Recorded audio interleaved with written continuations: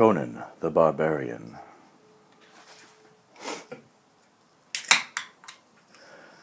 He flourished in an age undreamed of, when gleaming kingdoms flung themselves across a bleak world like dark mantles beneath the brilliant stars.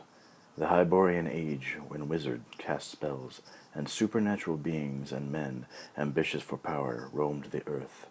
It was also his age. Conan the Magnificent. Conan the Barbarian King. Conan the Barbarian. L. Sprague de Camp and Lynn Carter. Based on a screenplay by John Milius and Oliver Stone. Forward. Come with us, O readers, to a world where gleaming cities raise silver spires against the stars, sorcerers cast spells from subterranean layers, baleful spirits stalk among crumbling ruins, primeval monsters crash through jungle thickets, and the fate of kingdoms is balanced on the blades of broadswords brandished by heroes of preternatural might and valor. In this world men are mighty, women are beautiful, problems are simple, and life is adventurous, and nobody has ever heard of inflation, the petroleum shortage, or atmospheric pollution. Heroic fantasy, also called swordplay and sorcery fiction, traces its ancestry back to ancient epics and medieval romances. Modern heroic fantasy was invented, or more accurately, reinvented, by William Morris in England in the 1880s. Lord Dunsany, Eric R. Edison, and others in the United Kingdom further revitalized it, and the United States, Robert E. Howard, launched it with the stories of King Cole and Conan the Cimmerian. Robert Irvin Howard, 1906 to 1936, was born in Peaster, Texas, and lived out his adult life in Cross Plains, a town of 1,500 at the center of the state. A shy and moody child, he became a voracious bookworm and a bodybuilder who enhanced his naturally powerful physique by boxing, weightlifting, and writing. He was unconventional and hot-tempered, given to the emotional extremes and violent likes and dislikes. After high school, several minor jobs, and some non-credit courses at a local college, he plunged into full-time pulp magazine writing. By the 1930s, he was making a respectable living as a prolific author of adventure, boxing, detective, fantasy, science fiction, and Western stories.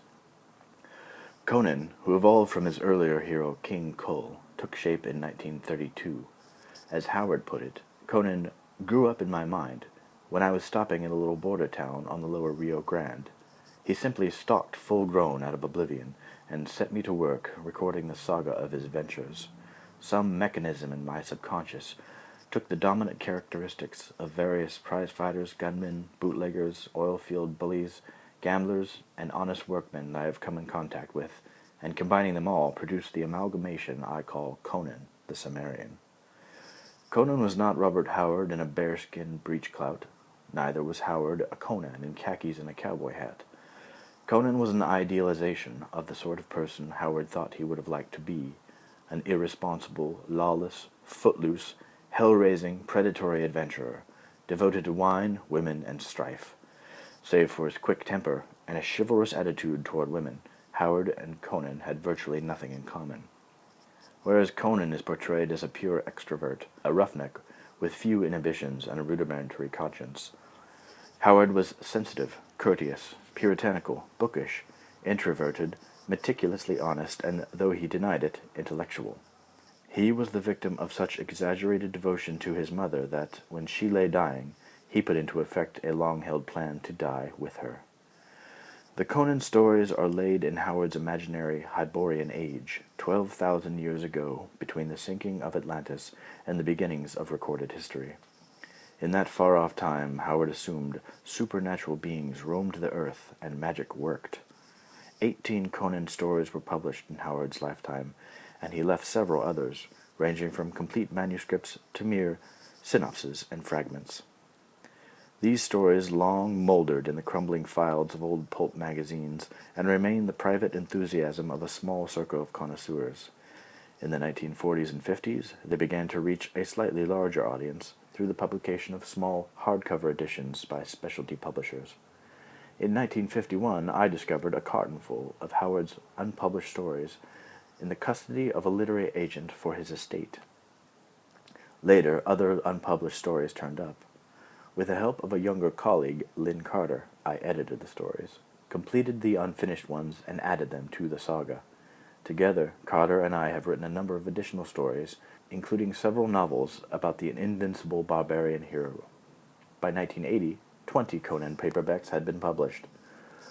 Conan the Barbarian is the novelization of the script of the first motion picture about the giant barbarian adventurer.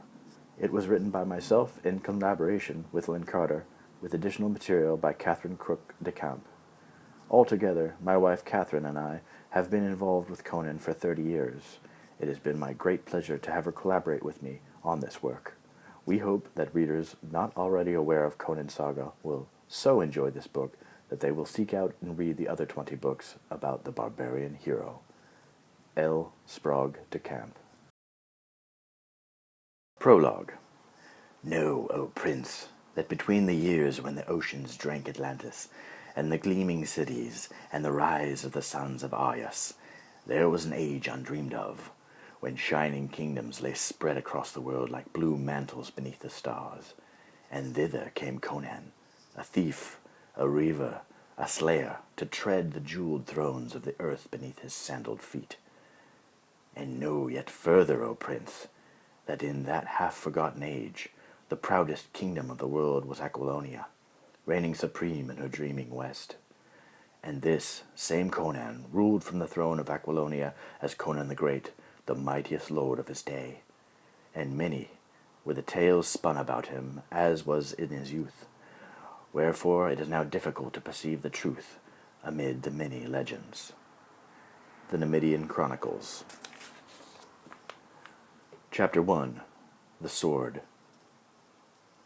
Privileged as I, Callias of Shalar, above all my brethren, amongst the scribes of Aquilonia, to have heard from the lips of my king, Conan the Great, the story of his travails, and the high adventures that befell him along the way to the summit of his greatness. Here is the tale, as he told it to me in the later days of his reign, when age had laid its fell hand upon him, albeit lightly. On a rocky ridge, swept clear of snow, a man and boy braced themselves against the fury of the storm. All about them, like a demon, the night wind howled. Lightning rent the tortured sky, smiting rocks asunder and lashing the shuddering earth with a whip of fire. The man, burly and bearded like a troll, appeared in the fitful light to be of gigantic stature as he stood, legs apart, his massive frame wrapped in furs against the bite of the wind. The boy, likewise shielded from the cold, was perhaps 9 years old. Flinging back his cloak to float like a flag against the nighted sky, the man drew from its scabbard an enormous two-handed sword, the weapon of a god. As he chanted an ancient rune spell, compounded of strange words and unearthly rhythm, he thrust the blade upward into the heart of the tempest. With mighty legs outspread against a buffeting of the wind, he brandished the splendid sword aloft, while the lowering clouds churned about him, as if the brand had pierced and wounded the very firmament. "Hearken, Conan," shouted the man above the roar of the storm. "Fire and wind are born in the womb of the heavens, the children of the sky gods. And the mightiest of gods is Father Crom, who ruleth earth and heaven and the broad and restless sea. Many secrets there be, whereof Crom is master, but the greatest of these is the secret of steel, a secret which the gods taught not to men, but jealously guarded in their inmost hearts." The boy stared up into the huge man's face, as stern in the constant light as the granite outcrop on which they stood. The man took the measure of his words, while the shrieking wind tore at his beard as if to silence him. "Once," the deep voice began again, "giants dwelt within the earth. Mayhap they dwell there still. Crafty and wise they were, the fashioners of stone and wood, the miners of gems and gold, and in the darkness of chaos they befooled even Crom, the father of gods. By their wiles they stole from him the most precious possession of the immortals, the secret of the silvery metal that, when bent, springs into shape again. Greatly was Crom enraged. The earth trembled, and the mountains opened. With blasts of wind and bolts of fire, Crom smote the earth giants, and they fell down, and the earth swallowed them forever. Closing its rocky lips, the earth gulped them down into the bowels of the world, the unknown place where dark things creep and crawl, the place whereof man knoweth not. The man's eyes blazed like blue flames amid smoldering coals, and his thick black hair, caught by a fierce gust, spread out like the wings of an eagle. Young Conan shuddered. "The battle won," the man went on. "The gods departed for the celestial realm, but, wrathful still, they overlooked the secret of the beaten metal, and left it upon the battlefield. There the first of men found it, the Atlanteans of legend, our ancestors before the dawn of history." Conan began to speak, but the man lifted a warning hand. "We who are men now hold the secret of steel, but we are not gods, neither are we giants. We are but mortals, weak and foolish, and our days are numbered. Be wary of steel, my son, and hold it in respect, for it carries within it a mystery and a power." "I do not understand, father," faltered the boy. The man shook his black mane. "You will in time, Conan. Before a man is worthy to bear a sword of steel in battle, a weapon such as the gods once bore against the giants, he must learn its riddle. He must understand the ways of steel. Know that in all the world you can trust no one, neither man nor woman nor beast, neither spirit nor demon nor god, but you can trust the blade of a well-forged steel." The man cupped his son's small hands within his own, curling the boy's fingers around the hilt of the great sword, and said, "The heart of a man is like a piece of unworked iron. It must be hammered by adversity, and forged by suffering and the challenges flung by the thoughtless gods, nigh unto the point of breaking. It must be purged and hardened in the fires of conflict. It must be purified and shaped on the anvil of despair and loss. Only when your heart has become as steel will you be worthy to wield a keen-edged sword in battle and win against your enemies, as did the gods when they conquered the dark giants. When you have mastered the mysteries of steel, my son, your sword will be your very soul." Drink. All his life Conan remembered those words, spoken by his sire on that lightning-riddled night. In time he began to comprehend the cryptic phrases, to understand the message that his father had striven to impart. Out of suffering is born strength. Only through pain and deprivation does a human heart become as strong as steel. But many and long were the years that passed before this wisdom became fully his. Conan likewise remembered another night, a fortnight earlier, when the moon was an opalescent disk, hung in the clear black sky like a silvern skull on a sable shroud. The snow glistened in the eerie light, and a chill wind moaned through the snow-tipped pines as he walked through the sleeping village, down the rough road that led to his father's smithy. There a fire blazed red, beating back the darkness. The firelight splashed with shifting hues of gold and crimson, the smith's leathern apron and cinder-scorched trousers. It gleamed on his sweat-beaded brow and flicked across the face of the boy, who watched, open-mouthed, from the doorway. Tirelessly, the smith drove the bellows. Then, grasping a pair of long-handled tongs, he drew forth from the heart of the furnace a dazzling length of white-hot iron, flattened and glowing. As he placed it on the anvil and began to hammer it into shape, each ringing blow sprayed a shower of sparks into the ruddy gloom of the forge. When the cooling core of the iron had turned from white to yellow to dusty red, the smith replaced it in the furnace and resumed his pushing on the bellows. At last he glanced towards the door and saw the boy. His stern gaze gentled. "What are you doing here, son?" "It's time you were abed." "You told me I could watch. You turned the iron into steel, father." "Aye, so I did. With luck the forging will be done tonight. The folks hereabout think Niall the smith something of a warlock, turning iron into steel, and I would not disappoint them." In truth, the smith was something of a godling to his neighbors. He had come out of the Southlands, bearing within his breast an arcane art, the secret of steel, the precious inheritance from the ancient Atlanteans, believed lost and forgotten by all who lived in this darkling age. As the boy approached, the smith again withdrew the iron from the furnace. "Stand back, Conan, for the sparks fly high. I would not see you harmed." The anvil raised like a bronzen bell, giant-smitten. Fountains of sparks rose and fell beneath the toiling smith. Slowly the glowing length of iron assumed the shape of a mighty sword blade. Raising the metal in his tongs, he squinted along the edge, detected a curvature, and pounded it out with a few deft strokes. After a final heating inspection, Niall thrust the glowing brand into a vat of water to temper the malleable metal before its final transformation into steel. The core hissed like a serpent, and a cloud of steam swirled up to invest the smith, for a moment only, in the diaphaned garments of a god. "Fetch me yonder bucket of coal," said Niall to his awestruck son. "To make steel strong yet flexible, the blade must now be baked at a constant temperature, as in a charcoal bed. This is the secret possessed of the folk of Atlantis. This is the knowledge I brought hither from the south when I fled my former clan. See, thus I let the fire cool." As the blade lay for days beneath a blanket of hot coals, Conan watched his father toil over the remaining task. The crossguard he fashioned with cunning into the form of a stag's antlers. The two-handed grip he wrapped with string made from the gut of forest tigers.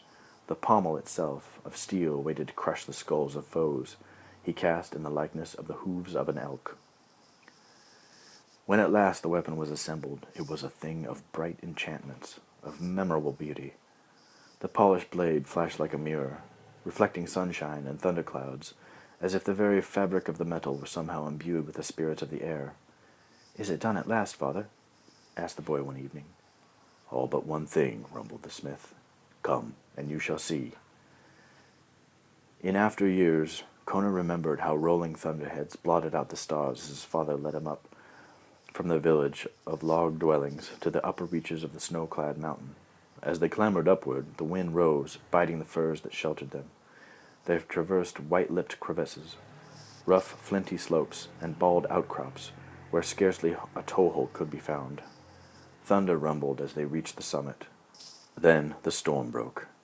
Thus, in the fury of the elements, was the mystic rite performed to render the sword invincible.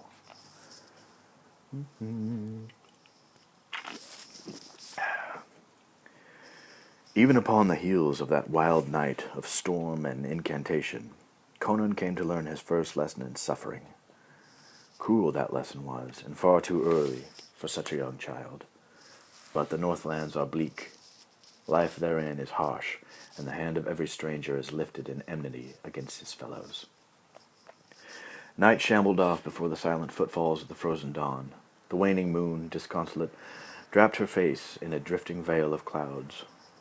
Only a tired wind stirred the silence as it whispered through the branches of the leafless trees. Suddenly, the quiet was fractured by the clamor of horsemen who crashed through the bushes. Their horses, shod in iron, shattered the thin ice of the stream that paralleled the village. Dark and grim, wearing leather armor scaled with iron, and holding axes, spears, and swords in their gloved hands, the raiders swept down upon the hamlet. Men and women, startled from their slumbers, awoke to find the rutted road between their huts blocked by mounted strangers. Confused and disorganized, the villagers emerged from their home, clutching their coarse woolens about them and shouting at the invaders. One woman shrieked as she snatched a toddler from beneath a horse's prancing hooves.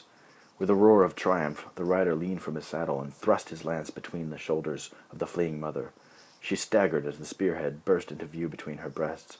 Then, limp as a rag doll, she was borne along until the soldier, with an oath, tore the shaft loose from her mangled flesh. "The veneer!" roared Niall the smith, as, swinging his blacksmith's hammer, he plunged from the mouth of his hut. Standing on his doorstep, the boy Conan stared in bewilderment, searching for order in the chaos all about him. But there was no order. A young girl darted past him, white with terror. Behind her sped a lean black hound, its jaws agape, its red tongue flapping. An instant later the beast had pulled her down and worried her throat to crimson ribbons. Before Conan's unbelieving eyes, one of her hands flopped like a beach fish on the mud-spattered snow. "Shut up, asshole." A naked Sumerian hunter, armed with a huge axe, sprang howling into the turmoil and swung his weapon like a wheel of death. It caught one raider on the thigh, hewing his leg away. Shrieking, the van fell from his saddle, his blood spurting a scarlet arc across the snow. Above the clatter of hooves, the clank of iron, and the war cries of the veneer, Conan heard the shrill wails of women and the screams of the maimed and dying. Conan's father pushed past his son, vanished into his hut, and reappeared with a great sword. The ensorcelled, I don't even know what that word is, the ensorcelled blade, which glittered like frozen lightning against the morning sky, swept all before it. Van after van fell from his mount with entrails spilling across the trampled, muddy snow. Shaking off the paralysis of fear, Conan snatched up a fallen knife and dove into the fray, determined to stand beside his sire. Although the press of struggling men was too thick for the boy to hack through, his blade hamstrung one of the dark warriors, who stumbled into the path of the blacksmith's sweeping sword. The invader's head, sheared cleanly off, spun through the air like a well-tossed ball, to plop into the mud at Conan's feet. The boy leapt back, nape hairs astir, eyes almost starting from their sockets. Now other Cimmerians ran to make a stand with Niall the smith, but the invaders were mounted and well armed, with breasts sheathed in bronze and iron, while the villagers were half naked, and bore only to the simple implements they had been able to snatch up. Some carried hoes and rakes, others had retrieved their weapons. A few were armed with shields of boiled hide stretched on wooden frames, but these afforded indifferent protection against the pounding weight of veneer iron. Unable to reach his father, Conan sought out his mother, but in the turmoil and cacophony of battle he could not find her. He ran and ducked and dodged as men and horses thundered past.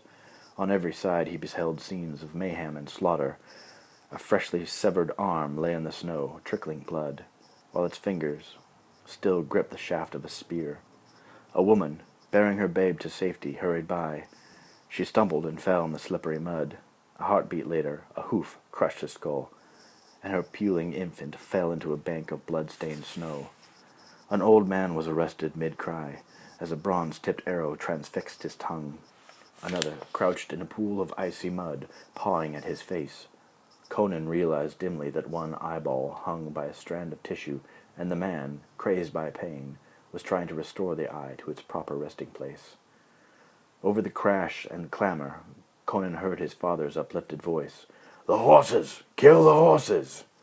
So saying, the smith brought down a war horse, which screamed like a stallion beneath the gelding iron as his sword sheared through the spine. Conan at last spied the lithe figure of his mother, standing barefoot in the snow. There was a majesty about her as she faced the enemy, her face flushed with fury, her hair cascading over her shoulders, her hands clenched about the handle of a broadsword. Heaped before her lay the bloody remains of several vanir and their merciless dogs. As the boy hurtled towards her, she glanced at her son's tousled mane of coarse black hair, so like his father's, and grasped her weapon with renewed determination. Looking up, Conan glimpsed a gigantic figure bestriding a sable stallion, like a statue, dark and motionless. Horse and rider loomed above the brow of the hillock at the edge of the village, and stared down upon the scene of carnage. The child could not discern the features of the giant form, but his frantic eye was arrested by the emblem that the horseman bore upon his armored breast and iron-bound shield. It was a strange device, 2 black serpents face to face, their tails so interwoven that they might be one, and between them, supported by their coils, the disk of a black sun. The symbol, unfamiliar as it was, filled Conan's heart with fear and foreboding. Not far away, most of the men and youths who had survived the charge and resultant slaughter had formed a living shield about their smith. Towering above even the tallest of the other Cimmerians, Niall cried out his martial encouragements as metal belled against metal and masked the screams of the dying. The Vanir fell back, when their horses, wide-eyed, wheeled and danced before the rude weapons of their defenders. As caution stayed the raiders, from the swelling ground the mailed figure raised one gloved hand in the gesture of command. Dawnfire flashed from his iron helmet, which, concealing his figures, lent him an aura of terrible power. "They'll bring up the archers," whispered Conan's mother. "They'll cut our menfolk down as they stand beyond the range of the Cimmerian steel." "Crom, help us," murmured the boy. Conan's mother gave him an icy glaze. "Crom does not heed the prayers of men. He scarcely hears them. Crom is the god of frost and stars and storm, not of humankind." Soon were the words of Maves, the blacksmith's wife, proven true. A hail of arrows whistled through the dawn, to thud against the wooden huts, to glance from shields, and to sink, feather deep, into naked flesh. Again and again the deathly rain of veneer arrows swept the cluster of defenders until the shield wall sagged and crumbled. At last the gigantic figure upon the hillock spoke, his deep, unearthly voice tolling like an iron bell. "Loose the hounds." Snarling and snapping, the red-tongued dogs panted down the slope, their flying forms silhouetted against the vermilion dawn. One Cimmerian fell, gurgling, with a hound at his throat. Another speared one beast in mid-leap. A third yelled hoarsely as wolf-sharp fangs closed on the muscles of his upper arm, and the wall of shields came apart as men turned to strike with notched and blunted swords at their vicious animals. "Archers," boomed the dark giant, "let fly another round." A hissing hail of death fell upon the surviving few. Bodies writhed in the trampled snow as their fellow villagers staggered back, their hide shields pierced by the flying shafts. For a moment Conan saw his father standing alone, his shield bristling with arrows. Then a shaft caught the blacksmith in the leg, piercing the muscle of his upper thigh. The injured limb gave way beneath him. With a choked curse he fell and lay on his back in the frozen slush. One hand crawled across the ice, inching toward the hilt of the great steel sword. An arrow pinned his hand to the ground. Then the dogs were at him. It was soon over. Chapter 2. The Wheel. Now horsemen crested the rise and thundered down among the huts, their merciless swords cutting down all who resisted. Lighted torch wheeled through the icy air to thud upon the rush roofs of the defenseless houses and set them ablaze.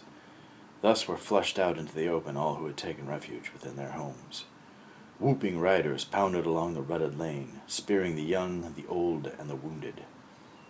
Maeve impaled one leering fellow who bent from his galloping horse to seize her. She smiled thinly as his torn body toppled from the saddle to lie sprawling in the mud. A sweep of the Cimmerian woman's sword hamstrung another animal. As the beast fell kicking, Conan sprang upon the rider, writhing in agony beneath his steed, and sliced open his throat. But the defenders were outnumbered. Their ranks thinned rapidly.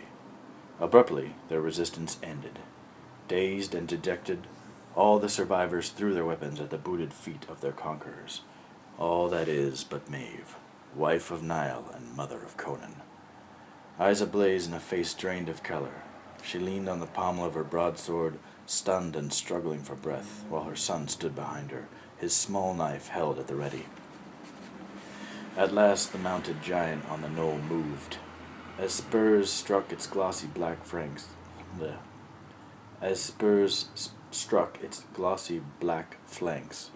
quivering stallion sprang into motion. With a measured control more terrible to witness than the careless speed of fury, the commander of the marauders picked his way down the slope and along the ruts of trampled snow, stained with the blood of the dead or dying.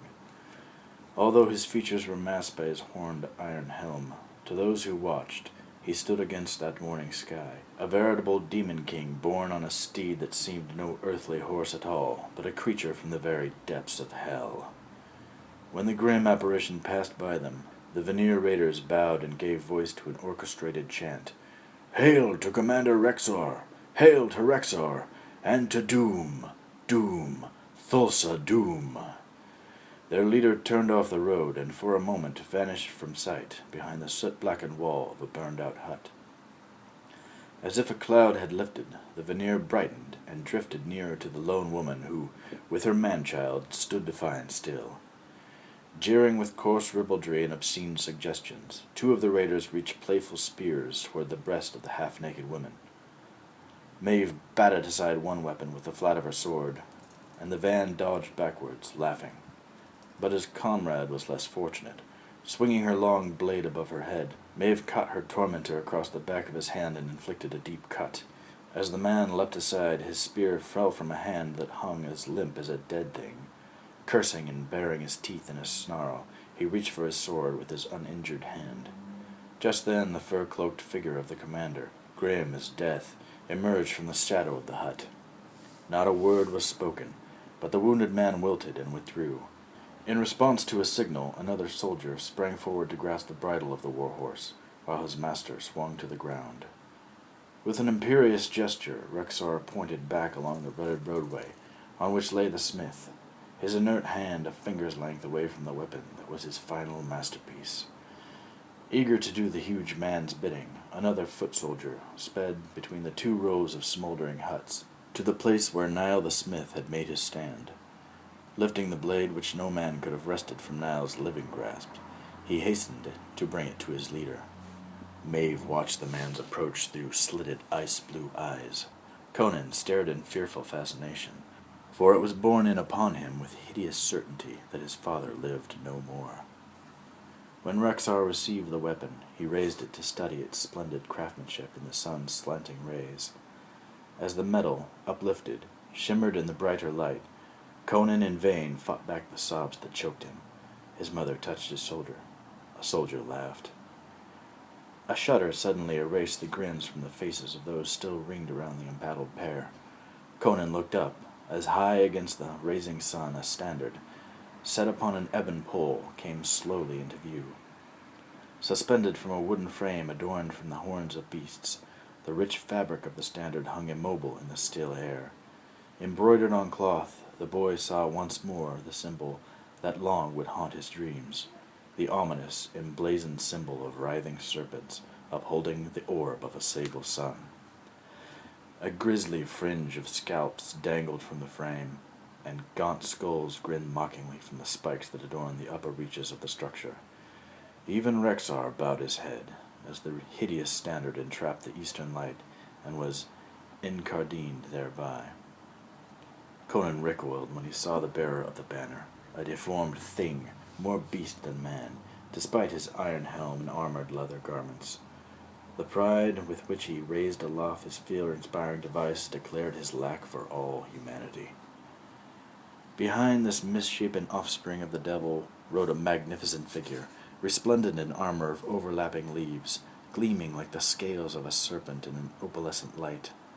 The bejeweled helmet clung to his head and covered his nose and cheekbones, so that only his eyes, flaming with unholy fires, were visible. The steed he rode was very like its master, lean, graceful, and aglitter with jeweled trappings. Its eyes, too, burned with the light of living coals. On such a steed, thought Conan, might devils from the nether parts of hell come howling up to ravage the green hills of earth. As the great beast paced the blood-stained snow, under the gloved guidance of its rider, all the Vanir bowed low, repeating one word like an incantation: Doom, doom, doom. The giant Rexar leapt forward to hold the hell-steed's bridle as his master dismounted. The two exchanged but a word or two, then turned to scrutinize the Cimmerian woman, who stood, tense and level-eyed, grasping her broadsword. As Maeve returned their gaze and sensed the menace in it, like a mother panther prepared to defend her cub, she raised her weapon and moved one foot into position to strike. The man in the bejeweled helmet, still studying her with cool appraisal, drew off his glove and reached out one lean hand to accept from his lieutenant the sword of Niall the smith. Rexar bowed as he handed the weapon to his master. Doom, doom, doom, intoned the Vanir once again, and as he listened, Conan perceived that this was no mere word of welcome that the raiders chanted. It was a portentous name, a name to conjure with, a name to fear. Doom, a lithe figure in his serpentine mail, sauntered up to the embattled Cimmerians, mother and son. As he approached, his slitted eyes studied the sheer perfection of the weapon in his hands. Focusing his entire attention on that fine blade, or so it seemed, he turned it this way and that, admiring its razor edge, its flawless balance, its exquisite workmanship. Mirror bright, the steel flashed in the low sun's rays and immersed the waiting boy in a scintillating river of light. As the ring of armed men parted, Maeve drew up her splendid body, raised her broadsword and set her jaw. A swift intake of breath between parted lips served as a warning of her intention. Suddenly, Doom seemed to notice her. He doffed his jeweled helm, revealing a lean-jawed, darkly handsome face. A small smile flickered across his thin lips, and something akin to admiration flashed red in his coal-black eyes. The woman stood as if transfixed. fascinated yet repelled by his commanding presence and the overpowering aura of male sexuality that radiated from his person. "Doom! Doom! Doom!" shouted the motionless Vanir warriors in unison. For a long moment, Doom stared into the wide eyes of Conan's mother. Her finely sculpted breast, kissed by the roseate light, rose and fell with rapid breathing. Then, careless of the woman's upraised sword, he strolled past her, moving well within the range of her steel, but ignoring it, as if peril did not exist for such as he. The grace and bearing of his supple body, as he walked past the Cimmerian woman, was sensual, inviting, and vibrant with virility. But Maeve neither moved nor spoke. She remained utterly immobile, seemingly enthralled, as a partridge is fabled to be by the enticements of a serpent's gaze. Once past her, with a gesture so casual as to look effortless, Doom swept the great sword upward with incredible skill and strength. The ugly sound the blade made as it struck rang loudly in the chill silence. Without a cry, or even a gasp, Maeve fell, as a tree falls before the axe of the forester. Dazed with horror, the boy, Conan, stood in disbelief as his mother's severed head rolled in the mire at his feet. Her pale face displayed neither fear, nor shock, nor pain, only a dreamy-eyed look of fascination. Then, as the boy, hate-filled, whipped about and aimed his knife at the broad back of Doom, the Vanir were upon him, dragging him into a snowdrift, and wresting the knife from his grasp.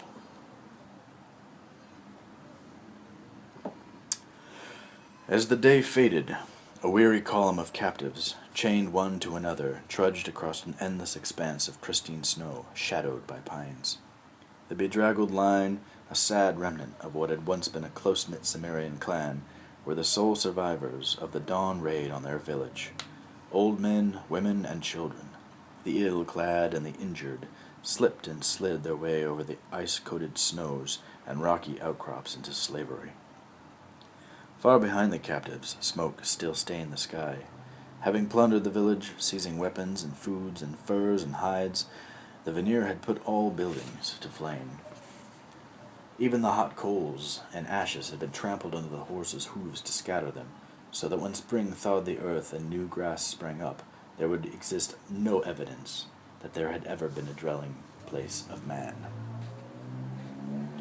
The boy Conan staggered along, bent beneath the weight of his chain and chilled by the upland plains and iron collar that clutched at his throat. He moved slowly, his mind a turmoil of half-memories and uncomprehending dread. He had witnessed too much bloodshed for his youthful reason to absorb. Despite his pounding heart, he felt nothing, his emotions numbed by the living nightmare of the day's events. That endless journey into Vanaheim would ever after remain a dreamlike horror in Conan's memory.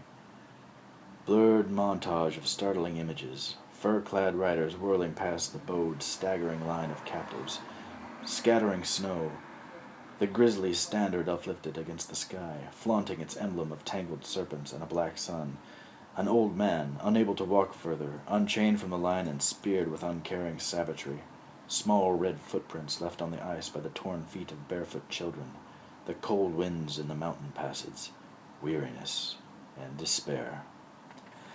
Conan never noticed when the giant Rexor and his mysterious master Doom parted company with the Vanir raiders, but there came a time when he realized that the two were no longer with the party. For suddenly the air seemed fresher and the sunlight brighter.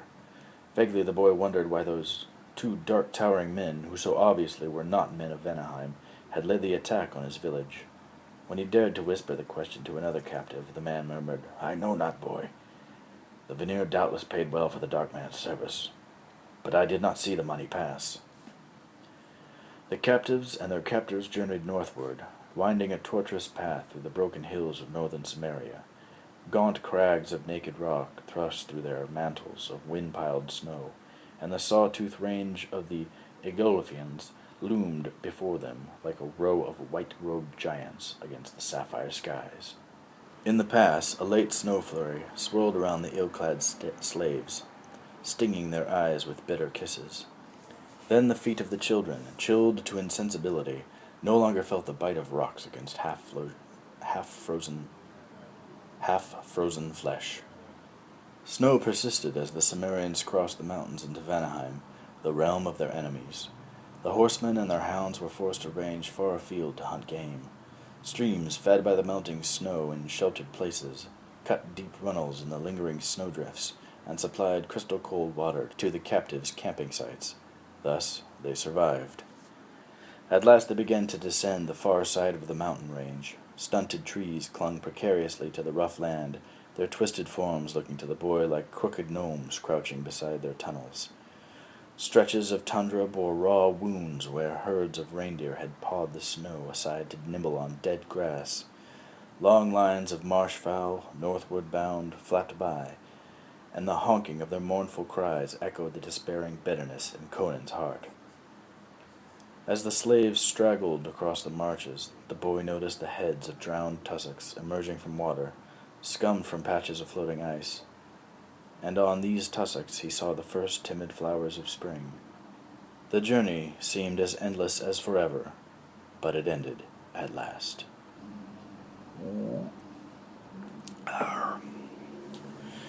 One dusk, as the setting sun shot blood-red darts into the mist-veiled bosom of the land, Conan and the other captives were herded through a palisaded gateway of the Vanir town, a sizable community, which they later came to know as Thrudvang. The footsore thralls were driven like cattle through a clutter of stone houses, half buried in turf and roofed with thatch.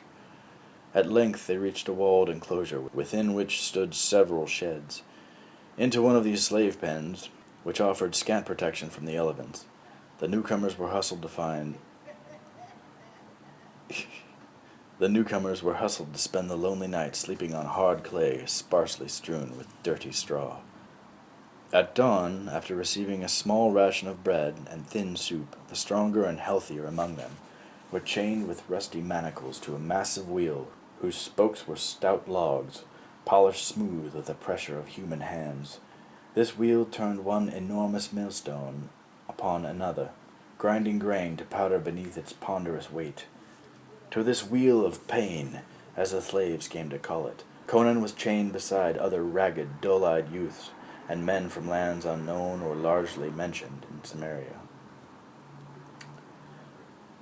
As for the captive women and girl children of its village, they were led away to face a different, perhaps even uglier fate. Conan never heard of them again. The master of the wheel was a burly man, swarthy and heavy-featured, who seemed to the laboring children to be an ogre. Day after day, as they pushed the groaning wheel in an eternal circle, he stood on the incline above the shallow pit, wherein the wheel was fixed, wrapped in his greasy furs. As grim and unspeaking as an idol of stone, he stood, with only his sharp, fierce eyes moving in his leather-framed face as he watched, hawk-like, to detect the laggard or the indolent. Only when an exhausted boy fell to his knees, unable to work any longer, did he spring into action. Then a vicious rawhide whip sang its sibilant song, laying crimson welts on pitiful shoulders, until under its bite the whimpering wretch would stagger to his feet to toil once more. So Conan and his fellows labored day after day, month after month, until time lost all meaning for them. Faces slack, eyes dull, hearts emptied of emotion. Time for them contracted to the present moment only. Yesterday was mercifully obliterated from their consciousness. Tomorrow was a nightmare yet undreamed. When a wheel slave fell and could rise to toil no more, the master summoned the ever-present Vanir guards with a curt gesture to unshackle the gasping body and bear it off. No one knew where. Conan dully wondered if that was how the Vanir fed their dogs. The seasons changed. Months stumbled into years. Wheel slaves died, only to be replaced by other slaves, reaved by the Vanir raiders. Some of the new captives were youths and men of Sumerian stock. Others were golden-haired boys from Asgard. A few were gaunt Hyperboreans with limp flaxen locks, and, it was said, a knowledge of sorcery. Not that it seemed to do them any good. For all, life became a dreary endurance of days of grinding toil and nights of death-like slumber. Hope died like a candle in the wind. Despair dulled Conan's senses until they became indifferent to discomfort. True, he and his fellows did receive some care, lest they become useless as draft animals, They had good food, a small fire in their quarters during winter storms, and a supply of cast-off clothing too ragged to be worth the mending. But that was all. Ever there was the groaning wheel of pain, ever the pitiless blue sky above, ever the frozen slush of winter or the cracked dry mud of summer beneath their feet, and ever the clank of the chain that bound them to the wheel. Once and only once, Conan wept. And it was but a single tear that trickled down his dirty cheek to freeze like a gemstone in the frigid wind. For a moment the boy slumped against the wheel spoke, slick from the pressure of his sweaty palms, and prayed to an end to the unending torture, even if the end was death. But the moment passed.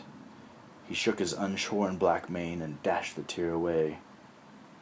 There is in every heart a threshold, a point beyond which hopelessness and resignation cannot penetrate, a moment in which life and death are equal forces. At this moment, a new kind of courage is born within the heart of even the dreariest slave. The emotion that took possession of Conan's heart as he brushed away that tear was rage, hot and unforgiving rage. His lips drew back from his strong teeth in a savage snarl. Wordlessly, the young Cimmerian made a vow to his indifferent northern gods. "Never again," he promised, "shall gods or men or devils wring from my eyes a single tear." And he made another vow in the silence of his heart. "Men shall die for this." Then, with all his strength, he leaned into the spoke of the wheel of pain. The wheel groaned and creaked as it began again its endless circuit.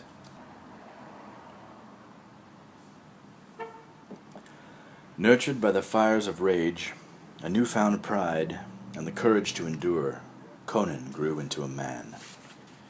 The years of back-breaking labor that toughened his sinews and made his muscles bulge gave his body the strength and flexibility which soft iron gains when it is heated in the furnace and pounded by the hammer of a smith. And though his days were blurred by a monotony of crushing toil, and his body held in chains, Conan found that his mind was free to soar like a marsh-fowl on the wings of hope. Whenever the harvest proved lean, disputes arose among the veneer. Some wished to reduce the slaves' rations. Others argued that, if the slaves starved, they could not work the mill wheel, and the whole town would lack for bread. These debates often took place among the townfolk who brought their corn to be ground, and no one thought to spare the wretched slaves the furious arguments, since they were deemed too dull or ignorant to understand the spoken word. But, having an aptitude for languages, Conan knew what was being said. He had learned to speak fluent, if accents had vanished, and had picked up a smattering of Aquilonian and Numidian from his fellow captives. Otherwise his mind slept, save when it gnawed like a hungry wolf at the thought of revenge. He might have learned more had he drawn out his shedmates, but he was a taciturn youth, who asked for no companionship and offered none. "It was an error on my part," Conan told me in the fullness of his years. "They might have taught me to write some tongues, had I encouraged them. I did not dream that someday I should need that skill, for we knew naught of letters in Samaria. Knowledge should be grasped wherein it lies, for it is a jewel beyond price, as now I know." During one famine, a plague descended on Thrudvang. Many died, and all the drumming and chanting of the shaman did nothing to stay the disaster. The pestilence spread to the mill. Underfed and overworked, the slaves proved easy prey. One by one, they took to coughing, suffering bloody fluxes, and succumbed. At last the day came when Conan stood alone at the wheel of pain. When the master descended to the walkway to drag out the final corpse, he said in tones of honest perplexity, "I do not know what to do with you, Cimmerian. We must have flour ere we starve, but one man cannot turn the wheel alone." "Ha!" grunted Conan. "Think you so? Place me at the outer end of the boom, and I'll show you that I can." "Well, you shall have your chance. May your Cimmerian gods be with you." With his manacle relocked to the outermost position on the pole, Conan took a deep breath, strained every muscle, and pushed. The mill revolved. For many days before new slaves were found, the young giant turned the wheel alone. Veneer from surrounding villages, bringing their meager supplies of grain to be milled, marveled at the sight. They took the measure of his magnificent shoulders, and the powerful muscles in his arms and thighs, and the word spread.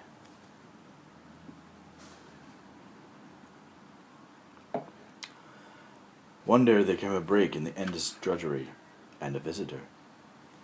Laboring at the wheel, Conan glimpsed the master in earnest conversation with a mounted stranger, whose 5 attendants, with due decorum, sat their shaggy ponies at the far side of the mill enclosure, while the master of the wheel was dark-complected.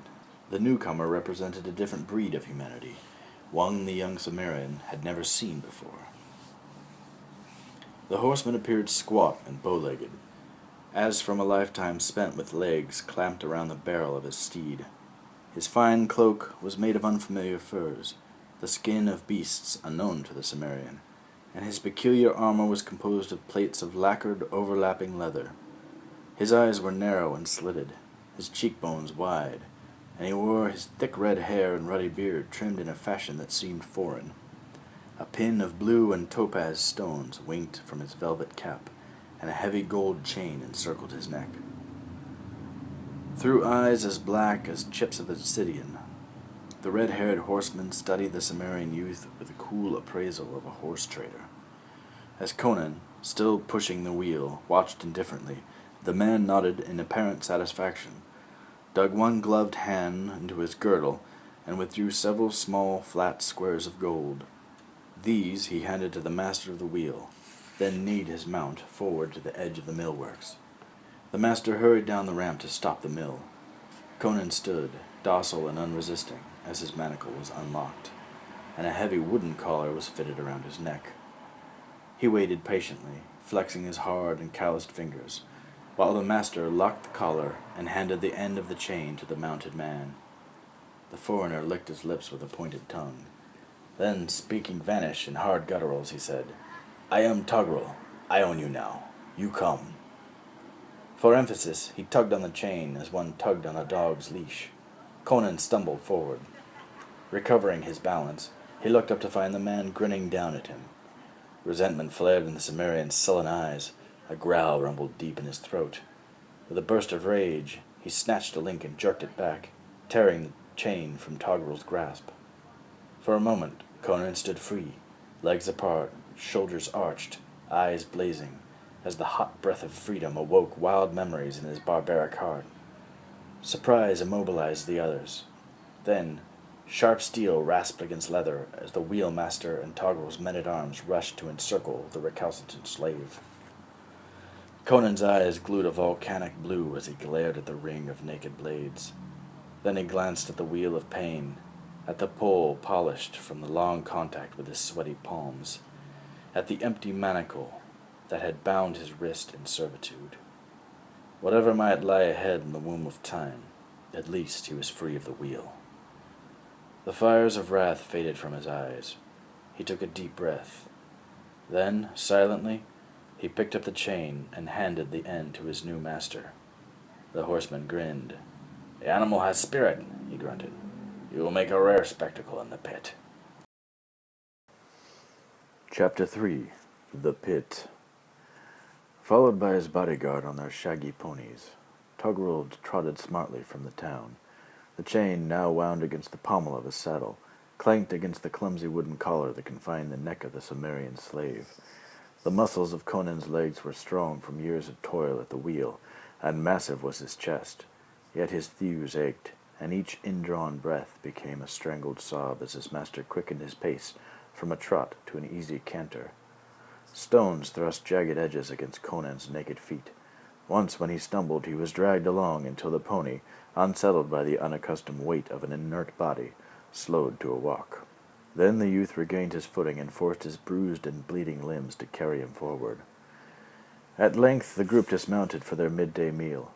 A skin of sour red wine and slabs of bread and cheese were passed around. Conan, listening to the men's rude banter while he munched his food, learned that his new owner was a pitmaster from Hyrcania, a land far to the east, beyond barren Hyperborea. Around Asgard and Vanaheim, sometimes together called Nordheim or Nordlands, the red-bearded man traveled with a troop, staging fights for the amusement of local chieftains and their gaming cronies. Sometimes he lured with promises of gold neighborhood champions to do combat with his pit fighters, slaves all, whose adversary was always death. As dusk turned the northern sky to steel and smudged the greenery along the narrow track, the sturdy ponies and the footsore young Cimmerian reached Togrul's encampment. Here, encircled by a rough log palisade, several houses and sheds, and a corral for the house, and pens for the pit slaves, men who had been selected as much for their savage truculence as for their powerful bodies and superior fighting skills. Togrul halted before one of the slave pens and shouted a question to the armored guards who lounged around the enclosure. Although Conan failed to comprehend all the Hycurian words, he gathered that his master was seeking someone named Uldin. Uldin proved to be a stocky, long-armed man with a shaven scalp, who, after exchanging words with Togrul, the exact meaning of which the Cimmerian did not understand, unwound the chain from Togrul's pommel and grasped it firmly in large and sinewy hands. Speaking Vanish with a foreign accent, he muttered, "Come along, you." As he was led into an airless, stench-filled room, something akin to panic seized the young barbarian. He felt the presence of others, but their forms were only shadows in the darkness. Then Uldan lit a stub of a taper. In the flickering light of this pale candle, Conan saw his fellow slaves, ragged and unwashed, lying on the raw dirt floor. Silent, unmoving, they watched him, their firelit eyes reflecting scant humanity. Uldan unlocked Conan's bulky collar and removed it. Then he faced the travel-worn youth. "What's your name?" he barked. "Conan." "Whence you from?" "I am a Cimmerian. Why am I here?" "To learn to fight," said Uldan. "What do you know of fighting?" "Nothing," growled Conan. "I was captured 8 summers past. I've been pushing that cursed mill wheel ever since. Beyond that, sometime I fought other boys." "Then we'll start with bare-hand fighting. Take off your shirt." The Cimmerian obeyed, peeling off his coarse tunic carefully, lest the rotten fabric tear beyond utility. The trainer studied Conan's body critically, raising the taper to complete his task. "The wheel gave you good shoulders," he grunted. "Try to throw me." Crouching, Conan moved towards the Hycurian trainer, his arms reaching out for a hold. He never understood what happened next. The short man slipped out of Conan's grasp as if he had been a column of smoke. A moment later, a foot caught the Cimmerian's ankle and sent him sprawling. "Again!" commanded Uldan, as the befuddled youth struggled to his feet. Conan advanced cautiously, thinking, "I'll seize his neck and throw him across my hip, as we used to do as boys." But the trainer, instead of avoiding Conan's clutching arms, allowed the Cimmerian to catch his head in the crook of an elbow. Then, lithe as a panther, Uldan threw himself backwards, pulling Conan forward from above. As Uldan fell supine, he doubled up his legs, planting his feet against Conan's belly, and shoved violently upward. The youth flew over the trainer's head to land heavily on his back. Uldan rolled to his feet and stood looking down at him with a crooked grin. Conan rose, snarling like a wolf at bay. "Crom, damn you!" he spat, and rushed upon Uldan again, only to go sprawling once more. This time, when Conan got up, he found Uldan grinning at him like a bald-headed ape. "Go on, hate me," rasped the Hycurian. "Hate will make you a better fighter, and you have much to learn. Tomorrow, we'll get on with the first lesson." Throughout that summer, Conan learned to fight for his life. In the pit, it was fight or die. Conan fought and lived. Conan did not become intimate with his fellow pit fighters. As one of them confided early in his training, it was senseless to make friends with a man you might have to kill lest be killed by him. The first time Conan was dropped into the pit, he gave a swift, all-encompassing glance around the place of death or triumph. With other of Togrul's troop, he had been taken in chains to Scon, a town of the Vanir. Here the fighters were headed into a high-roofed, barn-like structure, wherein fires smoldered in beds of charcoal to lessen the biting chill of early autumn. The pit was 10 paces long, 5 wide, and as deep as the height of a man. The edges were hung with crudely figured shields and standards of hide, painted in cranberry red, cerulean blue, and raw earth tones. Looking up from the enclosure, Conan saw a ring of Vanir chieftains, sitting on crude benches and guzzling ale from cups of horn. When they tired of handling these vessels, they thrust the horn points into the soft earth at their feet. Torches set in brackets encircled the upper reaches of the pit. The fitful light gleamed on the red manes and ruddy faces of the men and glinted on their bracelets and pectorals of gold and silver, embellished with uncut gemstones. Smoke hung heavy in the air, commingling with the reek of ill-tanned hides and baggy woolens, stiff with dirt and rancid sweat.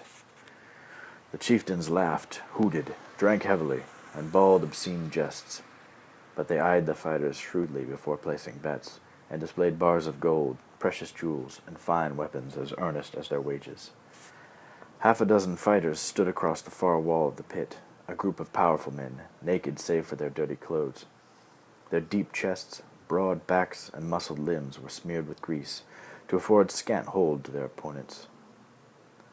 Conan recognized none of these men, since he heard some muttered talk among Togrul's people of a rival pitmaster, an Aza from Asgard named Ivar. The Cimmerian inferred that the strange fighters might be of Ivar's troop. A second glance upward at the swilling, shouting Vanir showed Togrul standing to one side, talking with a fellow whose tawny beard was streaked with gray. Conan could not hear their words as they gestured and pointed to the line of slaves in the pit. But presently, Olden and two other men clambered down a ladder and hustled out to save the fighter who had been chosen for Conan's adversary. Those dismissed ascended the ladder and disappeared, leaving the barbarian alone with the remaining man, a gigantic Negro. Conan stared. He had never before seen skin of ebon hue. 1,000 leagues or more to the south, in the land of Cush, his father had told him such men were said to live. The Negro's bullet head was shaven smooth. Deep in the shining mask of his heavily featured face, the man's eyes burned with feral fires. His jaws moved rhythmically as he chewed on a handful of leaves, and as the potent narcotic entered his bloodstream and ascended to his brain, the look in his eyes became inhuman, the eyes of a beast of prey. Pretending to be feckless and bewildered, the young barbarian studied his opponent. The black was a magnificent specimen of savage manhood, his oiled body gleaming in the firelight like a statue carved from obsidian. Terrific strength slept in those massive shoulders and arms, while beneath the skin of torso and legs, muscles like writhing pythons tensed and relaxed. When the drug had taken full charge of the Negro's brain, he sprung upon Conan like a charging tiger. In an instant his huge hand closed around the novice's throat and clamped tight, sinking into the flesh and stifling the warning growl that rose from Conan's chest. The Cimmerian's hands locked on the wrists of the black, and the two struggled together in a dance of death, swaying back and forth in an embrace as intimate as that of lovers. The Vanir chieftains howled with excitement. Conan fought desperately for breath, tensing the corded muscles of his throat. His lungs were afire. A red haze thickened before his eyes. The Negro leaned close. His thick lips spread in a lurid grimace that exposed yellow teeth filed to fang-like points. His hot breath, sickly sweet with the effluvium of drugs, fanned Conan's brow. The black's face came closer still. Now the combatants swayed cheek to cheek as the Cushite strove to reach Conan's jugular vein with his fangs. Suddenly, Conan released his grip on the Negro's wrist, planted his palms against the other's chest, and shoved, as once unaided as he had pushed against the spokes of the wheel of pain. His massive thews stood out in bold relief against the bronzen hide of his huge arms, for long years of toil at the wheel had hardened them, as iron is hardened under the hammer of the smith. Amazement flickered across the black's visage when, despite the enormous power of his own solid arms, he was slowly thrust away, until his fingers slipped off the corded muscles of his opponent's neck. In that instant, Conan seized the black's wrist again, and bending double, pulled the man over his back. The giant Negro flew over Conan's shoulders to thud heavily against the packed earth. The Cushite regained his feet almost at once, but during that brief respite, Conan had sucked precious air into his starved lungs. Now the two circled warily, knees bent, legs spread, and clutching arms wide. Blood trickled down the Cimmerian's chest from punctures in his throat made by the black's sharpened nails. Sweat ran down his forehead and seeped, stinging into his eyes. He shook his head, causing his matted mane to lift as he tried to shake the sweat away. Bloodlust flamed in the black man's eyes. Grinning his fanged smile, he sprang cat-like at Conan. But the young Cimmerian was ready. He twisted lightly aside, and as his opponent flew past, brought one balled-up fist to the nape of the other's neck. Half stunned, the black fell to his knees, while the throng yelled out hoarsely.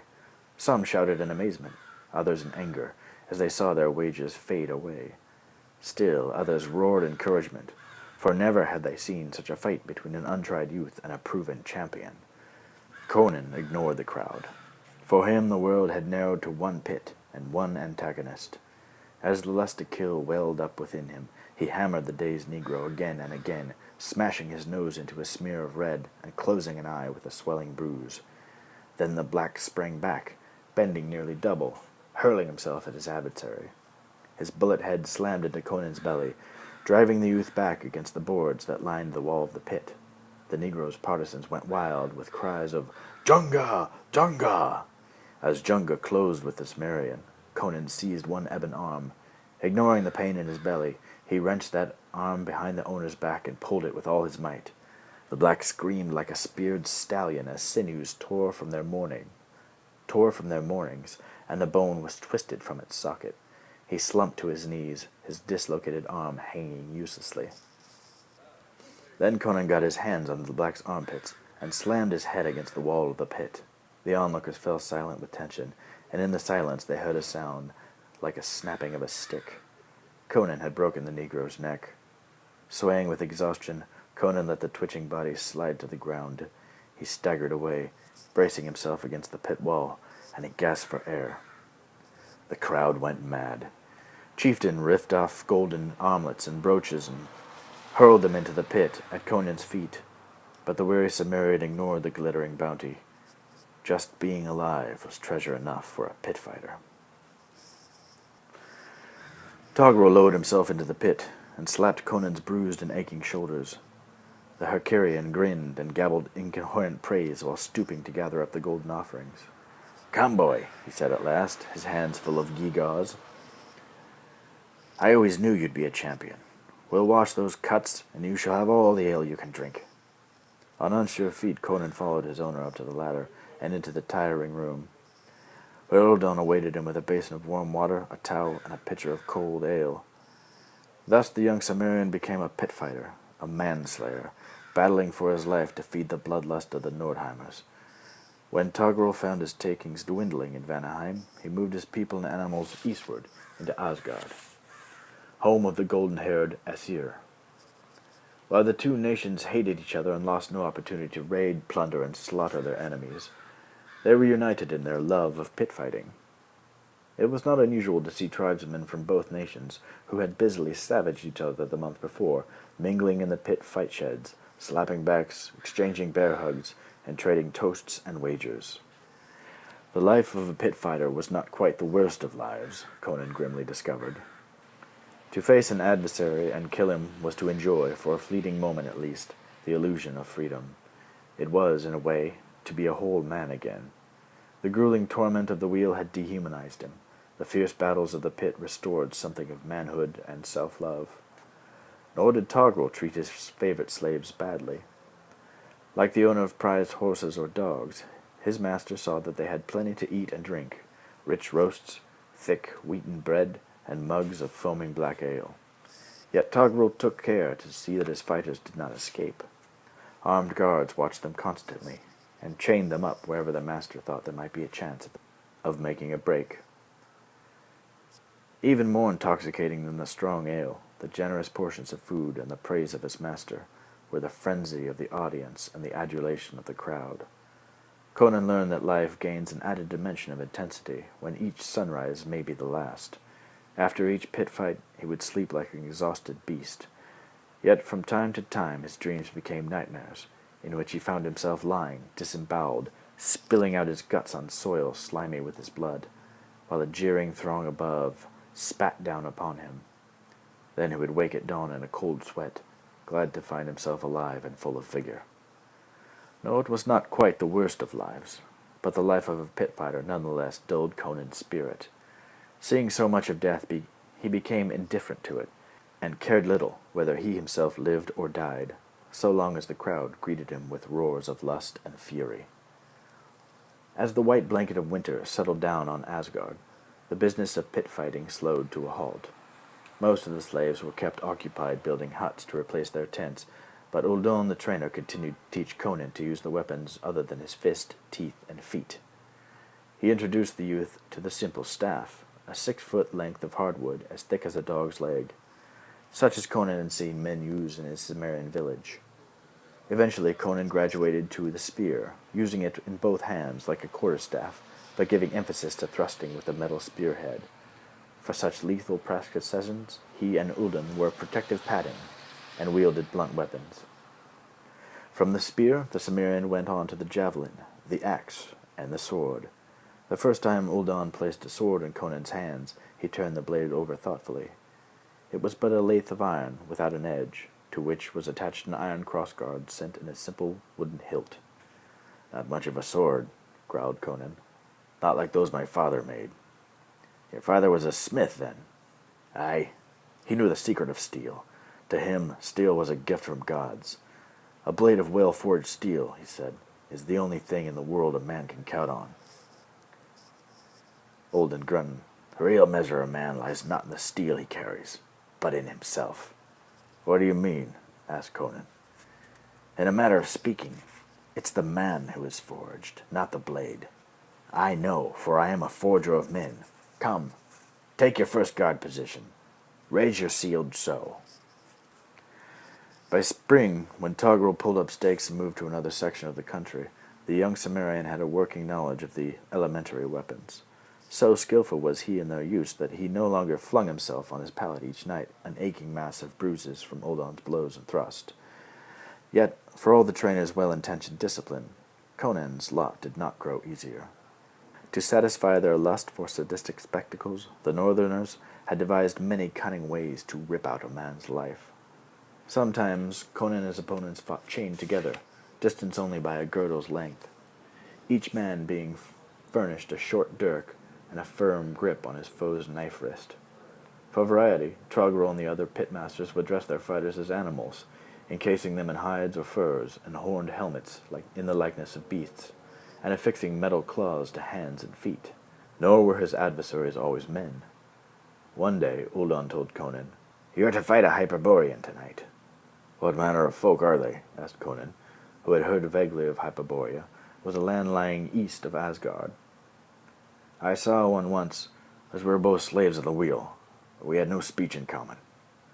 "A tall, lean, light-haired people for the most part," said the trainer. "Dangerous foes, reputed to be wizards and sorcerers." On this occasion, Conan and his antagonist were sent into the pit in loincloths and sandals, with short swords in their hands and bucklers on their left arms. Conan was amazed to discover that he faced a woman.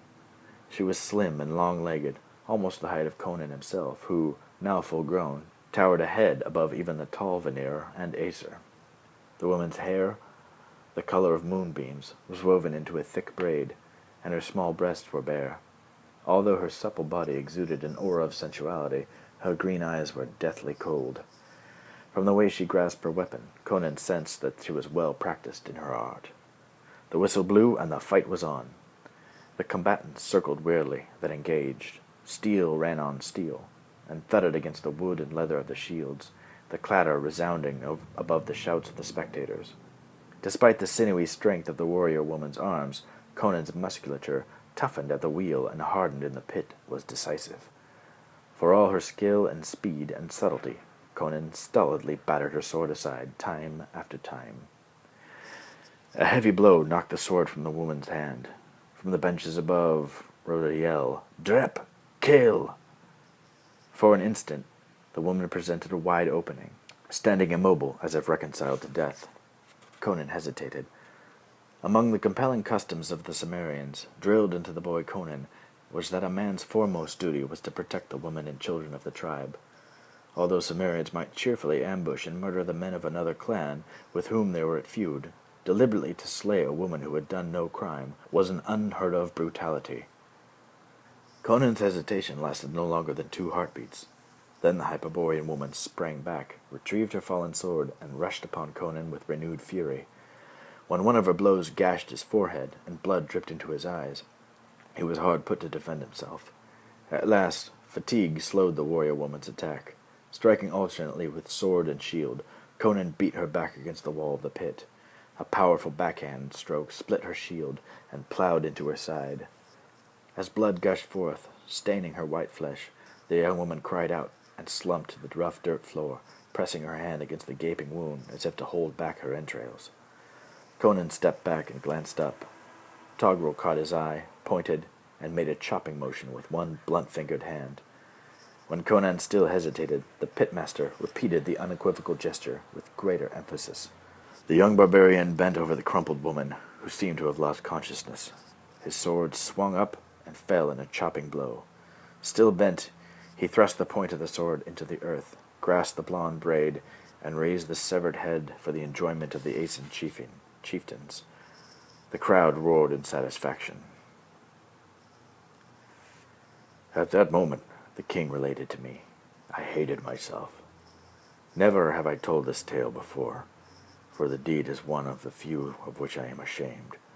True, the woman was dying, and the death I dealt her was perhaps more merciful than letting her die slowly, but still the deed was vile and cowardly to a Cimmerian.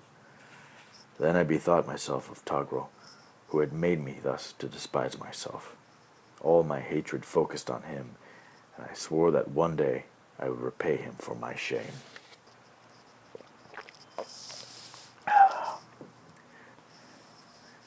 The welted seam along his brow, etched by the Hyperborean woman's sword, was one of only several that scarred Conan's face and body during that summer in the pit. The barbarian youth became a good rough-and-ready fighter, making up in sheer strength and reach what he lacked in the more subtle understanding of the martial arts. But his lack of these refinements worried Togrul. Some day, he feared, his youthful champion would be pitted against a swordman of comparable strength, but of superior skills. Then Conan would be maimed or slain, and in either case would have no further value to the gamesman. So, as autumn once more painted the forest red and gold, Togrul took his troop far to the east, across the bleak plains of Hyperborea, to a town called Valemo, near the farthest reaches of that land. There dwelt a master swordsman, whom Togrul meant to hire to teach the Cimmerian more skillful handling of his blade. There, too, Togrul hoped to buy potential pit fighters in the local slave market, for death had thinned the troop to half its former number. They made the 2 months' journey in a well-guarded caravan. At every stopping place, first the Aesir and later the Hyperboreans gathered to admire Togrul's champion, who had become famous for his exploits and gigantic strength. On these occasions, the pitmaster, a showman to the core, would strip the young barbarian and display him naked on a revolving platform from which 4 iron chains extended upward to the slave collar that he wore. Nordheimers and their women gladly paid their copper coins to stare with curious, appraising eyes at Conan's magnificent physique. Conan returned their stares with stolid indifference.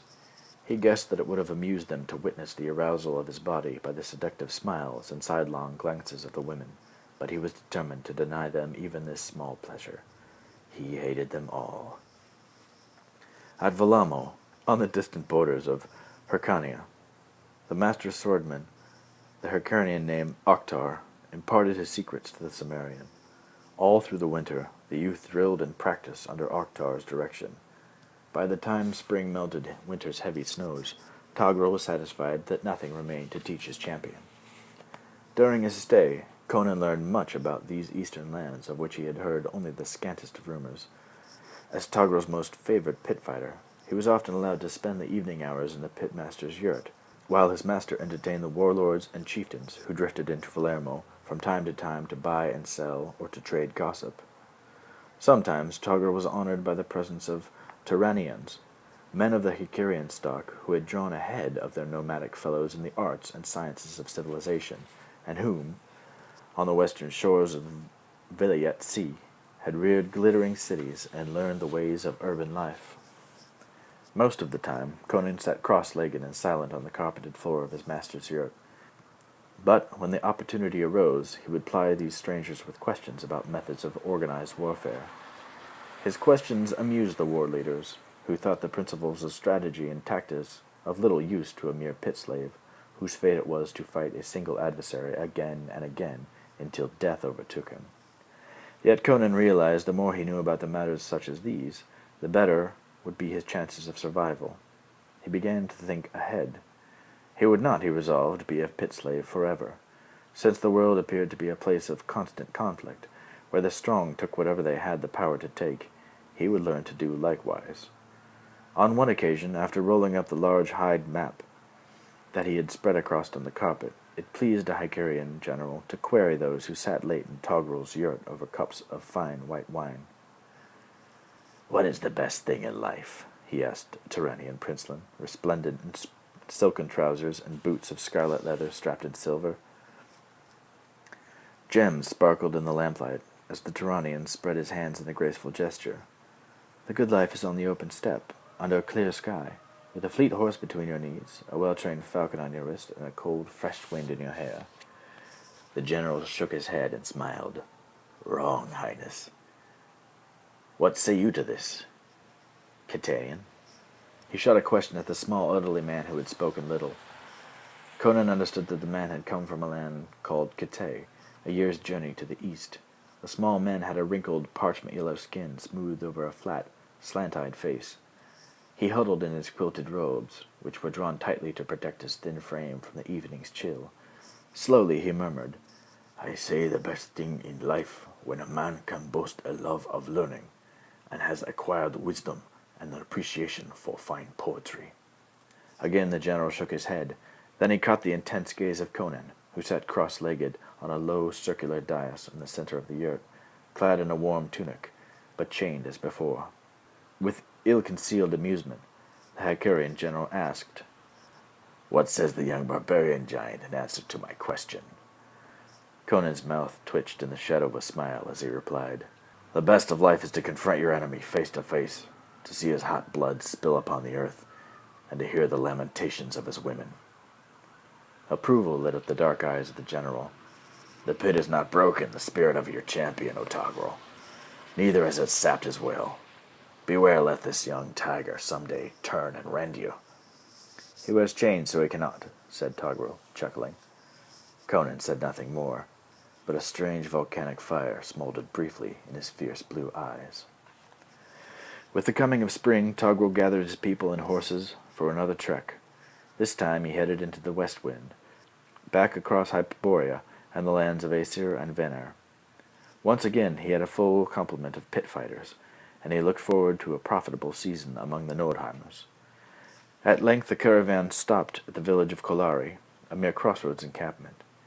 Here, in the lone tavern, traders from near and far rested before continuing on across the steppes and tundras. Kolari lay in the region of rolling hills and a hillside cave. Togrul found a place to keep and exploit his champion during the next few days' halt.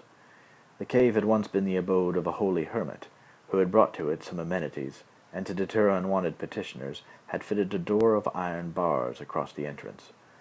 To make the place more comfortable, Togrul added wall hangings and cushions from his own yurt. He locked the Cimmerian within, and for hours every day he stood outside collecting fees from people who wished to gawp at the famous pit-fighting champion. One evening at sunset, the curious departed for their evening meal.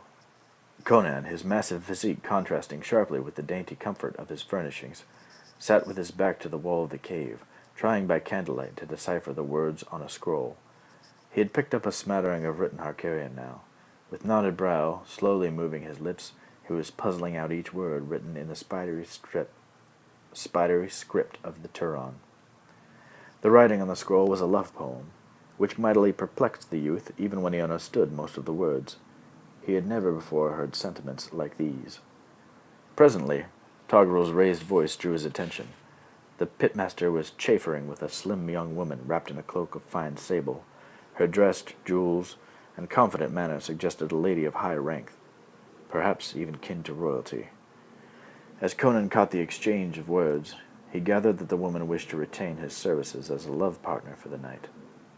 He drew a sharp breath in amazement, for such a thing was unheard of among the Cimmerian tribesmen. Then his astonishment changed to ire at the thought of his masters gaining riches from such use of a slave's body. Toggrel took the girl's money, unlocked the gate, and opened it just enough for her to slip through, then hastily relocked it. As the girl, dropping her fur cloak, approached him hesitantly, the Cimmerian's eyes roved up and down her slender, diaphanously clad form. He felt his blood pound as he stepped forward to meet her. Then he noticed Toggrel at the gate, grinning, his eyes ashine in the candlelight. "What are you waiting for?" growled Conan. "To see your performance, Cimmerian," snickered the pitmaster. "To the 9 hells with you," snarled Conan. "There'll be no performance so long as you stand there goggling." The girl spoke in a light, high voice. "Indeed, sirrah, I have paid you well. Now depart, I command you."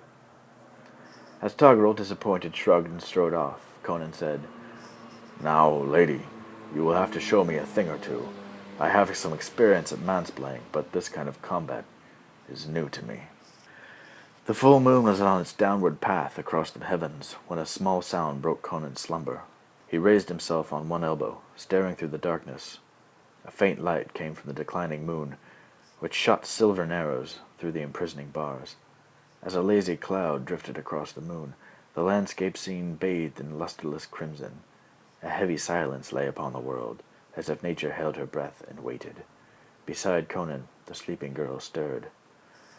The Cimmerian did not know what had aroused him, but his savage instincts warned him of impending danger.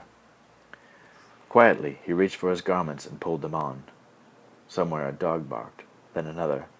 Soon every dog within earshot gave uneasy tongue. A horse whinnied. Then Conan heard a chorus of whinnies. Asses brayed, and restless cattle lowed in their pastures. The entire animal kingdom seemed to cry out as a warning of impending disaster. Suddenly the earth shook. A muffled moan within the ground swelled to a rumbling roar. The ground cracked open. A stream of rocks cascaded down the hillside past the entrance to the cave. The girl woke, screaming, and fumbled for her lover, but Conan, fully clad, was crouching on the cave floor. His outstretched arms braced against the stone wall as the ground heaved and shook beneath him. Huddled there, he recalled the legends that his father told him about giants in the earth and wondered whether some of them, astir, were causing the catastrophe. The rumble increased in volume until Conan had shouted to the trembling girl, urging her to join him.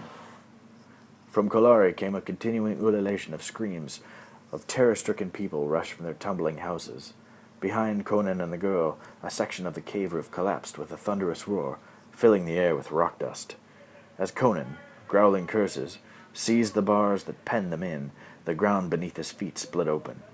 A lion-like black lightning zigzagged down the rock in which the hinges of the barred gate were set. The gate loosened in Conan's desperate grip as the lower hinge parted from the setting. A violent push, and the gate hung awry. "Get out, girl!" shouted Conan, as he forced the gate ajar. The girl squeezed past him through the narrow opening and ran screaming into the night, clutching her furs and flimsy garments against her naked bosom. With another mighty heave, Conan broke the gate loose from its remaining hinge and hurled it down the hillside. As the earth rocked and vibrated beneath his feet, he staggered out into the moonlight and glared wildly at the scene of devastation. In the middle distance, he perceived the houses of Kolari in ruins, and their homeless tenants running aimlessly about like ants after the obliteration of their nest. "Conan!" came the voice of Toggrel. "Conan, help me!" Below him, at the foot of the little hill, Conan saw the pitmaster's head protruding from a wide crack in the earth. He saw that the earth had opened beneath the Hycurian's feet and swallowed him to the shoulders. Wedged in the crack, the man was unable to pull himself free. "Pull me out!" implored the pitmaster. "Why should I?" "I'll pay gold. I'll give you your freedom. Only save me now." "My freedom, eh?" Conan threw back his head and laughed, his first good laugh since the Vanir had captured him 10 long years ago. "That I already have. Stay there, swine. If the earth swallows you, good riddance to you." Conan turned and walked away.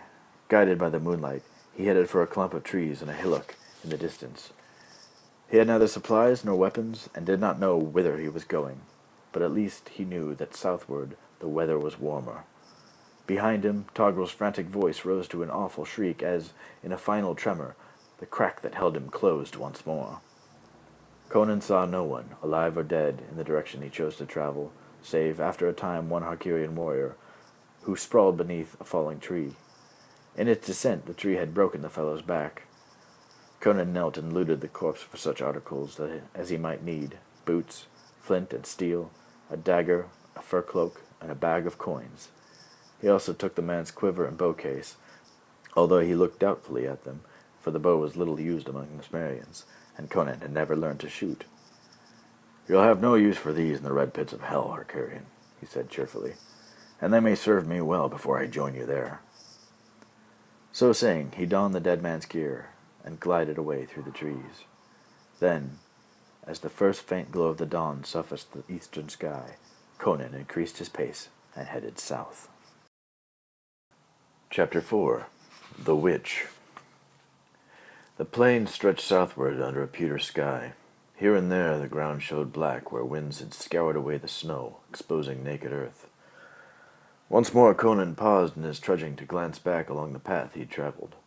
Straining his ears, he heard the telltale whining and knew that wolves were still on his trail. From the distance came their eerie song. He scowled, set his jaw, and gathered his bearskin cloak around him. If only, in all this bleak, flat stretch of land, he could find a rocky place to shield him, something to put his back against. He could face the pack and use his dagger to good advantage. Grimly, the Cimmerian turned to plod ahead, but in the dull metallic luminescence of the motionless mist, he could not see his surroundings clearly. He strode along, nevertheless, his keen barbarian eyes searching for a haven against the hungry fangs. At last he found one. It was only a low rise, a wrinkle in the earth's skin, but the higher ground was strewn with boulders. On the crest of this small rise he hoped to make his stand, for there the beast could come at him only singly, or at the worst in pairs. As he began to clamber up the rocky pile, his booted feet slipped on the sheathing ice. A cold wind came up and tugged at his cloak, as if to hold him back. Still he persevered and made some progress. Pausing to catch his breath at last, he turned to see a dozen gaunt, dark-furred forms lope into view. The wolves' eyes burned like glowing coals through the gathering murk, as the gray light faded from the clouded heavens. Seeing their quarry trying to escape, the pack broke into a chorus of snarls. Just before the foremost reached the foot of the rock pile, Conan found a smooth, upright slab, which thrust up from the side of the knoll. In shape it was oddly symmetrical, as though hewn by artisans of some forgotten race and set there for a marker. Conan neither knew or cared about that. The slab was something he could stand against, something to protect his back. Whining and growling, the wolves threaded a passage between the boulders, scrambling for footholds as they clawed their way up the rough hillside. One leapt high in the air to snap at the Cimmerian's leg, but a slash of his dirk caught the beast across the muzzle. With a yelp of pain it fell back, giving its prey a moment's respite. As he inched along the edge that fronted the vertical slab, in search of more secure footing, Conan's fingers found a narrow gap in the rock. A quick glance revealed that a dark opening, just wide enough for a man to slip through, sidewise. Once within the sheltering cleft, however small the space, he knew that he would gain advantage against his pursuers. Lithe as a panther, Conan wriggled against the slot in the stone, but his cloak caught on a jagged rock and was torn from his shoulders. Through the aperture, he watched the wolves hurl themselves upon the fur, their fang ripping the bear's hide to ribbons. For some reason that he could not fathom, the animals did not even try to squirm through the opening. From the way they whined and scratched against the slab, he sensed that, starving though they were, they feared to pass through this mysterious stone portal. Turning, Conan found himself in a larger space than he had expected, a stone-walled cubicle with a flat, stone-paved floor. The regularity of the floor and walls gave the barbarian youth an uneasy premonition that the chamber had been fashioned by intelligent beings, human or otherwise. He felt his way in the dark along the smooth wall, and came to an opening through a flight of smoothly chiseled stone steps, descended into deeper darkness. He followed them to their foot. On the lower level the floor seemed littered with debris, rotted cloth intermixed with hard lumps that he could not first identify. He gathered up a handful of unseen litter, wondering if it were combustible. He felt in his pouch for the flint and steel he had taken from the dead Harkarian. Soon he had a small flame burning, for the cloth was dry and ignited easily. By this feeble orange light Conan saw that the walls were embellished with polished stone reliefs, an intricate mixture of bizarre figures and forms unknown to him. Examining the floor, he found it cluttered with skulls and bones, the remains of at least a score of human beings. He saw that the bones were clean and dry, the flesh having long since disintegrated into dust. Peering deeper into the gloom, Conan discovered a huge throne, carved from a block of some opalescent material such as marble or alabaster. On the seat of honor sat an enormous skeletal warrior, still clad in copper armor of a strange design, turned green by the corrosion of many years. Conan guessed that the living man whose bones these were had been half again as tall as he, perhaps a member of a long-forgotten race. Lighting his way with a rude torch fashioned from a femur wrapped in a piece of rotting cloth, Conan approached the armed figure. Beneath the shadow of the heavy helm, the face of the skull seemed frozen in a silent scream.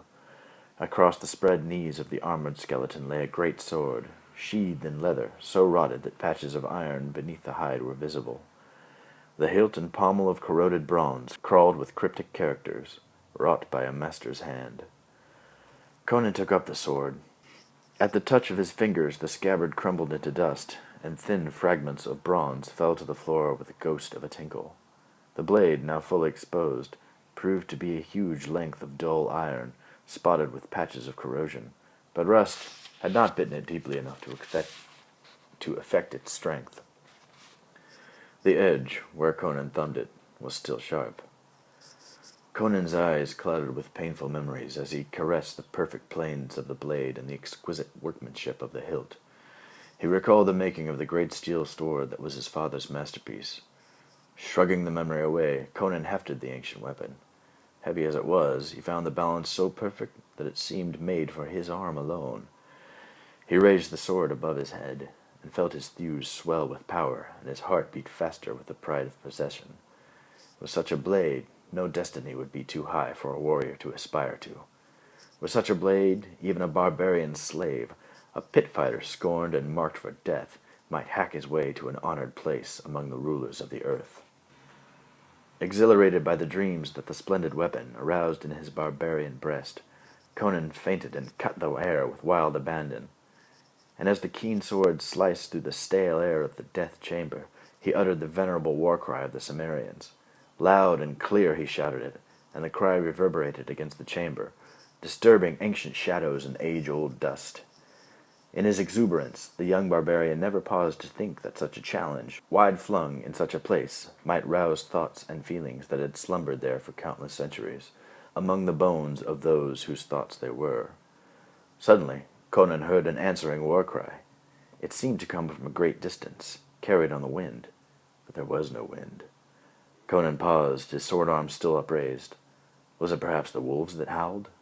Again the mad cry rose, so near now that it beat against his ears and deafened him. Conan wheeled. He felt the hair lift from his scalp, and his blood congeal to ice, for the dead man lived and moved.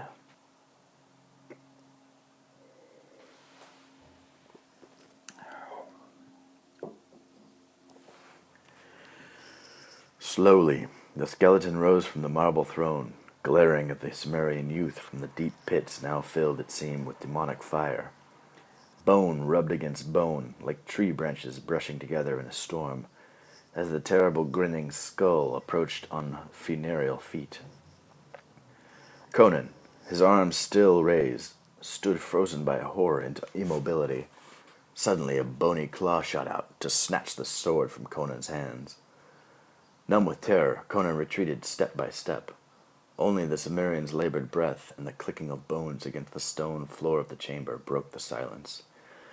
Now the dead thing had Conan backed against a wall. Pit fighter though he was, ready to do battle with man or beast, and fearing neither pain nor mortal foes, he was still a barbarian, and like all barbarians he feared the terrors of the grave, and the monstrous beings that inhabit the dark world and the hells beneath hells. The small torch burned low as he stood paralyzed by fear. Then a wolf howled. Galvanized into action by that familiar sound, Conan's terror melted like snow in spring. He brought the sword down with a chopping blow that lopped off a clutching bony claw. He swiveled to the side, and in the sputtering light searched vainly for the stairs down which he had come. Relentlessly the helmeted skull strode forward. With swift, powerful strokes, Conan defended himself. At last he found the narrow stairs, and backing up a single step, he drove his weapon through the rusted armor, through the bare ribcage, into the area where a living heart would beat. With a sigh like a sedge blown by an autumn wind, the walking skeleton paused mid-step. The giant form reeled, took 2 tottering steps towards the throne, and collapsed into a heap of bones and dust. The helmet rang like a cracked bell when it struck the stone flooring. The torch flickered and went out. For a moment the Cimmerian stood staring into the darkness, unable to comprehend that his supernatural adversary was truly dead, and that the great sword was his. Then he turned, and, holding his weapon at the ready, mounted the stairs. At last Conan emerged into the moonlight to find the wolves still waiting for him. Howling, they bounded towards him, tongues lolling from their fanged jaws. With a tight smile, he took his stance on the ledge and raised the long blade over his head. As the first beast hurled itself towards him, Conan pivoted, sweeping his sword in a horizontal arc. Caught in mid-leap, the wolf was tossed high in the air and fell, yelping, to its death on the boulders. Before the Cimmerian could lift his sword arm to deliver another slashing blow, a second wolf sprang at him, its jaws agape. In the white light of the moon, he drove the point of his blade between the open jaws, seating it deep in the animal's gullet. The wolf's legs scrambled frantically. On the rounded surface of the boulders it tried in vain to tear itself loose from the impaling blade. At that instant, a third wolf dove at Conan from the side, snapping at his legs. Still encumbered by the spitted animal, Conan kicked out, in time to catch the new attacker on its nose. The beast drew back with a yelp, then made another dive. But Conan, having freed his sword, dealt the attacker a blow that laid open its skull. With 3 of their number down, the remaining wolves drew back. Whining, they trotted off, tails low, and disappeared into the low-lying mists.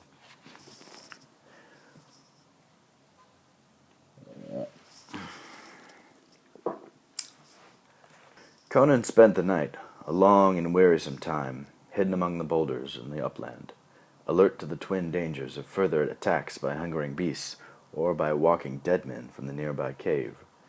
In the gray dawn, he skinned the 3 dead wolves and, tying the skins together, made a crude mantle for protection against the cold. Some of the flesh he roasted over a small fire and ate with ravenous enjoyment. Some he wrapped in the skin of the wolf's leg to assuage his hunger during the journey southward. The sword Conan slung on his back, thrust through the dead animal's belt, and secured there by a string of animal sinews. Thus outfitted and provisioned, he clambered down the rock pile, and, sighting on a pallid sun, headed south. 3 days later, the level tundra had given way to a vista of gently rolling hills crowned with scrub timber. The ground beneath his feet had grown soft from the melting of the lingering snows, and clear water ran in rills from tunnels in the thawing drifts. In the distance, a lazy pillar of smoke wavered upward to meet the high overcast. Conan headed for the place whence the smoke ascended, and, coming to a clearing, found a stone-walled, sod-roofed dwelling dug into the side of a hill. Curiously carved wooden poles jutted from the earth at crazy angles about the hut, like a flimsy palisade. Several standing stones had been rudely chipped into the semblance of human heads, grimacing or shouting into the uncaring wind. His animal instincts attuned to the supernatural, Conan could almost feel the emanations of evil power arising from these cryptic sticks and stones. The door of the hut stood ajar, and the barbarian approached it, moving with the feline caution of a stalking leopard. Suddenly he stopped, rigid with amazement, for, tethered by a chain to a heavy stone post, he saw a crouching figure, wrapped in ragged furs. It was a man, squat, bow-legged, and half-naked, who, with the eyes of an injured animal, regarded the newcomer. Voiceless and unmoving as the stone against which he huddled, the short man stared at the young Cimmerian from slitted, ebon eyes. Suddenly a voice, as clear as a cowbell in the gloaming, jolted Conan from his curious contemplation. "There is warmth in fire." The voice was soft and inviting. Conan raised his eyes to see a woman's figure silhouetted against the firelight from her hearth. Her curvaceous body, pressed against the portal of her home, radiated a sinister but inviting mystery. Her languid, smiling eyes ran down the strong body of the Cimmerian youth, exuding an eroticism as strong as a caress. "Do you not wish to warm yourself by my fire?" Her face, framed by her long black hair, was past the bloom of youth, but there was a compelling beauty in it that was as old as time. Conan, restrained by his premonition of evil, hesitated for a heartbeat, while the woman, with a secret smile, turned from the doorway to stoke her fire of tamarisk chips. Drawn by her easy manner and the glow of her oval face in the firelight, Conan ducked under the low lintel and entered the hut. The fire leapt up. By its roseate glow, Conan studied the room. The small walls were enhanced by hangings of animal hides. The floor was covered by skins of luxuriant softness, but of beasts unfamiliar to the Cimmerian. Strange skulls were suspended from the twin posts that supported the sod roof, bears with great teeth, saber-fanged cats, and one-horned beasts of indescribable immensity. Before the fire the woman spread a low table with a wooden platter of barley bread and goat cheese, a bowl of dried fruit, and a mug of fresh milk. Then she beckoned to him, and gratefully he settled down to enjoy the repast. Sated, he looked up to find the woman leaning against the nearer center-post, studying him. An expression of amusement curled her full-lipped mouth. "From the north, that is whence you come," she said in a throaty voice. Suddenly aware that the woman had been staring at him, Conan looked down, uneasy. His hand dropped to the sword now laying by his side. "I am Cimmerian," he said. The woman, noting the youth's ardent glance and evident embarrassment, laughed harshly. "You are a slave." "Do you not think I can see you are a slave by his eyes?" "Barbarian slave." There was an uneasy silence. Then, with a sinuous movement, the woman tossed back her long hair and prowled about the room with unsettling erotic grace. Something about her shadow, not quite where it should be, disturbed the barbarian youth. "Where do you go, Cimmerian?" she demanded. Conan shrugged. "To the south." "Why?" she persisted, smiling, a touch of cruelty in her expression. Conan threw her a brief glance. "Say it is warmer there, and they ask few questions of strangers. Besides, there is gold to be earned by a man who can use a sword." The woman bent over the fire and threw a powder into the hot coals. Suddenly the flames roared up, then fell away. She studied the surge of flames, her lips curling, then said, "Gold, women, thievery, that's civilization. What would a savage like you know of a civilized life? But it matters not. In a short time your spine will be nailed to a tree." The woman poured the barbarian a cup of wine, then stood staring at him with rising sexual interest. Under her soft robe, her voluptuous breasts rose and fell as her breathing quickened. A strange light shone in the depths of her dark eyes, and the firelight glistened on her firm, oiled limbs as she rubbed her hands against her thighs with rising excitement. Acutely aware of the woman's desires, Conan looked into his wine-cup. The surface of the liquid gleamed like polished silver. Then, as Conan drank deeply of the dark wine, his manhood responded to the lust she radiated. Still, he distrusted her. He could not have told why, save that there were strange things about her, and about the place in which she lived. He noted the smile, which suddenly became a frozen mask, drained of all entrancing warmth, and the eyes which lost, for a moment only, all humanity. "They said you would come," she spoke in a sibilant whisper, while her eyes, phosphorescent in the firelight, were fixed upon him. "From the north, they said, a man of great strength, a conqueror, a humbler of kings, who would one day seize a throne for himself and hold it against the red tides of war and treachery, one who would crush the serpents of the earth beneath his sandaled feet." "Serpents? Did you say serpents?" Conan's voice was razor-sharp, and his glance was keen upon her. She returned look for look. "What seek you in the south, barbarian? Speak truth now." "A standard. On a shield, perhaps, or on a banner. There are two serpents, face to face. Yet they are one, joined at the tail." He clenched his fists, remembering. "Upholding a black sun, with ebon rays," the woman added, nodding. "You know whereof I speak?" Conan moved forward, grasping the woman by her upper arms.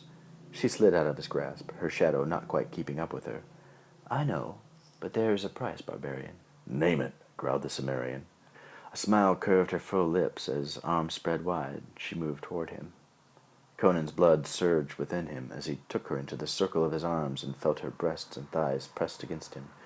She fumbled in her excitement to loosen her garments and his, and all thoughts of resistance vanquished, he gave himself over to the ecstasy of her passion. Their naked bodies glistened in the firelight as she writhed against him, her breath hot with desire. Conan responded in an impassioned blend of need and pain. All thoughts vanished in the intensity of his emotion. He felt her fingers clawing at his back and stroking his unruly hair, but his passion absorbed him utterly. As he neared his climax, a faint moan sounded in the woman's throat. She whispered a message, no less ferocious than her love-making. In Shadizar of Zamora, the crossroads of the world, you will find that which you seek. But you would be a fool to go. Only fools seek their own death. Then, convulsed in a violent orgasm, she took her ultimate pleasure of him, and he of her. Something, he did not know what, caused him to open his eyes a heartbeat later. A revulsion of horror replaced the passion of the earlier moment. "Crom!" he breathed. For even as he watched the woman in his arms, her white teeth lengthened into fangs, like those of a wolf. Her lips and nipples turned an iridescent blue, and the fingers that clutched his shoulders became flesh-searing claws, like the talons of some monstrous predatory bird. A dark smoke rose in serpentine wisps from nostrils set in burgeoning snout, and the tongue that darted out was a forked tongue of a serpent. Conan, still locked in the embrace of love, found himself enveloped in the unrelenting arms of death. He struggled to free himself from the hideous thing that wound limbs of iron around him, like the coils of a gigantic snake. And when her eyelids lifted, he found himself confronting the slit-pupilled orbs of no earthly woman. All his strength, he realized, could not free him from the fate that awaited him. Then he remembered his training in the pit and wrestling tricks Uldan had taught him. While the demon woman clutched him closer, Conan ceased to struggle. Suddenly he twisted and rolled with her toward the fire, thrusting her scaled inhuman back against the burning coals. Her long locks, which seemed to develop a serpentine life of their own, hissed as they burst into flame. Shrieking, the monster strove to rise from the dancing flames, then it shrank and blackened while jets of colored fire exploded in whirling sparks. From the incinerated body, a weightless fireball arose and spun around the chamber, shedding a momentary radiance on the hanging hides and skulls of animals. The door burst open, as if from the pressure of an unseen hand, and the fireball careened out into the darkness. A dwindling spark, like a shooting star, quickly vanished into the distance. With a lingering cry of agony, faded into nothingness. Bathed in cold sweat, and weak from the release of tension, the young Cimmerian sank to his knees, and began groping for his clothing. "Crom!" he exclaimed, and followed the word with a curse.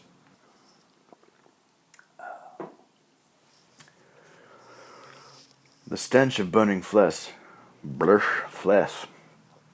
stench of burning flesh was swept from the room by the night wind that poured in through the open door.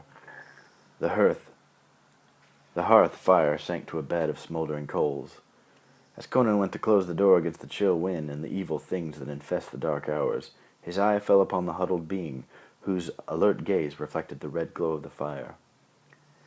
Ensorcelled by the witch-woman, Conan had completely forgotten the miserable creature, who now regarded him inscrutably. "Food," the prisoner croaked. "I starve, barbarian. I've had no food for days." "Who says you shall have some now?" scowled Conan. "What are you doing here?" "I'm dinner for the wolves, pets of the witch-woman. She put a spell on me and bound me here. Just leave me food, so that I may have strength, when the wolves come, to die fighting like a man." "Who are you?" rumbled Conan.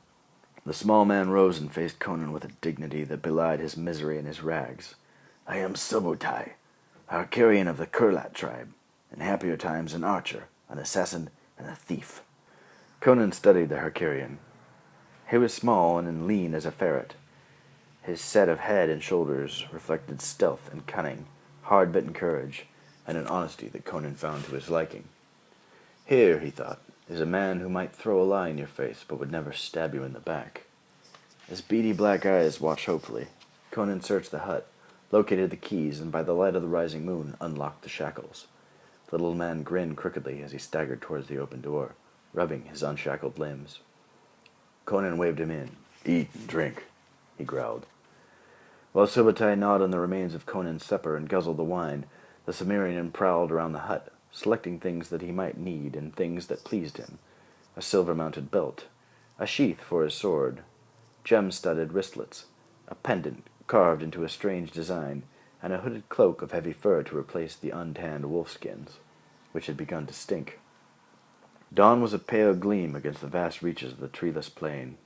As Conan threw open the door of the witch's cabin to watch the break of day, silver light glinted on the thin blanket of new-fallen snow, snow that would melt in the sun's warmth, but now wrapped the bare earth in the shell-pink mantle of a queen.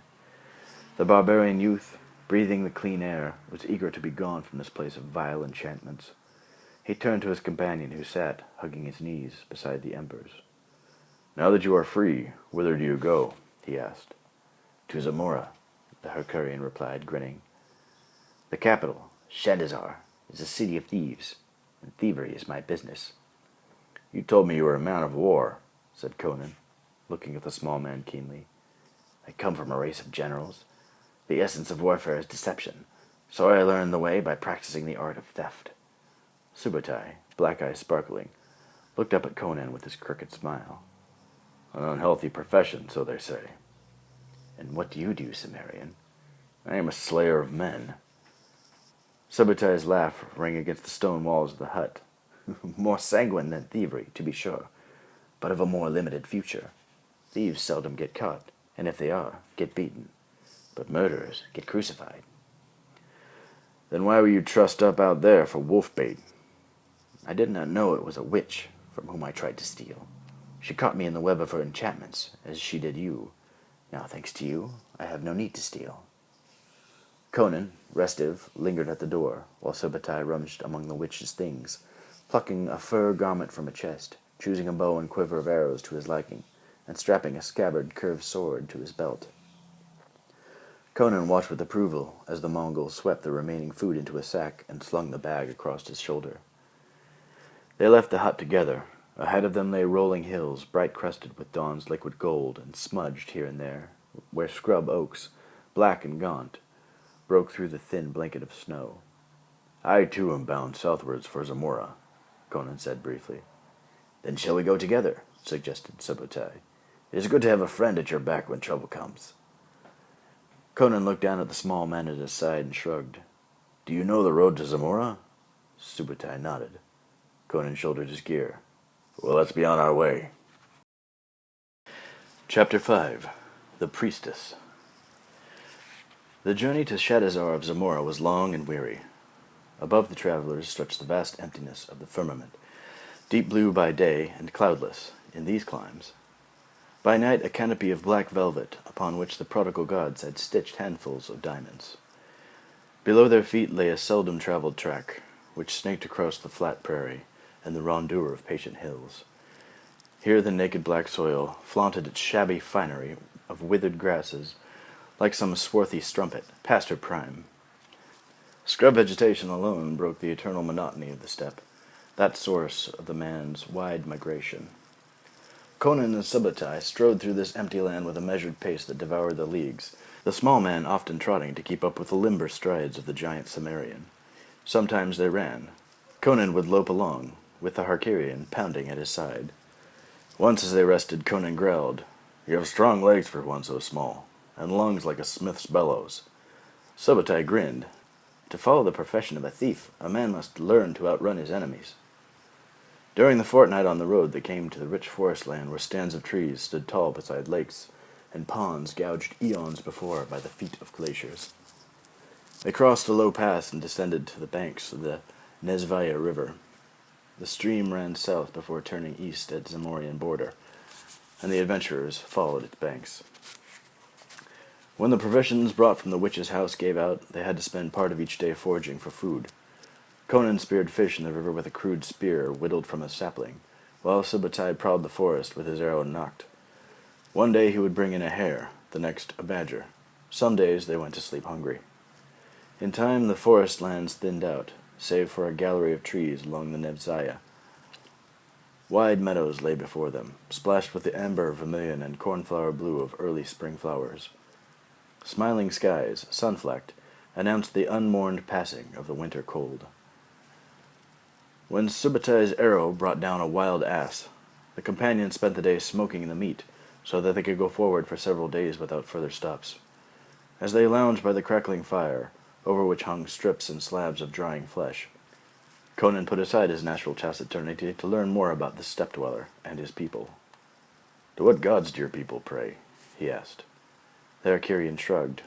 "They pray to the four winds which rule the land. The winds of heaven bring the snow, the rain, the odor of the beast we hunt, and the sound of approaching enemies. Tell me, Cimmerian, what gods are in the prayers of your people?" "Crom, father of stars, king of gods and men," answered Conan gruffly, for he little liked to dwell on such matters. "But my people seldom pray to him. I never. Crom is aloof in his high heaven, indifferent to the needs and prayers of mortals." "Does this god of yours reward your sins with punishment?" Conan chuckled. "He cares not about the sins of puny men." "What good, then, is a god who pays no heed to prayers, fails to punish errors?" "When I go down the long road that leads to Crom's great throne, he'll ask one question of me. Have I solved the riddle of my life? And if I cannot answer, he will drive me forth to wander the empty heavens, a homeless ghost.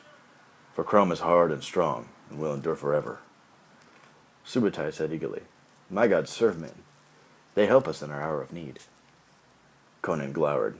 "Crom is master of your four winds," he growled as if to give himself conviction. "He drives them like a man drives the horses of a chariot." The small man shrugged, too sleepy, or perhaps too wise, to continue a fruitless argument. Some days later, as the stars began to wink in the twilight, Conan and Subbutai reached the border of Zamora. In that darkling land of shadowed secrets, furtive spies, profound philosophers, depraved kings, and slow-eyed women, each traveler hoped to find that which he sought. Conan, the meaning of the twisted snakes upholding a black sun; Subbutai, wealth that could be his for the taking. "Zamora," sighed Subbutai, gesturing broadly. "South lies Zamora. The land to the west is Berthunia, while if you follow the river eastward a few leagues, you can enter the territory of Turan. In Zamora cross all caravans of the world, laden with the riches of distant kingdoms, superb carpets from Iranistan, spiced fruits from Turan, the famed pearls of Kosala, gems from the iron hills of Vendaya, and the heady wines of Shem. Ah, my barbarian friend, here is civilization, ancient, wicked, steeped in splendid sin. Have you tasted the pleasures of civilization, Conan, of Samaria, or seen its lofty towers and teeming bazaars?" "Not yet," said Conan curtly. "Let us get to the border town before nightfall and waste no further time on words." Subbutai shrugged. "Rhetoric, I see, is an art unknown to the folk of Samaria." The frontier town of Yazdir presented a facade of stone houses with thatched roofs, surrounded by a wall 2-man heights high. Outside the wall, a clutter of barns, sties, pens, and corrals housed a multitude of livestock. A pair of mail-clad guards at the gate were too engrossed in a game of dice to look up at the two adventurers past them.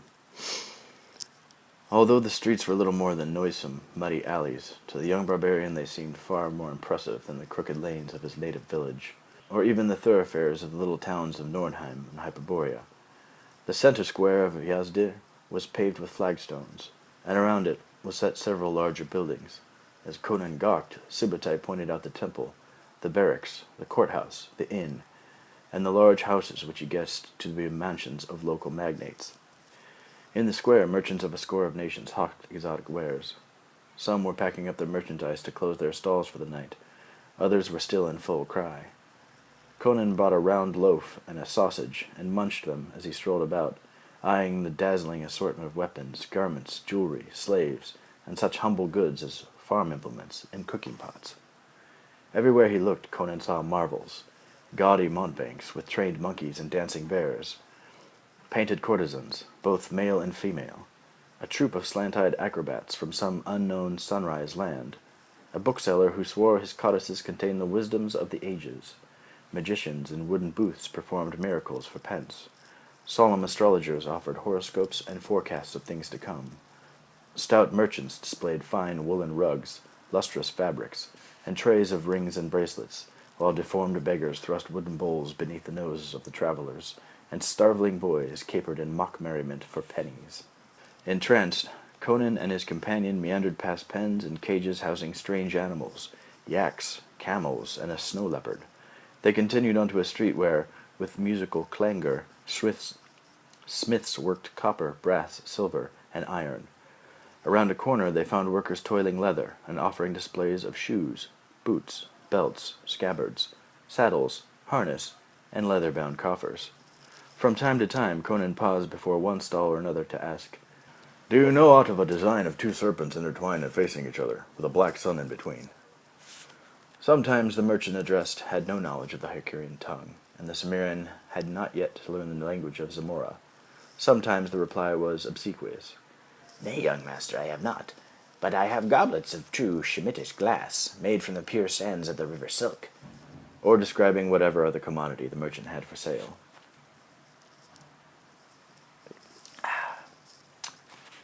On they went, from the frontier town of Yazdir to the inner cities of Zamora. Conan and Subutai kept up their tireless pace, walk, jog-trot for an hour, and walk again, but the pace seemed slow to the barbarian. With his longer legs, he could have easily left his bow-legged companion far behind. The little man, moreover, grumbled about having to walk like a mere peasant instead of riding like a proper Hycurian warrior. Whenever they passed horses grazing in a field, Subutai suggested stealing a couple, but Conan, who had never ridden any animal, turned the idea aside. At length the travelers came to the capital, Shadizar, the city of thieves, the abode of rogues. Here dwelt, in comparative safety, all the outlaws of the western world, even escaped slaves, exiles, and men with a price on their heads, for here they could safely hide, if they had the price should they be caught, and knew their ways around. Conan found himself in the midst of a colorful throng.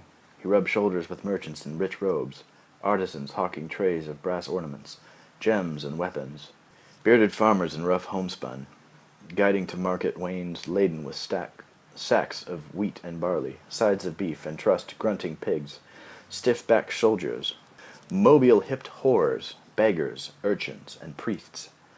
He saw squat Shemites with curly beards, lean Zwagirs in headcloths, kilted Brythunians, booted Corinthians, and turbined Turanians. Conan was amazed. Shadizar as far surpassed Yazdir in size and variety as Yazdir surpassed the towns of his pit-fighting days. Never had he seen such a bewildering array of folk. It seemed to the Cimmerian that here was a gathering of a sampling of all the diverse peoples of the earth. Nor had he seen anything equal to the city's broad boulevards, pillared temples, domed palaces and mansions, and lush, walled gardens. He marveled that so many could dwell crowded together thus, without turning on one another to rend and slay like savage beasts. Not all sections of the city were so beautiful as the estates of the great lords and princes, with their marble columns and glimpses of parks and gardens. In the back streets he discovered crooked alleys swarming with hags and pimps, with painted children for sale to degenerates, with the ill and the poor. Here flesh was for sale, or at least for rent. Every pleasure, however decadent, could be had for money. In these back streets lurked violence and sudden death as well. Once, as Conan and Subutai strode through the crowd, a woman screamed. Men, cursing, scuttled away on furtive feet. In a trice, the two found themselves alone in a narrow way, with their hands on the hilt of their blades. At their feet a man writhed as he crutched a wound in his belly, from which a steady stream of blood trickled through his fingers. "What?" began Conan uncertainly. "Ask not," whispered Subutai. "Let us be gone, before the watch comes by." Conan shrugged as the Hycurian led him away by an obscure aperture between two buildings.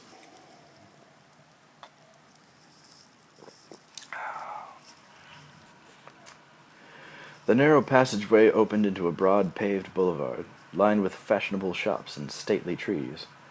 A procession occupied the center of the avenue, and the two strangers lingered to watch its passing. The procession was led by a group of girls and young women, some scarcely more than children, who danced and chanted to the rhythm of myriads of tambourines. All were draped in soiled white garments, and garlands of wilted flowers crowned heads of unbound hair. Behind them marched ranks of youths, beating time on deep voice drums, or making discordant music with cymbals, lyres, and plaintive flutes.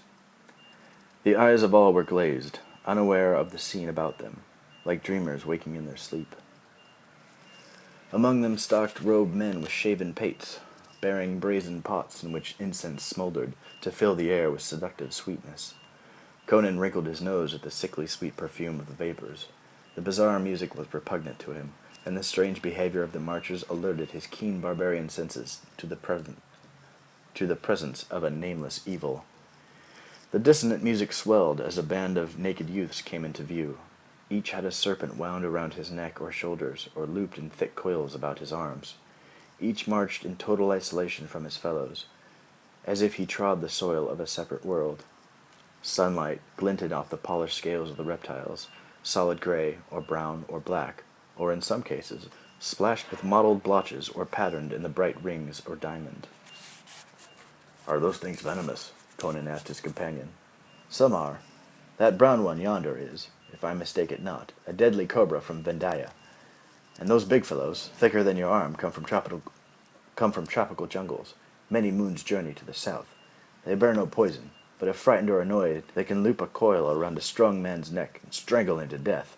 "Ugh," muttered Conan. The snakes revolted him, reminding him obscurely of the destruction of his Cimmerian home. Frowning, he turned to speak to Subutai, but found himself absorbed in staring at a young girl in the next group of marchers. The maiden, Conan saw, was a fragile beauty, despite her limp and dirty hair, her crown of withered flowers, and wide eyes lost in dreams. The flimsy shift she wore was torn, and with every step exposed her naked thigh. Eyeing the maiden hungrily, the thief shook his head. "Such a waste. A body like that should warm a warrior's bed o' nights, instead of being a plaything for priests and slithering serpents." "What do you mean?" said Conan. Subutai glanced at his large companion, and saw that he did not jest. "Why, that wench, like all the rest, has given herself to the cult of Set, the serpent. I hate all snakes and most priests, but above all I despise the worshippers of Set." "A serpent god," said Conan. "Would this have aught to do with a symbol that I seek?" Subutai spread his upturned palms. Just then a shower of petals pelted the air, and a laughing band of girls accosted them. These, bright-eyed and smiling, seemed less entranced than the maidens who were part of the procession. "Come with us," crooned one to Subutai. "Not I, lass," said the Hercurian, a trifle wistfully. "I care not for snakes or the snake god." "There is love in the arms of the serpent god, such as men have never known," she murmured, swaying languorously. "Love that men can share." Subutai snorted. "Since when have serpents have arms?" As the girl walked off to try her blandishments on a more responsive onlooker, another girl glided up to Conan and tapped on his arm. "Paradise awaits you, warrior," she whispered. "You need but follow me." "Follow you whither?" growled Conan, sorely tempted to comply. A merchant, standing in the doorway of his shop, stepped forward. "Stranger, beware," he said in a low tone to the Cimmerian. "The servants of Set are deceivers. They worship death." "Do they indeed?" Conan was shocked. To him, death was ever the enemy. The merchant nodded. "They would murder their own parents, thinking to confer a boon by relieving them of the burden of life." Conan nodded curt thanks and watched the girl melt into the crowd. A shadow passed between the sun and the young Cimmerian. Conan looked up to see a sumptuous palanquin borne on the shoulders of 8 young women. Draped in embroidered silk of regal purple, tied back with the ropes of gold, the chair itself was a thing of opulence. But it was not for this marvel that Conan's eyes widened in astonishment, and he drew in a sudden breath. For riding in the princely litter sat a creature of such beauty as he had never imagined. As the risen sun makes pale the lingering moon, so this woman outshone all women he had ever seen, and turned them to inconsequential ghosts. A cascade of sable hair fell to her waist. Sapphire eyes sparkled in the sculptured oval of her face. Her full lips were as moist as morning dew. Her figure, lithe and strong, was clad in the gold-encrusted garment of a priestess, and when she moved to acknowledge the cheering throng, her robe parted to reveal a pale, exquisite thigh. Reading the look in Conan's awestruck eyes, Subutai hissed, "Don't stare at that! She is a royal princess!" As if ensorcelled, the barbarian remained transfixed. It was as if he had not heard the warning. and at that moment the priestess's gaze fell upon Conan. A light flashed in her gem-bright eyes, and her lips parted for sudden breath. With an upraised hand, she stayed the swaying progress of her litter. "You, warrior!" called the princess in a soft, husky voice, whose reverberations stirred the Cimmerian's blood. "Yes, my lady." The woman's voice enveloped the youth of a breaking wave constrains a swimmer in the surging sea. "Throw away your sword and come with us. Eschew the red trail of war. Return to the simple life, to the eternal cycle of the seasons. A cleansing time already waits at the edge of the world, a time of renewal after the downfall of all things old and decadent. Join us, and you shall be renewed, as are the serpents of the grass, who shed their outgrown skins and live again, young and soft, agile and beautiful." Conan shook his tousled head to clear it of the eddying incense, the better to grasp the meaning of the cryptic words uttered so fervently.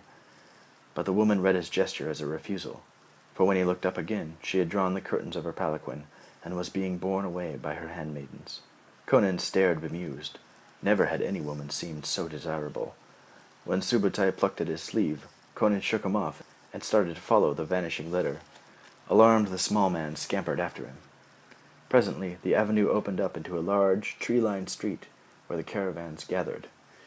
Here was a miniature city, a teeming town of camel's hair tents and gaily colored yurts of beaten felt. Lines of asses, mules, and camels were tethered in the center of the square, amid the abodes of their owners, while all around the edges rose the protective walls of the caravanserais, wherein weary travelers could seek food and rest. Beyond this busy crossroads gathering place, Conan saw a slender dark tower piercing the tenuous fabric of the sky. Despite the brilliance of the day, the tower seemed draped in shadows.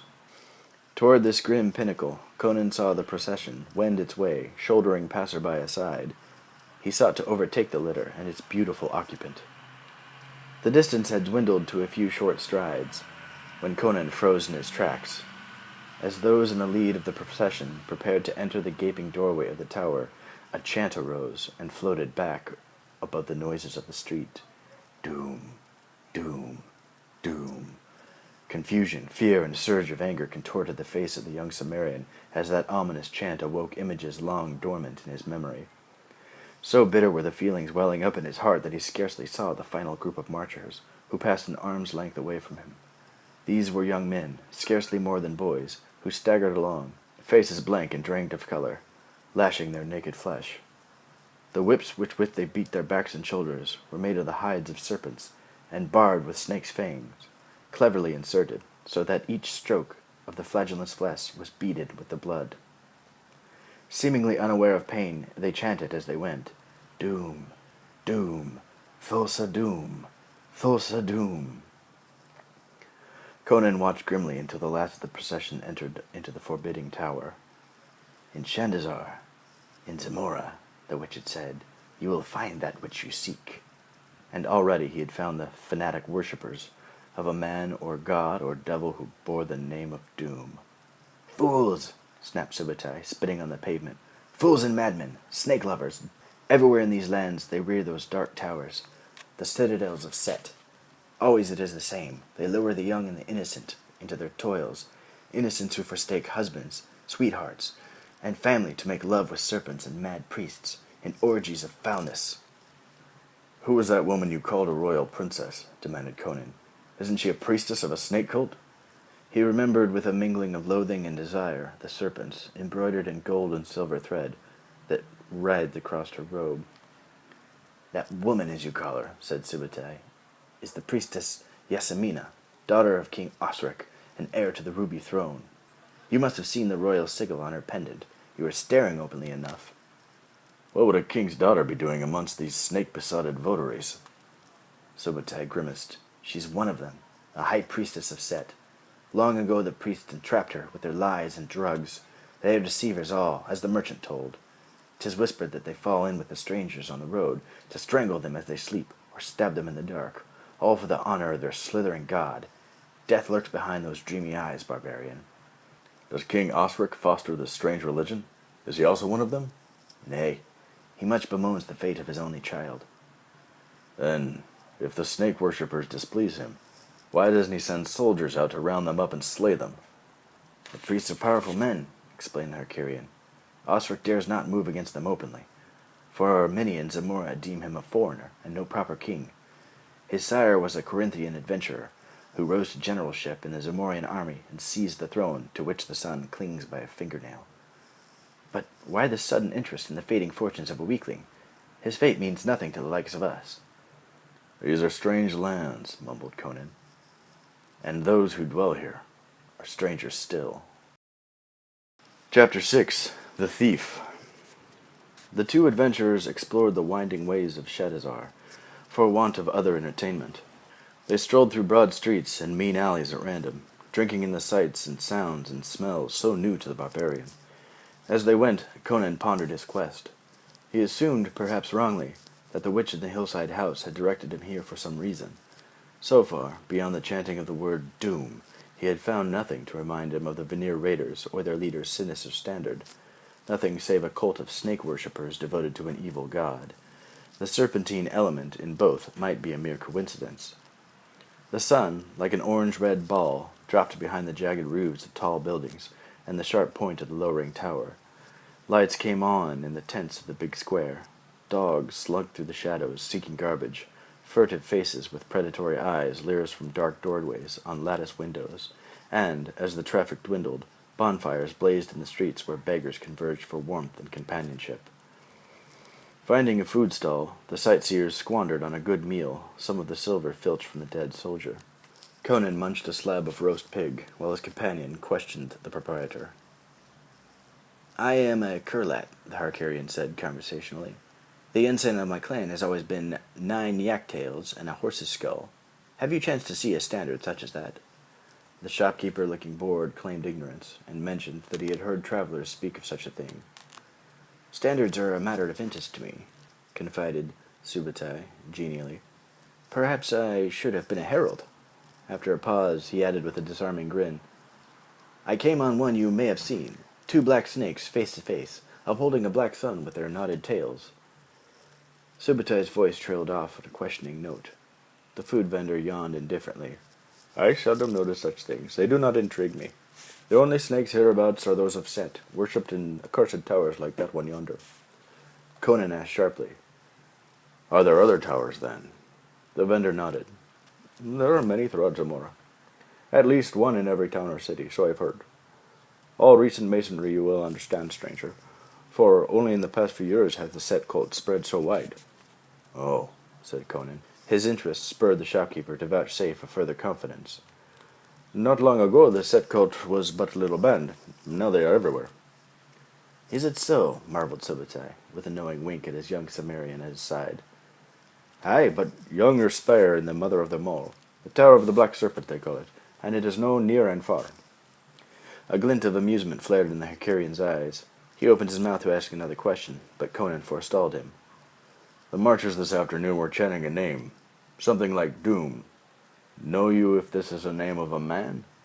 The vendor shrugged. I leave them alone, so they will leave me alone. I know nothing of their order. Some say they are murderers loving death more than life, and the embraces of their venomous serpents more than the embrace of a human arms. But I say not against them. Look you, young sir, something I have from an Easterly merchant, only this morn. He displayed a silk pouch filled with withered petals of an ebon hue. Black lotus, from Kitay, he whispered. The very best. Subutai licked his lips. The silver changed hands, and when they strolled away, the small man clutched the pouch. He slipped one of the petals under his tongue and offered one to Conan. The Cimmerian shook his head.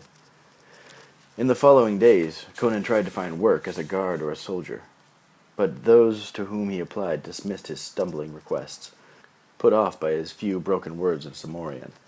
At length, after buying another meal for the two of them, Conan told Subutai, There goes the last of our money. We've paid our lodging for tonight, but what shall we do for tomorrow? Sitting at the table in the cookshop that had taken the last of their coppers, Subutai pondered. You could sell that pendant hanging around your neck. It is a strange device and finely crafted. I found this in the witch's hut, objected the barbarian, and I doubt not that it serves to ward off evil. Besides, it is a rich man's toy.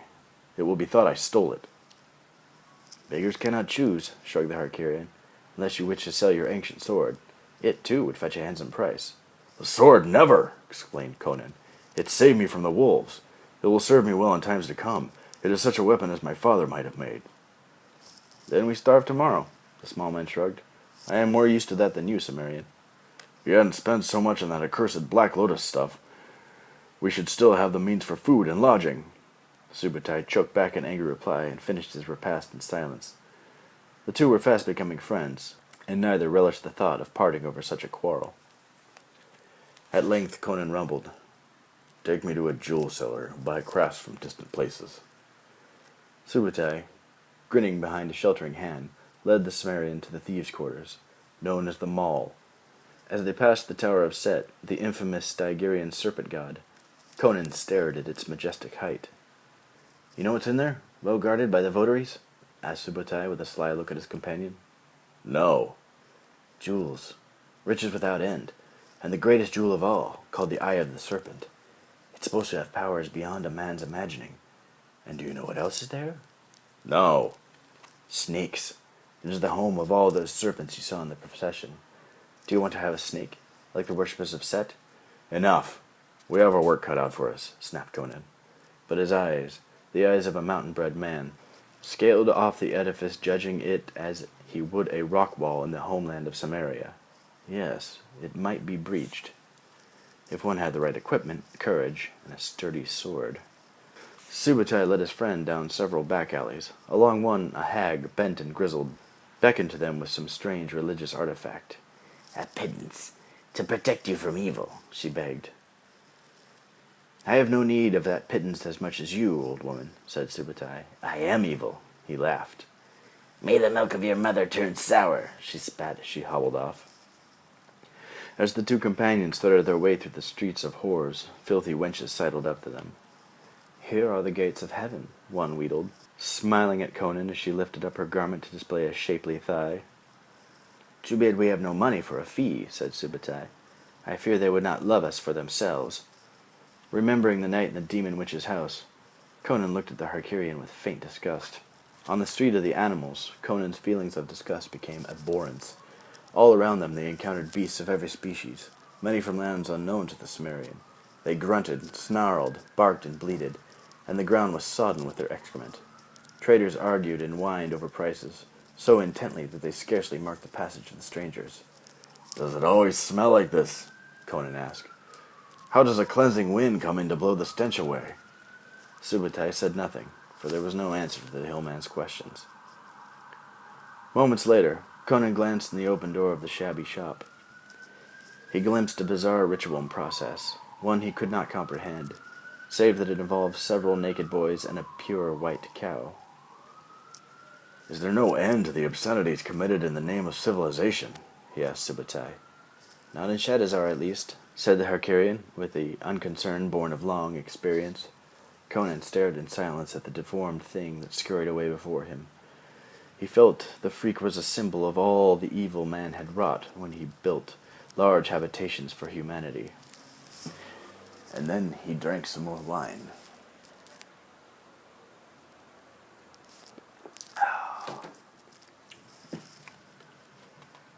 The mall was the lurking place of rapists, murderers, and perverts.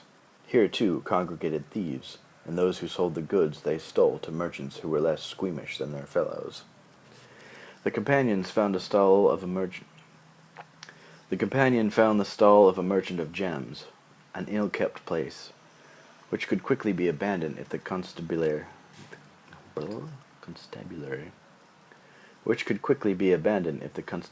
should come seeking the proprietor. Conan slipped the jewel-set sigil from his burly neck, handed it to the man, an elderly Shemite, judging by his turban and grey curling beard. The sharp-eyed fellow appraised the seller, or so it seemed, far more closely than the object to be sold. "This is old, very old," he muttered, after examining the pendant with cursory interest. "It comes from some exotic land, eastward 1,000 leagues or more. It shows the wear of centuries." "What mean the symbols carved between the rubies that encrust the strange design?" asked Conan. "They speak of magic, or so it seems to me." The Shemite shot a searching glance at the young Cimmerian. Although avarice gleamed in his beady eyes, his answer came with studied indifference. "The thing is ancient and much worn. Not too much value there," he said. "As for magic, who knows which things have magic, unless such properties can be shown? I'll give you 2 crowns 5, and that's a generous offer." He turned his back and started to dust off a shelf of merchandise. "Done," said Conan quickly, ignoring the light tug on his sleeve. The man swung back and dropped the small gold pieces into Conan's outstretched palm. As the friends walked away, Subutai exploded. "Fool! Ninny! Any idiot who knows you never take the first offer. I could have gotten you twice or thrice the price with a little haggling." Conan scowled at his companion. "Why didn't you say so at the time?" "You did not say what you were proposed to do, and one does not jostle the archer's arm when he has drawn the shaft." The turbulence in Conan's anger faded quickly to a sigh. He said, "I fear you have the right of me. I have never learned the customs of the marketplace. The next time we must chaffer, I'll give the task to you." "Admission of ignorance," said the Harkarian, "is the beginning of wisdom, as some Catanian philosopher liked to say. Don't look so downcast. We have enough for a fortnight's worth of food. Before that, something will turn up, I'm sure." Conan grunted. "And if it does not, what shall we do then? I must find the bearer of that emblem, and him who slew my parents. My Cimmerian honor demands it." "To the 9 hells with your snaky emblem and your Cimmerian vengeance," Subutai nodded towards the dark tower, which, silent and forbidding, could be seen from every street and alley. "I think I have a plan to make us rich as lords." "You have more plans than an ass has feet," growled Conan. "What is this plan of yours?" "If it is indeed the Tower of the Black Serpents, as our informant named it, then I have heard of it betimes in a professional way, you understand, from my brother of thieves." "Heard what?" "That it contains fabulous riches," whispered Subutai, licking dry lips. "Thither come the tribunes of the believers from every set cult in the kingdom. Gold, drugs, jewels, wine, and women, but in particular come jewels. The set worshippers prize polished precious stones, deep and unwinking like the eyes of the serpents they adore." Conan grunted. He had never in his life stolen anything more than a piece of fruit from the tree of a Cimmerian neighbor, unless one counted the looting of the dead Harkarian in the vanished wish's cave. And until he met Subutai, he had despised all thieves. Cimmerian villagers did not steal from one another, although they freely raided the lands of the clans with whom they were at feud. Now, in a city with his money low and his chances of employment poor, until he could better master the language of Zamora, he knew he must find some means of satisfying his leonine appetite. Seeing his hesitation, Subutai continued, "They say the tower harbors the greatest jewel of all, the Eye of the Serpent, 'tis called, a gem of such rarity that we could buy a dukedom with it. It's said to have had mystic powers, too, but I heed not such rumors. Its value in hard money is enough." Conan continued skeptical. "Such a treasure, without doubt, is guarded well." "Aye." Subutai nodded wisely. "But not by men. 'Tis said by serpents, which roam freely around the tower in its winding ways, as dogs do wander about the yurts of my people." "So?" said Conan. Subutai spread his greasy palms. "You look for snakes, I look for treasure. Mayhap we could find them both in yonder spire." In the end, it was agreed to break into the tower, although the Cimmerian little liked the idea. The next day, hunched over a frugal dinner, they outlined a plan. Their conspiratorial whispers masked by the crackling of a hot fire on a stone hearth. Recklessly, they decided to embark on the venture that very night, since the overcast skies would shroud the full moon, making it a perfect occasion for a burglary.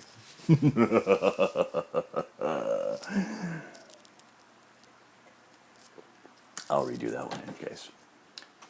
Making it the perfect occasion for a burglary. Gloom wrapped around the two in a velvet cloak of darkness as they crept along the shoulder of a craggy rise, from whose crest the dark tower soared into the clouded heavens. A wall, hung with leafy vines, as with some ancient tapestry, guarded the base of the knoll. No rope ladder could have provided them with easier access to the temple precincts than those sturdy interwoven vines. Subutai scuttled over the wall first, being the lighter of the two, and once over, he signaled his success with a low bird call. "Caw-caw!" The young Cimmerian made his ascent. Concealed behind a blanket of low shrubs, The thieves studied the slope between them and the tower's base. Gnarled trees raised threatening branches, as if to warn them off. Sharp-toothed rocks thrust up their pointed fangs through the infertile soil. The tower, black against the shrouded skies, soared upward, a cylinder of sleek, dark stone tapering to a lofty peak. And between the tower and the sheltering shrubs, a reflecting pool stretched its gaping mouth in a soundless shriek. The intruders were about to leave their hiding place and approach the tower when a twig snapped underfoot, and a shape materialized from the deeper shadows of the curved tower wall. Just then an icicle of silver moonlight speared through the rift in the cloudy vapors, to reveal a form of a newcomer. It was a woman, young and beautiful. Moonfire cascaded over her slender shoulders, and played on the bare muscular thigh and long, slender leg of a dancer or acrobat. Conan held his breath, for the woman was superbly desirable from what he could see of her. Over tight undergarments of black silk, she wore an abbreviated suit of black leather, which left her arms and legs bare, and in that momentary shaft of white moonlight, Conan saw that the woman's limbs were sun-bronzed and endowed with the steely strength. Her buskins were tight-laced around her feet, and the blonde hair, rippling about her leather-clad shoulders, was bound out of the way by rings of ebony. A band of metal, somber in hue, protected her brow, while slung from her girdle was a knotted length of silken cord and a three-pronged grappling hook. A curved knife, almost as long as a saber, was strapped in its sheath against her thigh. Conan shifted his weight, and a dry leaf rustled beneath him. The woman darted a glance in his direction, and the curved blade hissed from its sheath to point at Conan's chest, as if the woman's eyes could penetrate the darkness like the eyes of a cat, moving into a different room and a fucking dog isn't. Stupid fucking shithead.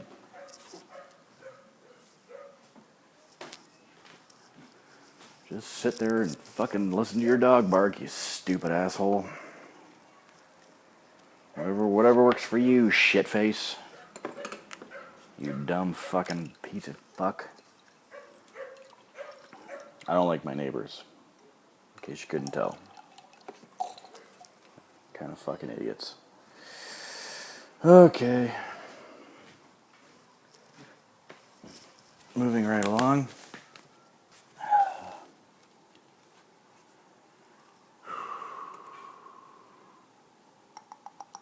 Since further concealment was useless, Conan slowly rose to his feet, keeping both hands in plain sight. The balance and shaping of the sword, he saw, made it as useful for throwing as for thrusting. Conan and the woman looked at each other for a wordless moment, as the shaft of light diminished and died. "You are no guard," murmured Conan. "No more are you," the girl retorted. "And who is that beside you who tries to make no sound but breathes as heavily as a fat man?" "Another thief," replied Subutai, rising to his feet. "I fear it is the one whose skills are a little rusty." "And who and whence are you?" the girl addressed Conan coolly. "I am Conan, a Cimmerian, manslayer by profession, a thief by necessity. This is Subutai, a Hercurian." "A thief both by choice and profession," said his comrade with a touch of pride. "We come to plunder the snake lovers of their riches." The girl smiled broadly, her white teeth visible despite the shadows. "You are two fools who laugh at certain death. You don't even have a rope or a tackle. How then do you plan to ascend the tower? Fly on the back of a dragon? There are no windows on the lower floors." "I have my means," said Subutai, "though my friend is less prepared." "And who, good wench, are you?" "I am Valeria," she answered shortly.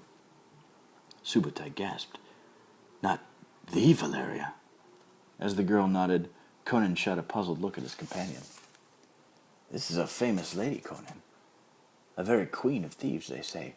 But tell me, lady, where is your band of brigands? You could not mean to dare the Serpent's Tower alone." The girl shrugged. "They're fools and cowards, all. Some scared of snakebite, others afraid of demon Set, all dreading the man called Doom." Conan started at the mention of that name, and sharp-eyed Valeria noticed the tensing in his massive frame. "You do not fear that name, Cimmerian. But it means something to you, I do think. Those in the tower worship strange gods. Are you among them?"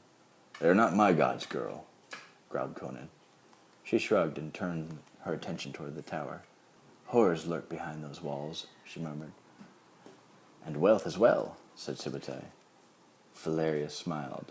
Then you shall go first, little man. In the end, it was Conan who climbed the tower of the Black Serpent. It took 3 throws of the grapple to lodge it securely in the masonry of the tower's upper rim. Conan tried the slender silken rope and found it held his weight. Subutai ignored these preparations. He was occupied hooking talon-like seal spikes to his footwear and binding a pair of bronzen hooks about his wrists and lower arms. Then he sank the blades into the mortar between the smooth stones and grinned. I do not trust myself to ropes, he said. I will climb my own way. Suit yourself, said Conan with a shrug. Less talk, snapped Valeria. The wealth of half the world is at our fingertips, and you waste time in such useless chatter. With a grunt, Conan began the ascent. Valeria clambered after him, her slender body moving up the wall with effortless agility. Laughing, she looked over her shoulder at the laboring Hercurian and asked, Do you want to live forever? I'm coming as fast as I can, panted Subutai, his quiver and bow case bulking like a hump on his back. And muttering into himself, he added, This woman climbs like a cat and spits like one, too. Below the climbers, the darkness deepened, and they seldom looked down. Above, the cloud cover was breaking as fresh winds awoke in the east. The moon glared down at them with its great white eye, as if to expose them for all the world to see. Conan cursed and glanced at the sleeping city stretched below, wearing its lights from bonfire and hearth, with a necklace of topaz, gold, and luminescent pearls. He was as high above the empty thoroughfares as any sentinel pacing the towers of the nearby royal palace. The thought made him uneasy, and he quickened his pace. Soon he came upon a narrow window, whence shone a pulsating light. Within he heard strange discordant music and a muffled drumbeat. There came to his ears a faint chorus of hissing voices that did not sound like human whisperings, as sickly sweet incense made its way up into his nostrils. Suddenly, an enormous head reared up in the embrasure. Cold, slit-pupiled eyes stared into Conan's, while a forked tongue flickered out to taste the air. Conan started back, almost losing his grip upon the rope, until he perceived that a pane of glass separated him from the giant reptile. Resuming his climb, Conan reached the parapet. Here, the merlins rose from the rim like points of a crown, and embedded into the mortar were myriads of bright-hued gems that glimmered like frost under the moon's magnificence, and, in the shifting rays, fractured into 1,000 tiny rainbows. With a sigh, Conan levered himself over the parapet. But as he dropped to the walkway inside the battlement, a huge figure, roughly human in shape but with an ape-like length of an arm, rushed upon him. The creature, man, demon, or ape, Conan knew not which, dealt him an unexpected blow that hurled him to the pavement. As the Cimmerian rolled to his feet and snatched out his dagger, he saw that, while his adversary was wrapped in a hooded cloak, its exposed hands were covered with glittering scales. Instead of preparing to finish the intruder off, the creature was bent over the embrasure, fumbling at the grappling hooks to cast down the rope which Valeria mutely clung. Conan sprang on the back of the thing and stabbed repeatedly. The torn fabric parted to reveal a fungoid growth protruding from the base of its neck, between its thick-muscled shoulders. Directly, the puffy growth parted, and a red eye glared forth. In a spasm of horror, Conan struck, extinguishing the orb. Liquid, spurting from the wound, splashed on the barbarian's chest. As he withdrew his weapon to strike again, the creature whirled about, and huge, scaly hands locked on Conan's throat. Conan slammed the obscene head against the parapet, and sank his dagger into the monster's belly. Coughing blood, the creature sagged against the battlements, releasing its stranglehold. As he fought for breath, the Cimmerian beheld a being from the depths of a nightmare. Blind eyes, dripping mucus, rolled in deep pits. A wide, lipless gash of a mouth yawned, frog-like, from folds of leprous skin. Crouching like a springing leopard, Conan grasped the inert form, and using all his fighting skills, rose to full height to fling it over the jewel-encrusted parapet. A diminishing wail drifted skyward, followed by a soggy thump. Close behind him, a woman laughed. As he whirled, Conan saw that Valeria had drawn herself through an embrasure, and now leaned with negligent grace against the parapet. For a thief, you make a good killer, she chuckled. For a thief, you climb like a mountain man, he replied, wiping his dagger and sheathing it.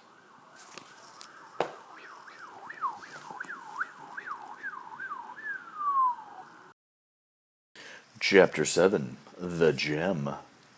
"Hoy!" came a hoarse whisper. Hoy!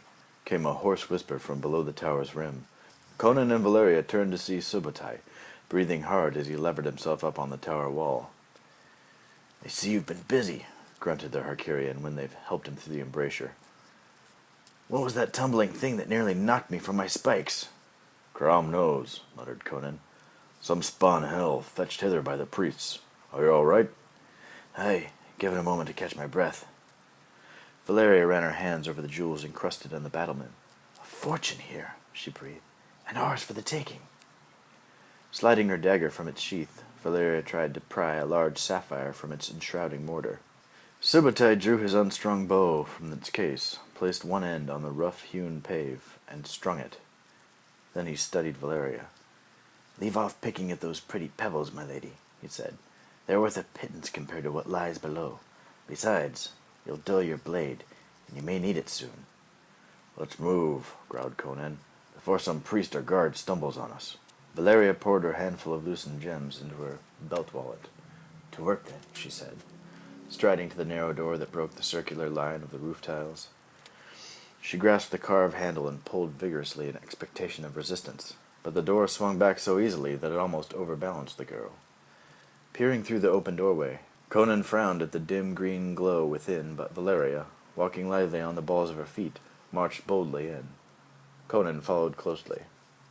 He had an impression of a floor half concealed by knee-high swirls of mist, a circle of stone columns supporting the roof, and a frieze along the walls between the columns. A soul-chilling, eerie light, reflected by the tenuous layer of mist, obscured further details. As the mist, released from the confines of the small rotunda, dispersed through the open door, Conan perceived a circular, well-like opening in the center of the floorboards, from the depths of which emanated an emerald glow and the muffled sound of rhythmic chanting. Borne on the mists, a putrid odor wafted up. Valeria thrust a hand across her face. Subutai wrinkled his nose. "What plant or animal could stink like that?" he whispered. "A 3-day-old battlefield," Conan rumbled. "That's carrion, or I'm a Harkarian." "Look at this," breathed Valeria. She pointed to the rim of the well, whence descended a series of iron rungs, forming a narrow ladder. Nearby, an enormous hook protruded, and on it hung a pulley. Through this pulley a stout rope was threaded, the ends of which fell away into obscurity. Conan studied the contraption. "The beast thing I killed probably ascended the iron ladder. But if there was need for haste, it might have ridden upward on this rope, assuming there was some counterweight below. We'll use the rungs, knowing not of that." "I'd trust my own rope more," whispered Valeria, frowning. "Those rungs look too far apart and ill-fixed to the well wall." "Come on, girl," muttered Conan, lowering himself over the edge of the narrow platform. "If rungs could bear the beast thing, they'll support our weight." Masking her fear in a proud display of courage, Valeria swung out into the void, sought out a rung with a wary toe, and began the descent. Subutai, clutching his strung bow and a single arrow in his fist, came last. In silence they made their way down to the unknown depths. Polished stones of a darkling hue, set with bright gems, made mockery of the star-tossed firmament beyond the tower's pinnacle. For in the confines of the well, it seemed the very skies pressed in upon the ominous intent. As each uncertain step was taken, the distant chanting swelled in volume, and the carrion stench enveloped them.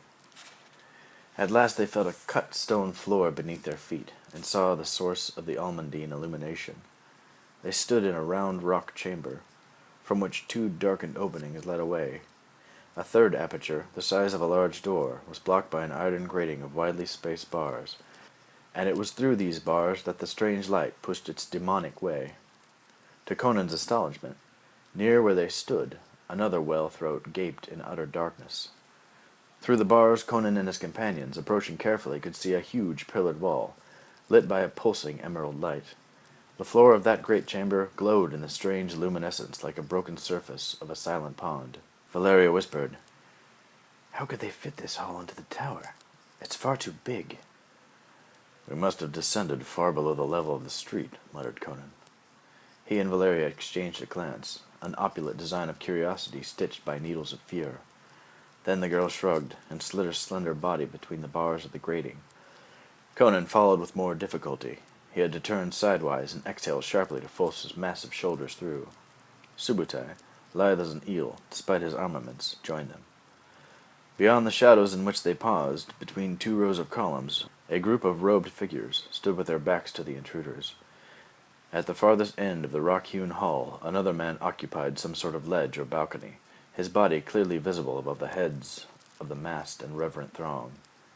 In the bright light that was focused on him, Conan saw he was a man of gigantic size and black of skin. A magnificent specimen of virile manhood, the black stood, half naked, hands raised and eyes closed, intoning the sonorous chant which had broken the silence. Valeria nudged Conan.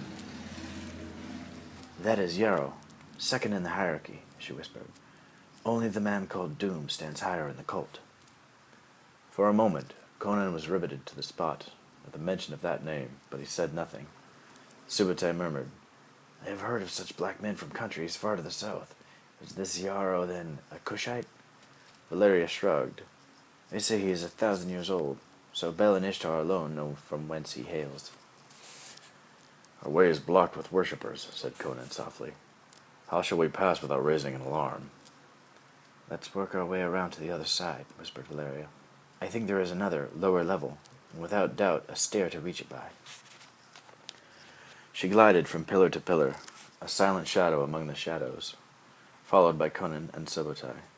When they had almost reached the area in which stood the congregation, Valeria pointed to a dungeon-black stairwell. "You two go down," she breathed, "to see what's there. I'll stay here for a time to guard your back." The two men, tense with apprehension, descended a narrow, winding stair amid motionless, fetid air, which bore to their nostrils an ever-waxing stench. At length they reached another vaulted chamber, lit but feebly through a round opening in the ceiling.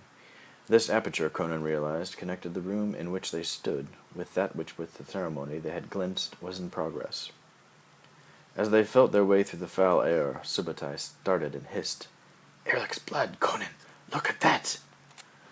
The floor beneath the circular opening was littered with corpses, male and female. Some appeared fresh, others were far gone in decay, still others had been reduced to skeletal remains. As the men edged closer to the mass of putrescence, rats fled squeaking before them, their eyes aglow with hostility when, upon reaching safety, the rodents turned briefly to watch the intruders. Veiled in the darkness beyond the opening, Conan looked up. He could see Yarrow kneeling on his balcony. As the black man rose, the chanting faded to a whisper. Moving as silently as a stalking panther, the Cimmerian skirted the shamble of corpses and positioned himself directly below the leader, whence, unseen, he could observe the faces of the foremost rank of the worshippers. The cultists seemed to be young persons of both sexes, although their hood shadowed their wrapped faces and their long robes hid their bodies. As Conan watched, one of the group stepped forward, discarding its hooded robe. Revealed in the emerald light was a beautiful young woman, whose slender body was scarcely shielded by a gauzy wisp of fabric. With resolute step, the maiden mounted a stone corbel that jutted out like a spar from the side of the aperture, and as she moved, the solemn chanting swelled in volume.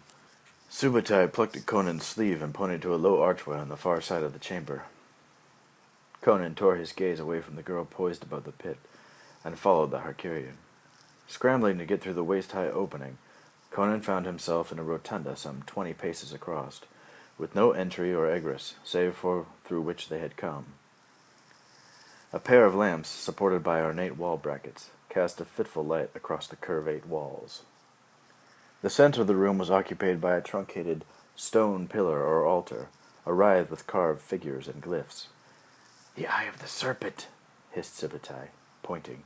"Gods, look at that!" Conan's glance, obedient to the Harkerian's eager gesture, revealed an enormous ruby-red jewel of teardrop shape resting upon the stone pylon. Then a slight movement drew his attention to the altar's base.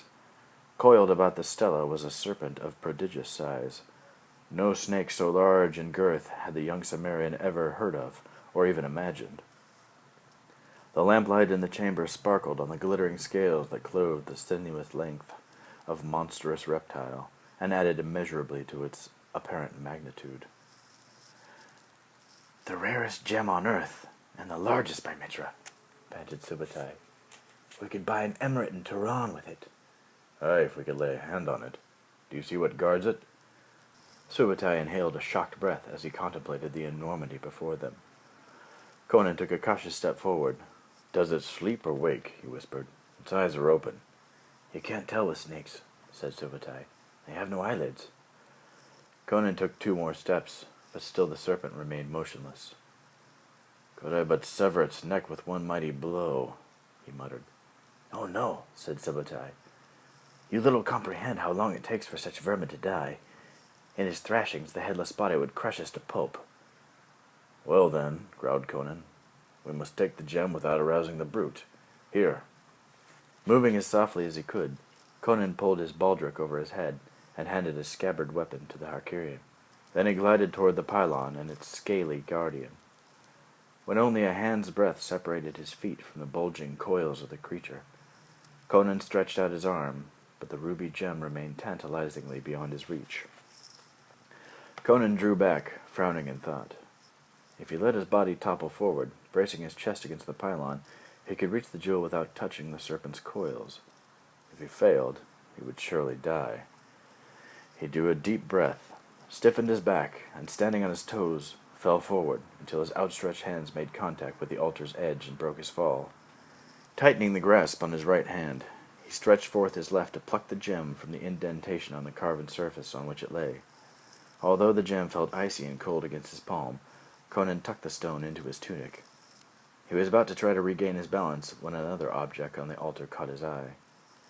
Next to the hollow in which the gem had reposed lay a small bronze medallion, embossed with a design that, despite the dim light, awoke echoes in the barbarian's mind. At the sight of 2 wreathing serpents with intertwining tails, Conan's memory fled back to the dreadful day in his childhood when, through the snow-trampled, rotted road of his Cimmerian village, wheeling horsemen drove their merciless dogs and raised their swords against defenseless villagers.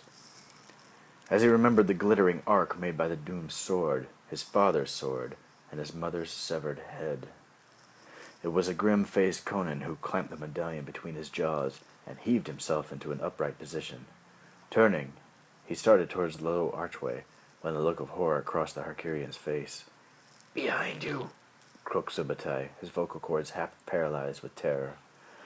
Conan whipped around to find that the serpent had awakened. The great wedge-shaped head, as large as that of a horse, rose to the height of a man. The slavering jaws opened, like a miniature drawbridge, to reveal rows of dagger fangs. When the huge body lunged forward, Conan whipped out his long-bladed dirk, and as the snake's head approached, he struck it with the tiger's speed of a trained killer. The dagger's needle point impaled the serpent's lower jaw and drove it through the reptile's palate, pinning the wicked jaws together. Hissing, the wounded serpent threw a confining coil around its attacker's body, immobilizing one of Conan's arms. A jerk of the creature's head tore the dirk out of the barbarian's grasp and carried it out of reach. Struggling to tear loose the deadly coil, Conan staggered back against the wall of the chamber, but to no avail. The snake threw a second coil about him. Conan's face blackened as the relentless coils squeezed the breath from his body. With his free arm, the Cimmerian sought to batter the serpentine head against the wall, but so large and powerful was the reptile that his effort was futile. In an agony of fear, Subutai danced about trying to get a clear shot on the serpent without further endangering his friend. At last he knocked an arrow and released his bowstring. The missile sank halfway into the scaly neck, but the serpent seemed to feel nothing. It whipped another murderous coil around the Cimmerian's leg, nearly dragging him to the ground. With a mighty heave of chest and shoulders, Conan managed to force the serpent's head against the wall, so that the dagger point, which protruded from the creature's skull, scraped on the mortar between 2 stones. With his remaining strength, the barbarian pounded the pommel of the dirk with his free fist, driving the point into the crumbling mortar. During that momentary respite, Subutai shot another arrow, then a third. This missile drove into the serpent's neck and pierced the mortar, immobilizing the reptile. As it thrashed about to free itself, it loosed its grip on the adversary, and Conan, reeling from the exertion, fought free. "Catch, Conan, catch!" hissed Subutai, tossing the barbarian's sword to him hilt first. Conan caught the weapon and wheeled, just as the snake pulled loose from its insecure restraint. As the scaly body plunged towards the Cimmerian, he raised the sword and, with 2 mighty hands upon the pommel, brought the blade down across the serpent's neck, severing the head. "Watch out!" called Subutai, as the headless body thrashed like a giant whip, knocking Conan to the ground and sending the Herculean flying across the empty altar. Slowly, the reptilian thrashing ceased as the creature's lifeblood ebbed, and the battered adventurers gathered up their scattered gear and made their way back into the carrion-littered hall. In the hall above, the ceremony neared its climax. Conan saw the black priest, Yarrow, rise to his full height. At his commanding gesture, the mesmerized girl poised on the jutting corbel, raised her arms, and fell or threw herself into the corpse-filled pit. A chorus of cries of surprise and superstitious terror filled the darkened chamber when none heard the expected thud of a fallen body or scream of a dying victim. Yarrow leaned forward, peering into the dim depths below.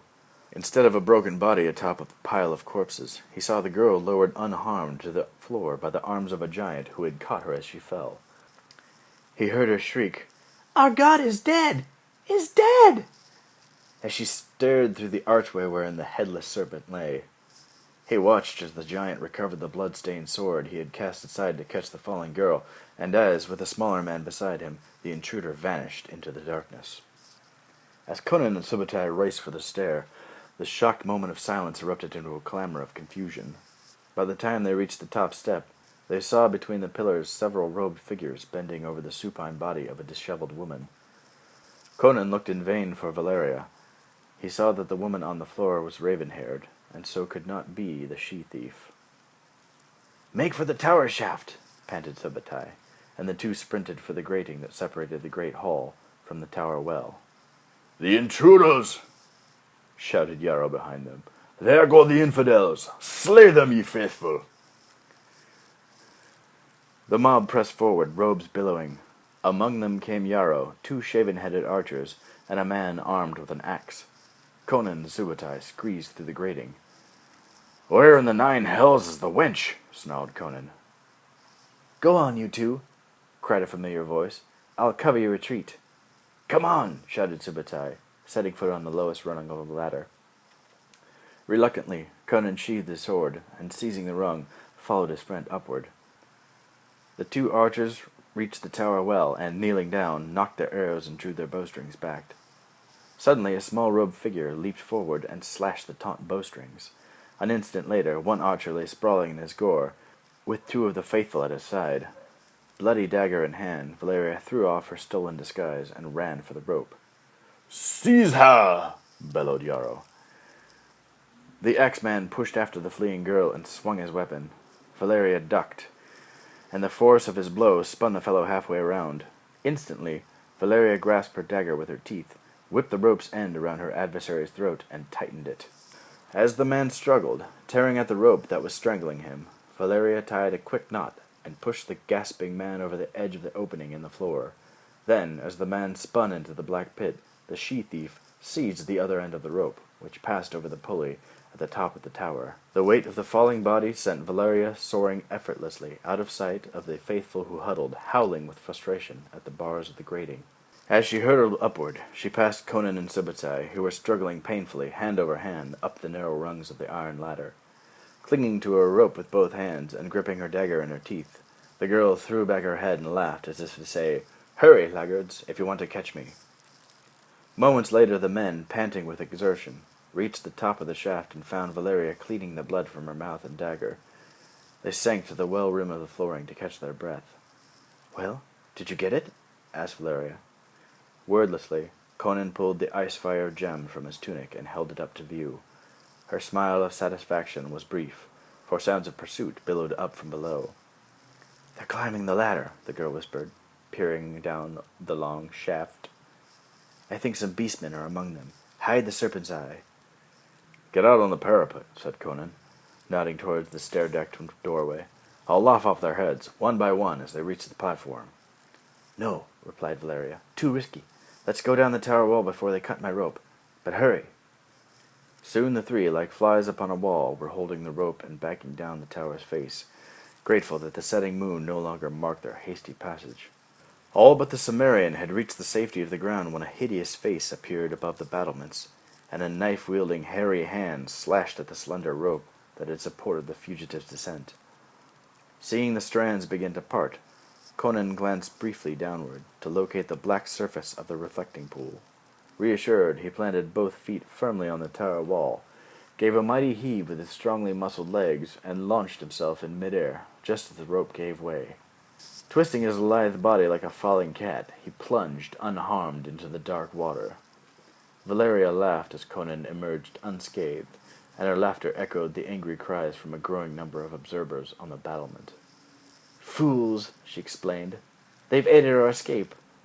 Now none can descend to hinder our flight from these most foul confines."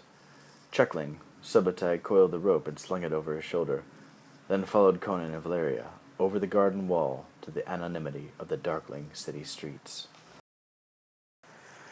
Chapter 8. The Mission. Fire roared on the stone hearth of the dingy tavern in the thieves' quarter of Shadizar. The pungent smoke that curled like a lazy cat against soot-blackened rafters did not dim the rainbow brilliance refracted by the 100 polished facets of the serpent's eye. 3 cloaked figures hunched conspiratorially around the rubiate gem as it lay on the rough oak table, shielded it with their bodies from the casual observation of strangers. "By Nergal, but it's beautiful," sighed Subutai, as his greedy eyes feasted on the glittering jewel. "That it is," drawled Valeria. She raised her wine goblet to her lips without diverting her attention from the object of her admiration. "That it better be beautiful," growled Conan. "It all but cost us our lives." Subutai grimaced fastidiously. "Must you awaken sleeping memories?" he asked. "A peril past is a danger best forgotten, as we say in Hercaria." Nevertheless, the little man began to recount the events which followed their discovery in the temple of the Tower of the Black Serpent. He recalled how they clambered over the temple garden wall, while others of the cultists, alerted by their brethren upon the battlements, pounded forth in a torrent of fury from an unseen door of the obscene place of worship. He reminded his companions of their day of hiding, too fearful to pursue even to seek food in the local shops, and how, at last, they made their way, gawking like newcomers to the city, to the lawless quarter where their few honest men or officers of the peace dared to seek out thieves and murderers. Sighing, Subutai squeezed shut his eyes to banish the painful memories. Then, opening them, he feasted on the gorgeous gem as if on a royal banquet. "It was worth it," he murmured. "Think, Cimmerian. Shall we have 2 dukedoms in Aquilonia, 2 emirates in Turan, or a pair of adjacent satrapes down in Vindaha? And on what, Lady Valeria, do you expect to spend your share of the fortune from this gem?" "First we have to find a buyer for so valuable a jewel," murmured Valeria, glancing warily about. The tavern was a beehive of red-faced, sweating men, bawling out hoarse songs and thumping their mugs on the rude tabletops, while a naked dancer, her oiled body gleaming in the firelight, undulated to the barbaric rhythm of the music. "You had no trouble disposing of the stones you prized from the tower's battlements," observed the little thief, with a meaningful nod at Valeria's wallet, a bulge with gold coinage stamped with the bearded profile of Osric, king of Zamora. The girl, pressing her purse closer to his side, mistrustfully eyed the merrymakers, a crowd of whores, highwaymen, pimps, mercenaries, and off-duty guardsmen. "Lower your voice, idiot, before you attract attention," she snapped, the pupils of her eyes glinting like a pair of daggers. Subutai shrugged. A lean-shanked serving boy sidled over, gathering up empty flagons, and the Hercarian, nudging the Cimmerian's knee, caught the boy's arm. "Find us girls, lad. Sleek girls with round hips and pointed teats. Having explored the horizons of the world, I now intend to explore the limits of the fleshly pleasures for which I have waited long, too long." The youth, with a knowing leer, bent to whisper directions in the Hercarian's ear. Conan and Valeria exchanged a long and meaningful look. "Well, comrade, I'm off to Madame Ilga's house for a night of well-earned revelry. What are your plans, and yours, Lady Valeria?" "As for the 2 of us, we have other plans," said Conan gruffly. Subutai grinned, eyeing 2 pairs of hooded eyes. "So it's like that, is it? I thought as much. Well, joy to you, my friends. I now bid you a fond good night. Every man has his weakness. I intend to exercise mine assiduously. I leave you to practice your own." Valeria caught his sleeve, as the Hercarian lurched unsteadily to his feet, prepared to venture forth into the night. She handed him a portion of the wealth contained in the plump pouch. "Beware, little man. Remember, a man of means has many boon companions, but few true friends. Subutai scoffed at her temerity. I have killed men before this. Men who have eyes in the back of their heads, like that monstrosity atop the tower, young Conan. Besides, this gold was far too dearly bought for me to squander it on other satisfactions. I intend to spend it entirely on myself. With a careless wave of his hand, the bow-legged man strutted off through the crowd toward the nighted street beyond the tavern door. Conan met Valeria's thoughtful stare with eyes that burned a volcanic blue. Let's seek the comfort of our room, girl. Valeria smiled at the intensity of the barbarian's desire, for it was every bit as ardent as her own. For a long moment she fondled the roseate gem in a sensual way, then slipped it into her bosom and followed Conan from the inn.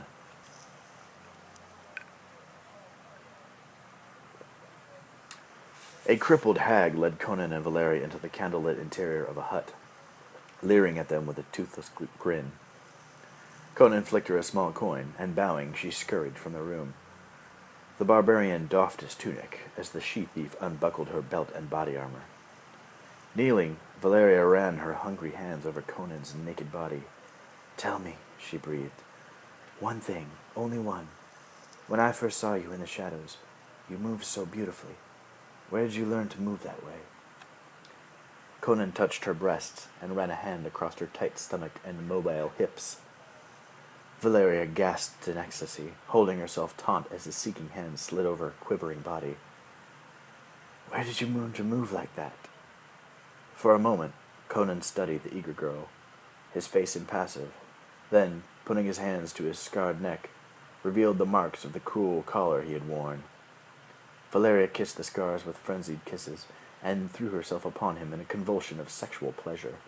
Then, undulating in his embrace, she tossed back her long hair and showed him identical scars. She, too, had endured long nights as a pit fighter. Then the candle flickered out, and the darkness echoed with small sounds of happiness. Dawn found the lovers in the low-ceilinged common room of the poor tavern, eating hungrily. Conan carved a steaming slab of meat from the spit and proffered it to Valeria on the point of his dirk. The girl gnawed the fragment with enthusiasm as grease trickled down her chin, while Conan carved off a larger piece of meat to sate his rapacious appetite. Conan never forgot this tender encounter. Many years later he told his scribe, If the gods do practice love, can it be greater? No woman before her or since could be her equal. But of this I had no knowledge of the time. They washed the meat down with wine, cooled in snow carried from the mountaintop, a beverage for lordlings. Drunk with loving as much with strong drink, Valeria leaned against the rough settle and watched Conan as he ate, admiring the coiled springs of his muscles as they moved beneath his skin, like the musculature of a splendid animal. He, for his part, admired the woman's sensuous beauty, as she sat in repose before the embers of the fire, her garments disarrayed, revealing her fair neck and shoulders.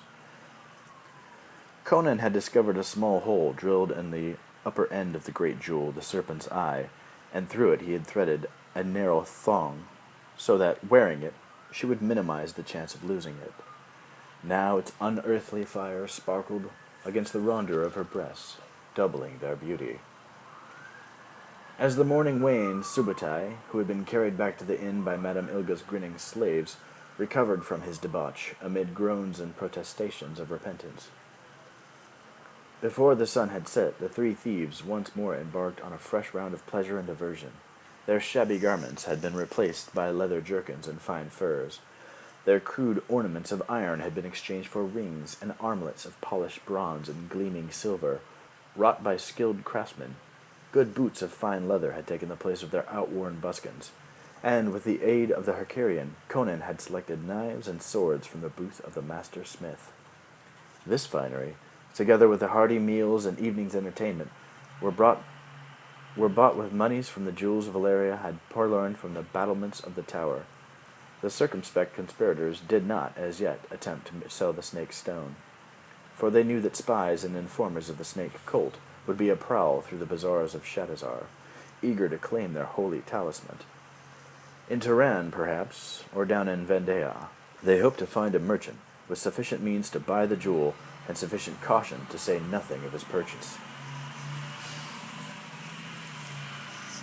for the giant truck to go by.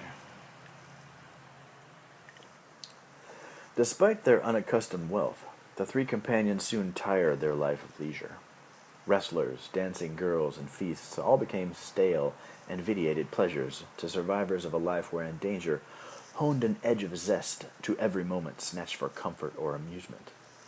All too soon came their deliverance from boredom, and it caught them unprepared. One evening, as the three lolled, half drunk and half asleep, over their cups in the darkened tavern, to which they had repaired once they found they could afford better accommodations, Valeria was roused from her stupor by the glint of a spear blade reflected in the firelight.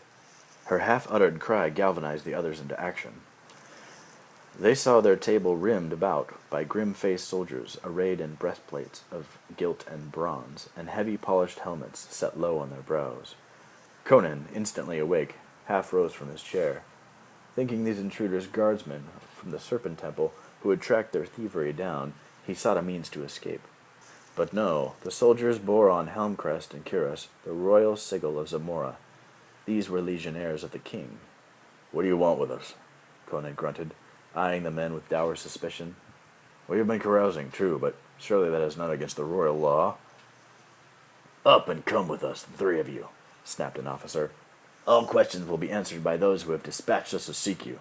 Let's have no trouble now." Subutai, still plunged in drunken stupor, looked at the leveled spear blades. Twisting his features into an obsequious smile, he muttered, "Hey, no trouble. No trouble at all." Clinging to the table for support, he reeled to his unsteady feet. Perforce they accompanied the armed men. To draw a sword would have been suicide, despite their fighting skills. Alone, Conan might have chanced the odds of 1 man against 12, but his burgeoning love for Valeria disarmed him. He would not risk her harm, though freedom itself hung in the balance. Under a moonless sky, they trudged through silent streets, deserted at this hour even by footpads and other creatures of the night. At last they came to a wide avenue, at the end of which the spired bulk of the royal palace rose black against the brilliance of the stars. At the officer's command, a gate in the peripheral wall swung open. The squad of soldiery marched the three adventurers beneath pillared arcades and along graveled walks, set amid smooth velvet lawns and marble fountains, whose opulence of water filled the night with music. As the group reached the main portal of the palace, Subutai, a traveled man, eyed the architecture with appreciation. The abode of the Zamoran king was reputed to be one of the most exotic edifices east of Aquilonia, built as it was on the profits of trade from the far east. But as they passed the guard standing stiffly before the doorway, his sharp eyes spotted vestiges of decay, cracks in the masonry, and marks of dampness. He shrewdly guessed that all the vast wealth of this monarchy could not combat some crawling inner rot, some cancer gnawing at the guts of the state, even as the insidious tendrils of the serpent cult sapped the courage and resolve of the citizenry.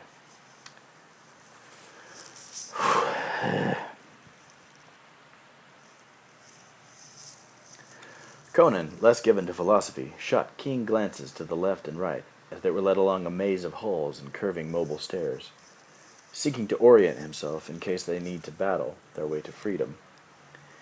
He little heeded the carven balustrades of ivory and alabaster, the rich wall hangings, the silk-upholstered benches, and curiously wrought torches, which spelled a luxury of living beyond his wildest imaginings. And yet, at length, it was borne in upon him, even in the subdued light of the lamps and candles, that these fine furnishings were not in pristine condition. There were tears in the tapestries, stains on the carpets, and the gilding peeling from the ornate furniture, as though from long neglect. The grand hall of the palace, for all of its sculptured surfaces, echoed as emptily as a burial vault.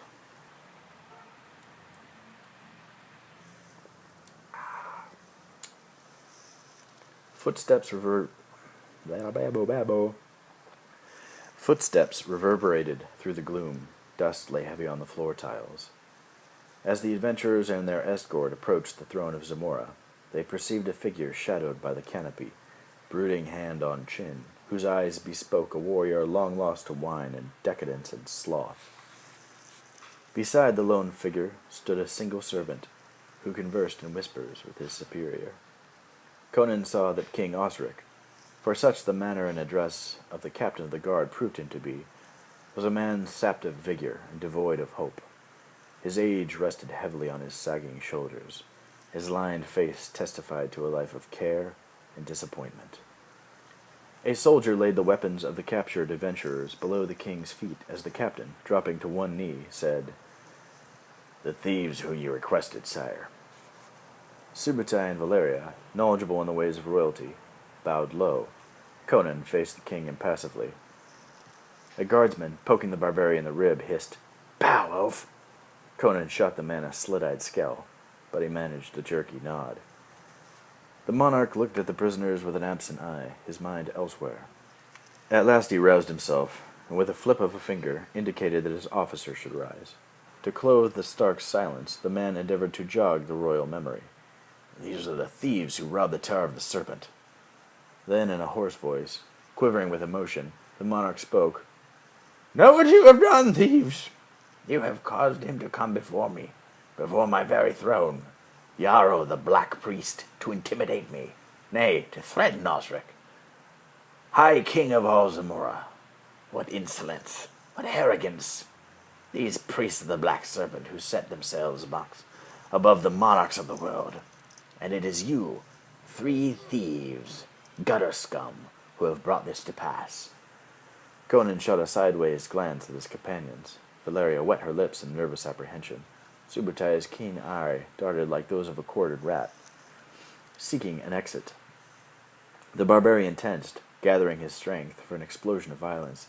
Unarmed, he harbored no illusions about the outcome, but better to sell his life dearly than to present a willing neck to axe or knotted rope. He might take a guard or two with him to the black beyond. The king continued staring at the thieves, but now a smile tugged the corner of his bearded lips.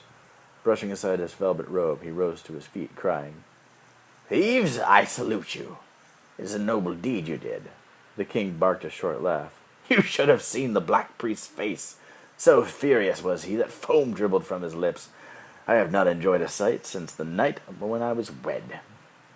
Then, turning to his bodyguard, he added, "Fetch tools for my larcenous friends, Captain Cobatus. You shall remain, but as for you others, back to your duties. And bring some wine of the best vintage." Doobity doobity. A page brought silver goblets and a beaker of fine red wine, and there, standing before the throne of Zamora, they drank to the king's health, and he raised his cup to theirs. Subutai, bewildered at their sudden turn of fate, greedily imbibed his potion. Valeria and Conan, more accustomed to adulation after pit-fighting successes, responded with better grace. "You may be seated," said the king at last. He stared into his wine-cup, brooding. When he spoke, his words were disjointed, his voice querulous. "This man, Thulsa-Doom. Long have I chafed at the presence of this demigod in my poor kingdom. Snakes in my beautiful capital. To the west, to the south, in Brithyria, Corinthia, everywhere snakes. Everywhere in these black towers with their black-hearted priests. They steal away our children and turn them into monsters, into reptiles, like snakes they worship. Our corrupted young raise their envenomed fangs against their very parents." Trembling, Osric buried his face in his hands. The 3 companions looked at one another, then turned to stare at King Cobatus. The king perceived their glances. "My own guards dare not stand against them. My bravest warriors, my fiercest fighting men shrink from their duty. Fail in their sworn allegiance. You alone, you gutter sweepings, have dared to beard Yarrow in his citadel. All who stand against the serpent priests are set upon and slain, death in the night. Have you seen aught of this?" At a signal, the monarch's serpent handed him a thin bronze-handled dagger, with a blade that undulated like the body of a serpent. Holding it in his outstretched palm, the king continued, "Here is the serpent's fang, thrust into my father's heart by his younger son, my brother, who had been ensorcelled by their witchcraft. And my own daughter, the jewel of my kingdom, the joy of my old age, has likewise fallen against the spell of Thulsa-Doom. She has turned against me and the elder gods. Does she bear a dagger such as this, pointed at my heart? Is this the fate awaiting me?" Conan scowled, remembering the exquisite beauty of the young woman in the veiled palanquin. Subutai had told her she was the daughter of the king, but the barbarian found it difficult to believe that a girl so lovely might someday murder her own sire, although he knew that she was the priestess of the serpent god. With a sudden explosion of anger, King Osric hurled the serpentine dagger to the marble floor, where it lay, a thing of evil exposed for all to see. "Each generation weaker than the one before. Today's young wallow in the snake cult, this false religion. They yearn to be slaves and beggars, drugged dreamers. When I was young, boys strove to be heroes, not parasites and destroyers." The king looked down, a weak old man beset by problems that he could not solve. Tremulously he said, "Now I must call upon thieves to save my kingdom." Valeria, with unaccustomed pity in her voice, directed a question at the rambling monarch. "What is it that you want of us, sire?" "My daughter, my little Yasemina. She follows him wherever he goes. Yarrow the Black Priest. She says she seeks the truth in the depths of her soul. These addle-pated fools forget their old strengths, the old virtues. They wallow in depravity as hogs wallow in mud, and they call it a religion. At this very moment my daughter travels eastward to meet the man called Doom in the mighty stronghold of his cult, the center of his web of intrigue. Go you to the mountain of power and steal her back for me." The king gestured, and at the wordless command, the servant bore an urn from the shadows and tipped the vessel. Out spilled a dazzling flood of gems to rattle the floor before the adventurer's feet: rubies, amethysts, topazes, sapphires, and winking diamonds. The second kingly gesture stemmed the flow. Valeria gasped. Greed shone in the Hercurian's eyes. Conan, suspecting a trip, stood staring at the king. "Go on, pick them up," urged Osric. "They'll do you for an earnest. With them you can buy weapons and horses. You can hire mercenaries to fight for you. Fetch my Yasemina, and you shall be given all the gems remaining in that jar. Show them, Verdanus." The servant proffered the vessel, whereupon Subutai thrust a finger and felt around. Satisfied that the jar had no false bottom, and that myriad jewels remained, the Hercurian nodded and withdrew his inquiring hand.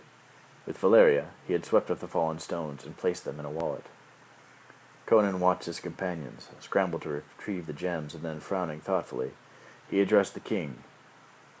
"Why is it that you do not fear a dagger in the dark, or poison in your cup?" Osric smiled a bitter smile. "There comes a time, my friend, when even for kings gems cease to sparkle. Gold's luster dims, and food and drink lose all their savor. A time when the very throne room, however gilded, becomes a prison cell. Then all that remains is a father's love for his child. For you, what would you know of that? You are too young, too full of life. When my end comes, at the hand of Doom or any other, I shall not greatly mind, if only my child be free of this curse, and able to serve my people as their queen." Conan nodded. "Very well, King Osric. I will slay this Doom, or die in the attempt. I have my own score to settle with him. If I can rescue your daughter, I'll do that too." "We are then in accord," said the king, and added to his captain of the guard. "Show my guests to the chambers prepared to them. See to their comfort. Fare you well." The three followed Captain Cobatus from the shadow-haunted room, leaving Osric brooding on his dais. Chapter 9. The Road. For 2 days after their audience with King Osric, the adventurers went to bed bone-weary. Many preparations had to be made in haste. Dried food, skins of wine, bedding, and 100 other things were needed for the journey. Jewels had to be bartered for coins of gold, silver, and humble copper. Then there was the matter of the horses. One morning Conan and Valeria strolled about the horse market while Subutai, the only experienced horseman among them, haggled over their mounts. Once Conan drew Subutai's attention to a spirited stallion, which pranced at the end of its tether and rolled a wicked eye. "That's the one for me," exclaimed Conan. The Harkirian chuckled. Just how long do you think you'll sit on that seat? Since you've never been astride any nag, let me find you one that is safe and slow and big enough to bear your weight. Conan spent hours learning to ride the beast that Subutai selected for him. Under his friend's tutelage, he learned how to walk, trot, and gallop, and how to saddle, curry, and feed the animal. Once, when a tumbleweed driven by the wind startled the horse, it moved with unexpected suddenness and threw its rider. Cursing, the barbarian picked himself up and set about catching his mount. I told you to use your knees, admonished Subutai. Never mind. If that's the worst tumble you take, you'll be luckier than most. We Kurlats say a man is not a horseman until he has 7 falls. That evening, Conan sat in the bedchamber, nursing his sore muscles. 2 of the king's servants hauled in a large wooden tub. Other attendants appeared with buckets of steaming water. When they withdrew, Valeria stripped of her clothes and stepped into the tub with a sigh of contentment. Come on in, she said. There's room for both of us. Conan shook his head. Hot baths are unhealthy. Steam damages the lungs. Rubbish. I've had hot baths all my life. And look at me. Besides, you don't smell like an attar of roses. I'll scrub your back for you. Still the barbarian refused. Later, perhaps, when you are done. The girl sat in the tub, scrubbing her slender limbs. Suddenly she turned to Conan. To hell's fire with Doom and the princess both. The man is evil, a sorcerer who can summon demons from the nether pits. Things like that which you slew in the parapet. As for the princess, why should we save her if she wants to die in his service? Let her reap the results of her folly. Besides, 'tis said this mountain of power, Doom's fortress, cannot be breached. It houses thousands of his followers.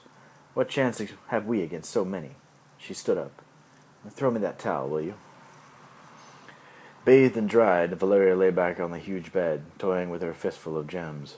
She watched the firelight flicker across their polished surfaces as she let them trickle between her fingers, cascade down the cleft between her high breasts, and spill across her belly.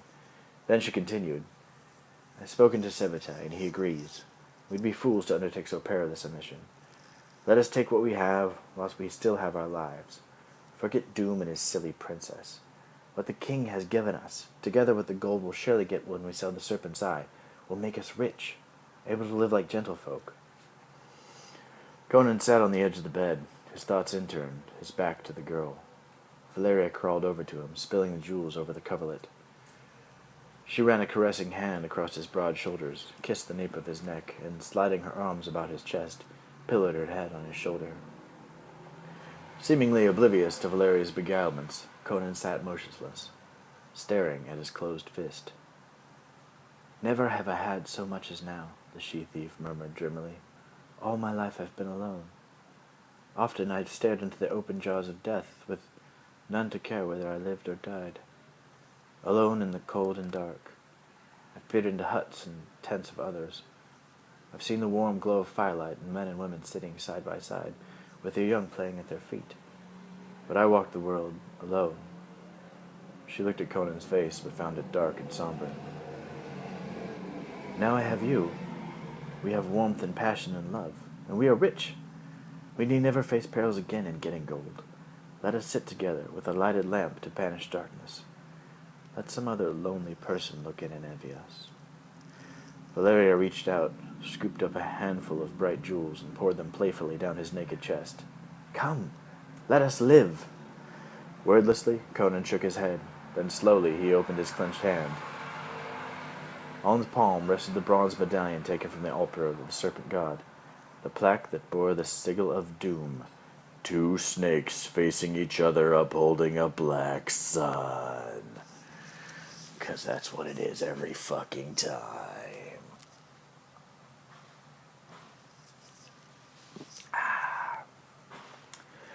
Dawn tiptoed into Shadizar, turning the spires of the royal palace into rose and gold. Entering the chamber where Valeria lay sleeping, the tender morning light aroused her from her dreams. Sleepily, she threw back the silken coverlet and stretched her nude limbs in sensuous enjoyment of the sun's warm kisses. As she reached out to touch the naked body of her lover, but no one lay beside her. Conan was gone. Instantly she was wide awake, staring at the empty pillow. Instead of the magnificent form of the young barbarian, she saw only a handful of glittering stones, his share of the king's advance payment. Involuntarily, her hand sought her throat. The eye of the serpent still hung between her breasts.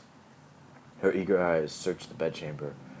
Conan's gear and clothing had vanished. A tear rolled down her cheek and was instantly wiped away. Pit fighters don't cry, she told herself sternly.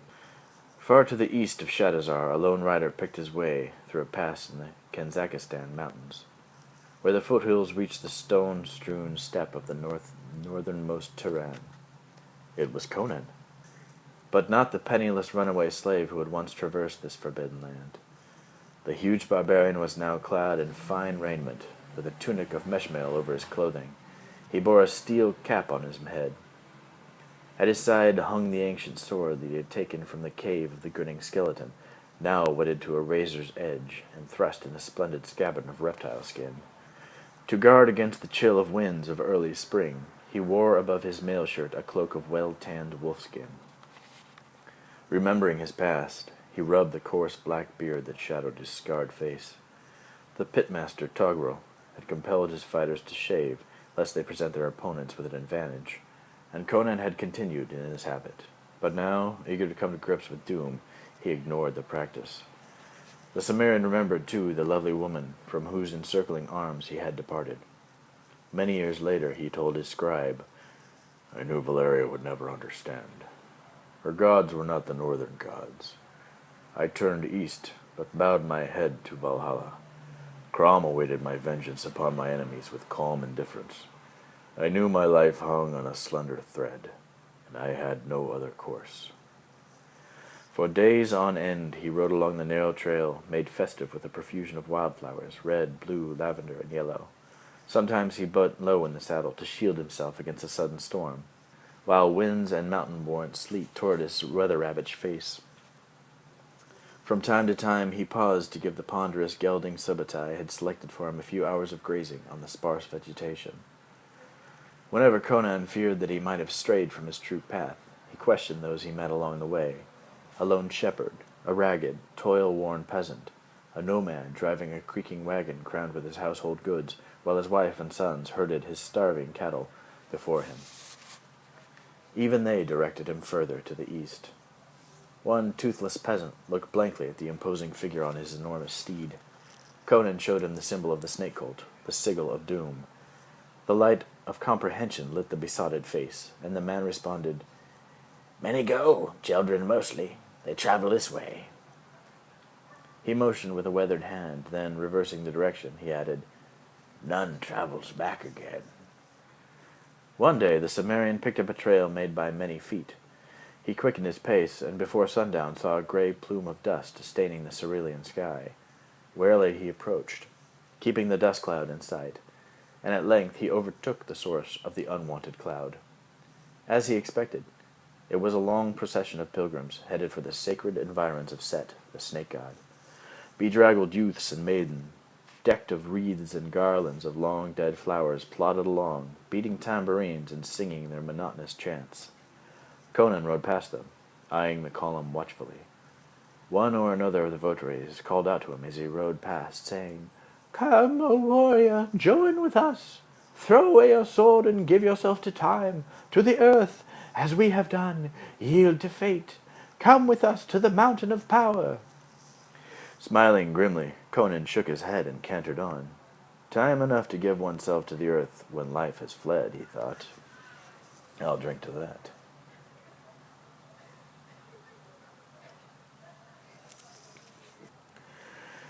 Smiling grimly, I already read that.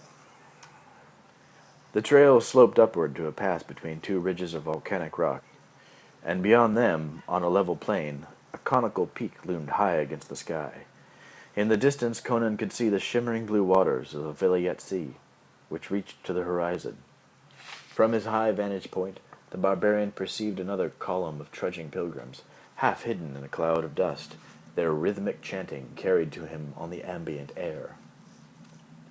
Conan paused on the uplands to breathe his mount, and study the landscape that stretched before him in the lush greenery of its springtime foliage. Along the shores of the great inland sea, to the right of the mountain of power, lay a stretch of broken country, from which thrust up series of mounds. Abandoning the path, beaten by the shambling feet of many pilgrims, Conan urged his nag toward the broken ground, half a league south of the mountain. When he came among them, he recognized the mounds of tumuli, of the sort in which some primordial peoples were wont to bury their kings. Dominating the rest, one extensive mound rose to the height of several men, and pressed outward to the width of half a bowshot. Around the base at intervals were set a row of pointed stakes, and on each he saw impaled the remains of a horse and mounted rider. Wind and weather had reduced most of the simple skeleton states, decked only in faded bits of cloth and remains of iron armor. Conan circled the heaped-up earth warily, a prickling of uncanny premonition roughening his hide. He could not tell how long the ghastly company had stood on guard in this forgotten place, but there was something in his barbaric soul that cowered before the undead and unknown. On the far side of the mounds he came upon an area of tumbled masonry and broken stones, the shards of a city ruined long ago. He paced his horse among the shattered columns, toppled slabs, collapsing walls, and rubble-filled ditches, and ghosts of wells waterless for eons past. The devastation seemed complete, its cause beyond man's understanding. Then, to his astonishment, Conan sighted a shabby hut, scarcely more than a lean-to of sticks bound in a frame covered with the hides of wild animals. Before his entrance of tattered skins, a small fire burned, wafting a pungent smoke of roasting meat into the sea air. As the Cimmerian reined his beast to gaze in wonder at this habitation, a gaunt greybeard in worn and dirty robes appeared to stare uncertainly at the intruder.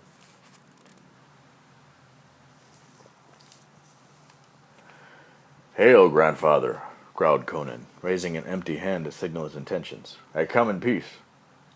"And as well as you do," the oldster replied, with an energy of manner that belied his wrinkled age. Shaven-headed, flat-faced, ill-clad though he was, in some strange way he commanded the barbarian's respect. "No, young warrior, that I am a wizard, and this necropolis contains the bones of mighty kings and their restless spirits. He who harms my living flesh must deal with forces that he knows not of." "Can you summon demons, wizard?" A note of jocundity appeared in the barbarian's voice. "Aye, that I can. A devil fiercer than any other in the seven hells." The old man's boast ended in a fit of coughing. "How fortunate, then, that we shall be friends," said Conan. He tossed a silver coin to the wizard, who caught it with notable agility. "That should pay for a few days' board and this. Urine?" "Urine?" Yeah. At sunset, Conan, having doffed his helm and mail, sat before the fire, gnawing on a piece of smoked meat and unleavened bread. The hermit bustled about, offering his guest a gourd of sour ale, and gabbing as if had had no converse in years. "These burial mounds have been here since the days of the Titans, stranger," the old man said. "Great kings sleep here, kings whose realms once glittered like lightning on a windy sea, and curses lie beneath those piles of earth. That is why I dwell below their summit." "Are you the caretaker of this graveyard, then?" inquired Conan. The wizard laughed. "Nay, but I sing to those who lie here, to lull their slumbers. Tales of old, of battles fought and heroes made, of riches and women." "How do you live, good wizard?" "The neighboring country folk bring me flesh and bread. I cast spells and tell fortune for them. I raise a few tubers and greens besides. No one molests me. They know my powers and position." Conan dipped his shaggy beard toward the mountain of power. "What about them?" "Those beard-besotted fools. They know me well. But thinking me mad, they do not bother me. Each spring the man named Doom has come hither to make a sacrifice in the ghosts of my sleeping kings. You've seen them." He gestured toward the skeletal remains of men aside their horses. Conan, unsure whether the bones of those were ancient kings or of Doom's followers, ate in silence for a space. "Do any wildflowers bloom hereabout?" he said. The old man's jaw hung slack. "Flowers? What on earth?" Then, recovering his composure, he said, "Yeah, I suppose you can gather a few. A month ago the plan was carpeted with them. I meant plain, but I'll say plan. It's an accent. What do you want with flowers?" "You'll see," said Conan. The next morning Conan arose, shaved off his recent growth of a beard, and brought out a bag of gear, the white robe of a pilgrim.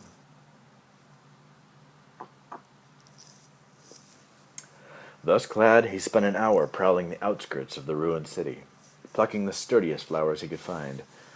When, after breaking his fast, the barbarian began to weave the blossoms into a wreath, the wizard eyed him with distaste. Unperturbed, Conan asked the Ancient One, "What do you know of this Thulsa Doom? Rest assured I am not one of his." Relief flooded the oldster's face, and he grinned a toothless grin. "Well, you don't much like a pilgrim. If you mean to enter the mountain thus disguised, If you mean to enter the mountain thus disguised, beware. Doom's people are deceivers, fierce and treacherous. Besides, you cannot wear that sword, even beneath your robe. They'll instantly perceive its presence." "Well then, I must needs do without." Conan reached under his robe, unbuckled the baldric, and handed the scabbarded blade to the wizard, saying, "Keep it oiled, and find forage for my horse. I'll reward you well when I return. If I return." Adjusting his wreath of drooping field flowers, Conan strode away toward the mountain. The wizard, muttering protective cantrips, watched him go. "Good luck, you fucking idiot. Don't take no guff from no swine." The road grew steep as it zigzagged up the side of the mountain of power. Conan, walking briskly, joined a straggling line of youths and maidens. Their features were haggard, their faces dusty, and their eyes vacant. So vast was the difference between the robust barbarian and his fresh garment and the weary, travel-stained band that Conan feared nothing could save him from discovery. Along the winding way, girls in fresh robes called encouragement, chanting and waving the pilgrims onward. At the first bend in the road, Conan saw a small temple of white marble, which gleamed against the brooding obsidian on which it rested. This white shrine, the least of the shrines of doom, bore on its outer walls a frieze of writhing shapes, obscene and serpentine. Beneath its swelling cupola of all seekers must pass for cleansing and renewal. At the arch entrance to the shrine, a woman stopped Conan to hand him a fresh garland, for the chaplet he had woven some hours before has already wilted. Bowing his head to receive the wreath, he prepared to move on, but the girl with upraised hand detained him. Panic seized him until he realized this was a ritual greeting. "You must give all that you hold, tall pilgrim," murmured the girl in a sing-song monotone. "You must see yourself in clear water, as you have never seen yourself before." Copying the reply of the pilgrim who preceded him, Conan intoned, "I wish to be cleansed." As the girl smiled vaguely at him, Conan became aware that she did not really see him, and he guessed that she was drugged. Unaware of his agitation, the girl hastened through the prescribed words, devoid as they were of warmth and meaning. "You are now safe from the perils of the road. We are all safe here in the shadow of the mountain. Fear no more, for this is the road to paradise." Conan mumbled an unintelligible reply and hastened forward. At the next turning of the road, he passed through a narrow cleft between two slabs of rock, found himself in a natural amphitheater, a bowl-shaped area, shielded from the wind. Tent and rude pavilions littered the rocky ground. On either side stood burly guards, proud and imposing in their armor of lacquered black leather. Beyond them he saw, or thought he saw, black-robed priests from the Temple of the Serpent. Instinctively the Cimmerian drew back, then hastily assumed a vacant-eyed, slack-jawed expression. Attracted by his failure to move forward, a priestess hurried over. "Is something wrong?" she asked.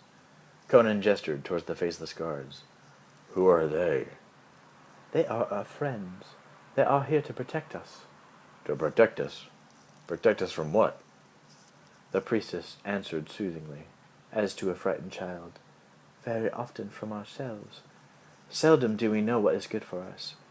Always are we beset with doubts and fears. We are so blind that rarely can we discern the path of truth. Only the Master can set our feet upon the path of paradise." Gently taking his hand, she drew Conan to the rear of the procession, of which he had been a part, and there she left him. Swept along with the rest, he found himself in a crowd of boys and youths, who were being herded into a long line of several priests and ordered to strip of their travel-stained garments. On the far side of the amphitheater, a line of women were vanishing from view. The wily barbarian stood for a moment, undecided, among the bewildered throng. If he doffed his robe, the long dirk at his belt would instantly expose his imposture. As the line moved forward, he slipped between two tents and ran into a slender, robed and hooded priest. "Whither do you go, brother?" asked the man mildly. I know not," stammered the Cimmerian. "I fear—" "You fear to bear yourself, eh, lad? My boy, you should be proud of that splendid body." The priest reached out to touch him, but Conan fended off his hand. Undeterred, the priest continued, "How can you expect to reach the ultimate emptiness, my son, unless you have full knowledge of your body?" Conan spied a cleft in the rocks well shielded from public view. "Can we not talk alone, where the others cannot see?" Conan motioned to the alcove. With a thin and knowing smile, the robed man bent his footsteps thither, saying, "We priests know much about the bodies and souls of men. You need feel no shame." Once within the alcove, Conan turned. "Tell me," he asked with feigned innocence, "is your robe your only garment?" "Aye, my son, it is all." "Good," grunted the barbarian, and drove an elbow into the priest's ribs. As the bones cracked, only a strangled wheeze issued forth. Then a pit fighter's hammer blow broke the man's neck.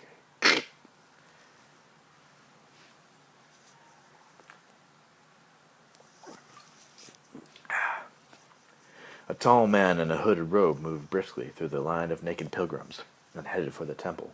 A priest, descending from the sanctuary, met his eyes and made a cryptic sign with his fingers. Conan clumsily mimicked the wordless greeting, and, noting the look of puzzlement on the other's face, quickly moved on. A pair of priests went by, deep in a fiery argument. Conan saw that on each other's breasts hung a medallion, like that which was taken from the altar of the Serpent's Tower. Fumbling inside his unfamiliar robe, he brought forth his sigil, and despite his clumsy thong, placed it in view. The temple guards, rough, half-witted fellows with beetling brows, looked sharply at the false priest, then, seeing the medallion with its twin serpents, drew themselves to attention and let him pass. Thus Conan entered into the mountain of power. Chapter 10. The Mountain. Conan progressed along a passageway among other figures, little noticed, who drifted, mist-like, in the same direction. In time the barbarian emerged into a courtyard of incredible beauty. Here were gardens bright with rainbow-tinted flowers, interlaced with strange exotic trees. A fountain threw its crystal waters into a quiet pool, which was surrounded by marble benches. Beyond the pool he saw a ceremonial staircase, whose impressive risers led upward toward a portal of the temple. This doorway, splendidly embellished with marble carvings, led to a cavernous interior, hewn, Conan thought, from the living rock. In this vast sanctuary the Cimmerian saw a semicircle of marble benches, row on row, backed by a walkway that was curtained, as if it were by a row of pointed columns, like obelisks.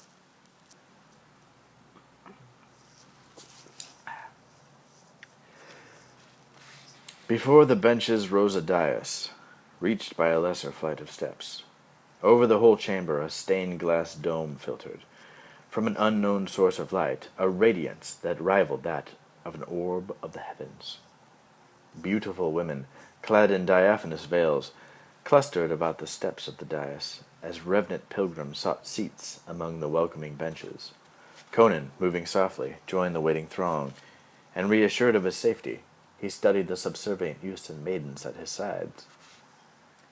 Their robes of fine fabric and the brave ribbons on their brows marked them as beings from the common lot, gathered outside the rock-hewn opulence he now enjoyed. Presently, graceful young women brought trays of lighted candles, and handed one to every votary. As the dome light dimmed, the slender tapers winked like stars in the nighted sky, and shining into the young faces of the worshippers, gave them the visage of gods. Absorbed in this pageantry, Conan was unaware that two of the ape-like sentinels followed him into the temple within the Mountain of Power. The Mountain of Power. Now in the deep shadows behind him, they held converse in sign language with the towering black priest, Yarrow of Shadazar. Hither had come Yarrow with his retinue to report the loss of the temple talisman, so the word of the theft could be trumpeted among his faithful in all the lands wherein the cult of the serpent god held sway. Here, too, Yarrow hoped to discover the whereabouts of the purloiner, and to prepare to apprehend him. Summoned to the temple by the Simian guards, the black giant studied the Cimmerian with narrow, thoughtful eyes. He had caught but a glimpse of the thief who had stolen the eye of the serpent, as Conan Sibutai scrambled up the narrow ladder to the top of the tower. But the burly shoulders, the swelling thews, the mane of coarse black hair hacked off at shoulder length were unmistakable. The black priest turned to mutter a comment to another figure contained in the darkness. As he moved forward, he proved to be a man of gigantic stature, wearing armor of blue steel backed by black leather. And on his breastplate, in high relief, wriggled two serpents intertwined. Rexor, for it was he, had aged in the years since he had led the slave raid on the village of Conan's childhood, and carried off the youth to toil long years at the wheel. Yet the passage of time had somehow enhanced his presence and vitality. Strong beyond belief were the corded muscles that crawled down his naked arms, his massive thighs, his thick-set neck. Free of the confining helmet, the brutality of the features appeared to have been refined by the passing years.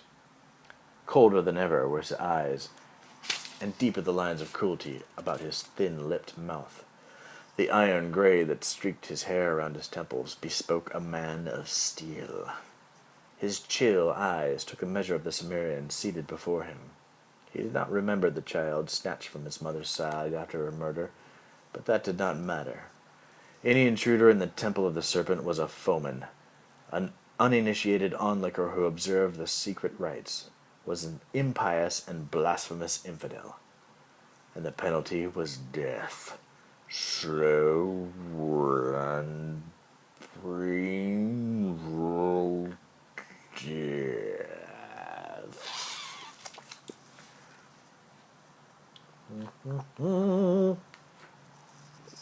La la la la la la la la la la. Conan's attention was now riveted on a procession of priests who marched with cadenced stride towards the dais. Their deep-throated chanting swelled in volumes as two lines of naked girls, their bosoms draped with coiled serpents, danced down the aisles to blare the brasses and the clash of cymbals. Behind them, a group of Stygian priests bore aromatic torches, which filled the air with undulating smoke and a sweet, pungent odor. Behind them all came the cat-like figure of the man called Doom. With eyes narrowed to smoldering slits, Conan stared at his arch-enemy, ignoring the magnificent fur-trimmed robes which swept behind Doom as he walked. The barbarian youth focused on his evil face. The years had not lessened the sensual allure of his hooded eyes and lean, ascetic features, nor had time withered the seductive smile with which he greeted his worshippers, and the aesthetic handmaidens who showered rose petals at his feet. To Doom's left, and a single step behind him, Conan saw a young woman of breathtaking loveliness. Clad in a gossamer gown that accented her voluptuous form and golden flesh, she walked demurely, but the slumberous gaze with which she caressed her master was shot through with hidden fire. Conan grunted as he recognized the princess he had glimpsed in the veiled palanquin on the street in Shadizar, Yasamina, the missing daughter of King Osric. While Yasamina knelt in humble adoration, Doom stepped forward, raised his arms majestically, then abruptly turned his palms down. The chanting ceased upon the instant of the gesture. On the sepulchral silence that ensued, his resonant voice rose and fell like the tolling of a bell. Who amongst you fears the warm embrace of death? When I, your father, ask it, will you take life from me?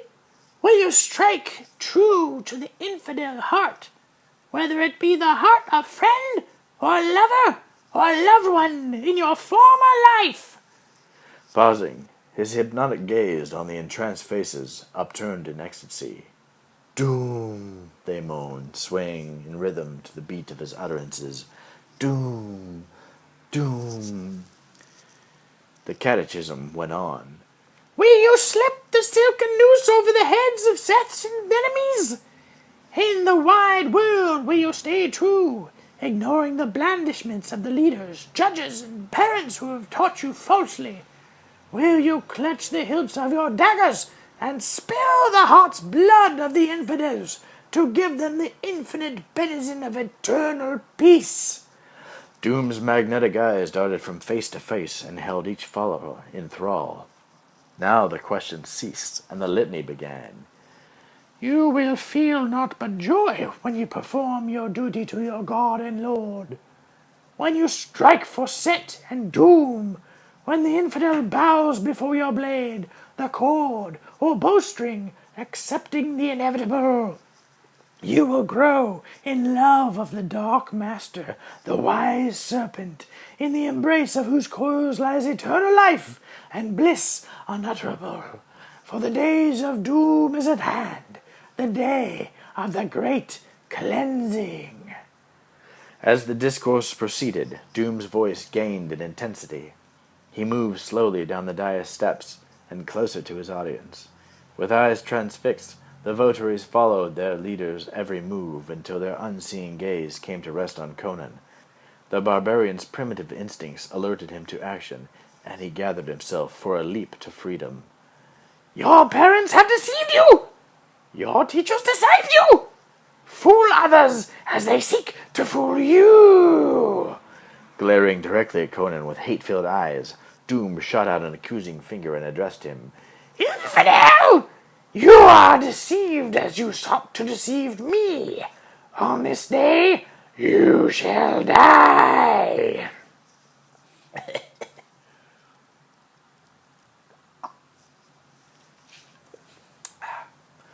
Conan sprang to his feet, his teeth bared in a snarl. As he rose, footsteps crunched on the marble pave behind him, and alerted to danger, he whirled. Cat-like though his movement was, it was not quite swift enough. Even as he pivoted, a heavy cudgel crashed down. The blow, aimed at the nape of his neck, went slightly awry and struck him on the temple. Although death was thwarted, the massive impact sent the barbarian hurtled into a spinning vortex of blackness, beyond the reach of pain. He never felt the crushing blows. The crushing blows. He never felt the crushing blows that struck his inert body as the guards leapt upon him, snarling like wild dogs. Boots thudded against Conan's ribs and belly, while merciless cudgels rose and fell, bludgeoning his face, his torso, his helpless limbs. But he knew it not. Okay.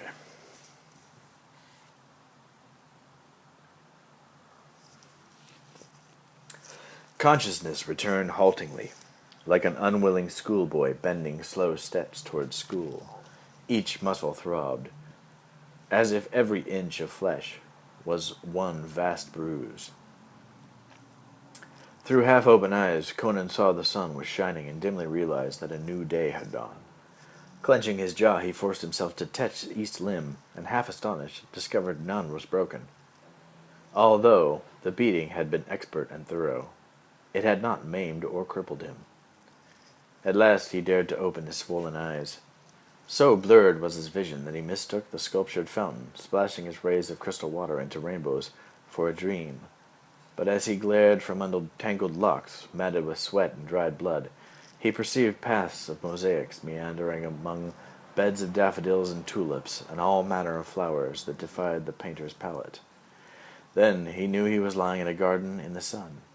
He noticed that a high wall surrounded the garden and defined it, setting off its color from a paler stone of the temple, lieu beyond. The so-called Mountain of Power, the stronghold of doom. With great effort, the Cimmerian raised his head an inch or two above the pavement on which he lay. He saw that the garden was tenanted by groups of youths and maidens, some atop the wall, some strolling among the shrubs and flowers, and some seated by the fountain, at the feet of a towering figure who was busy eating ripe fruit. It came to Conan with a shock of recognition that the man was Rexar, chief in command, under the supreme leader, Doom. A wave of nausea overcame the barbarian youth. He forced his aching body to its knees. The world swung dizzily about him, and he vomited. As he struggled to regain his feet, The clatter of chains made manifest to him that he was shackled, confined as he had been a slave of the wheel, and later as a pit fighter. From broad bracelets and anklets locked about his from broad bracelets and anklets locked about his limbs, strong chains were fixed to a bronzen ring set into the pavement. Trembling with weakness and overcome by despair, the once mighty Cimmerian slumped to the ground and lay in his vomit. A pair of young votaries paused to look at the huddled form with an expression of distaste. The others continued past him, averting their indifferent gaze. As from a great distance, Conan heard their laughter carried on a gentle breeze. How long he lay thus, Conan did not know. But at length Rexar strode over to him and barked. "The master will speak to you now, and you, filthy swine, are unfit to come before him." So saying, Rexar stooped to unlock the manacles, and straightening up, pitched the half-conscious prisoner into the fountain. The sting of the icy water revived the battered youth enough so that, upon Rexar's command, he managed to crawl out of the basin to collapse onto a marble bench. A moment later, the sibilant voice of doom hissed in his ear, and looking up, Conan found the snake medallion suspended before his eyes. "How came this plaque into your possession?" Doom asked in his sonorous voice. "Was it you who stole from my house in Shadowsar? And what befell the eye of the serpent? Do you know who bore it off? Speak truth, and no further harm shall be your lot. Refuse, and pain exquisite, ravishing, will carry your spirit into the ultimate ecstasy of death itself." Conan spat a goblet of bloody spittle, then, steadying his jaw, stared in silence at his enemy. Doom considered him, his uncanny gaze boring into the barbarian's rebellious eyes, as if to probe his very soul. At last the cult leader sighed, shook his head, and pocketed the talisman. Turning his watchful lieutenant, Doom said, "His mind informs me that he gave the great jewel to some woman. For a few moments of pleasure, I have no doubt, caring not that it holds the key to the power of the world. Such a loss! Such animals have no understanding, no sense of the consequences of their actions." Rex growled, his voice thick with hidden anger. "I'll kill him for you, master." Doom shook his head, then turned back to the crouched and bloody form before him. In a voice devoid of anger he said, "You broke into the house of my god, stole my property, murdered my servants, and slew my pets. You disrupted a ritual of importance to my followers. This grieves me most of all." A spasm of some strange emotion briefly contorted the dark face of Doom, and the weird light of a nameless sorrow flickered within the depths of his burning eyes. "You slew the great serpent coiled about my altar. Yarrow and I are desolated by his loss, for we ourselves nurtured him from the egg. Why? Why did you steal my possessions and rob me of living things so precious to me? Why did you violate the sanctity of my temple and tamper with a ceremony your brutish mind can never grasp? Why have you invaded my very stronghold and taken the life of a priest whom I called brother?" Had Crom granted me a few more minutes, I would have taken your life too, growled Conan through cracked and swollen lips. "Why such hatred? Why?" You murdered my father and my mother. You slaughtered my people, muttered the barbarian. You stole my father's sword of finely tempered steel. "Ah, steel." Doom nodded, deep in meditation. "Many years ago I searched the world over for steel, for the secret of steel, which I thought more precious than gold or jewels. Yes, I was obsessed with the mystery of steel." The riddle of steel, murmured Conan, remembering the words of his father, the Cimmerian smith. "Yes, you know that riddle, do you not?" The cult leader's voice was intimate, persuasive. Speaking as if to a friend, Doom's words continued emotionless, hypnotic, brimming with deceit. "In those days, I deemed steel stronger than all things, even than human flesh and spirit. But I was wrong, boy. I was wrong. The soul of man or woman can master everything, even steel. Look at you, boy. Doom pointed to the walk along the top of the garden wall, wherein a lovely golden-haired girl held hands with a handsome youth. Fair, is she not, that beautiful creature? And the splendid boy beside her is her lover. Do you know what it is to love a girl, barbarian? Or to be truly loved by one? Remembering Valeria, from whom he had parted with much pain so many days ago, Conan's lips tightened, and he growled an assent deep within his throat. Perhaps you do, Said Doom, with the ghost of a smile. Perhaps you think that love conquers all. But I will show you a force stronger than steel, or even than love. Watch closely now. Raising his hypnotic eyes, he fixed them upon the sweet face of the smiling girl above them on the wall. Come to me, child, He hissed, his sibilant voice scarcely above a whisper. The childish face became suffused with joy.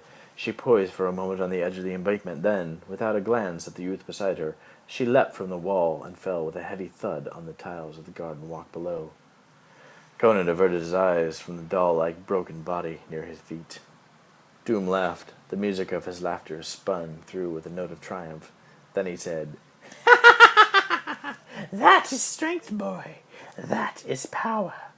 It is strength against which the hardness of steel, or the resilience of human flesh as is not. What is steel compared to the hand that wields it? What is the hand without the mind to command it? There the strength of steel. Steel, bah! Thulsa Doom paused and stared at Conan's impassive face. The barbarian's closed countenance, the set of his bruised shoulders, seems to the cult leader to diminish his power, to offer an unspoken insult to one unused to insults. He made one more attempt to reassert his authority and to impress the stubborn youth, whose body was in chains, but whose soul remained free. Doom raised a hand and caught the attention of the weeping lad who stood immobile, looking down at the broken body of the girl he loved. Doom's cruel lips curled, a movement noticed only by the keen-eyed Cimmerian, and a false smile lit his dark visage as he whispered a command. Join her in paradise, my son. Without hesitation, moving like one walking in a dream, the boy unsheathed the small, jeweled dagger and plunged a sharp blade into his heart.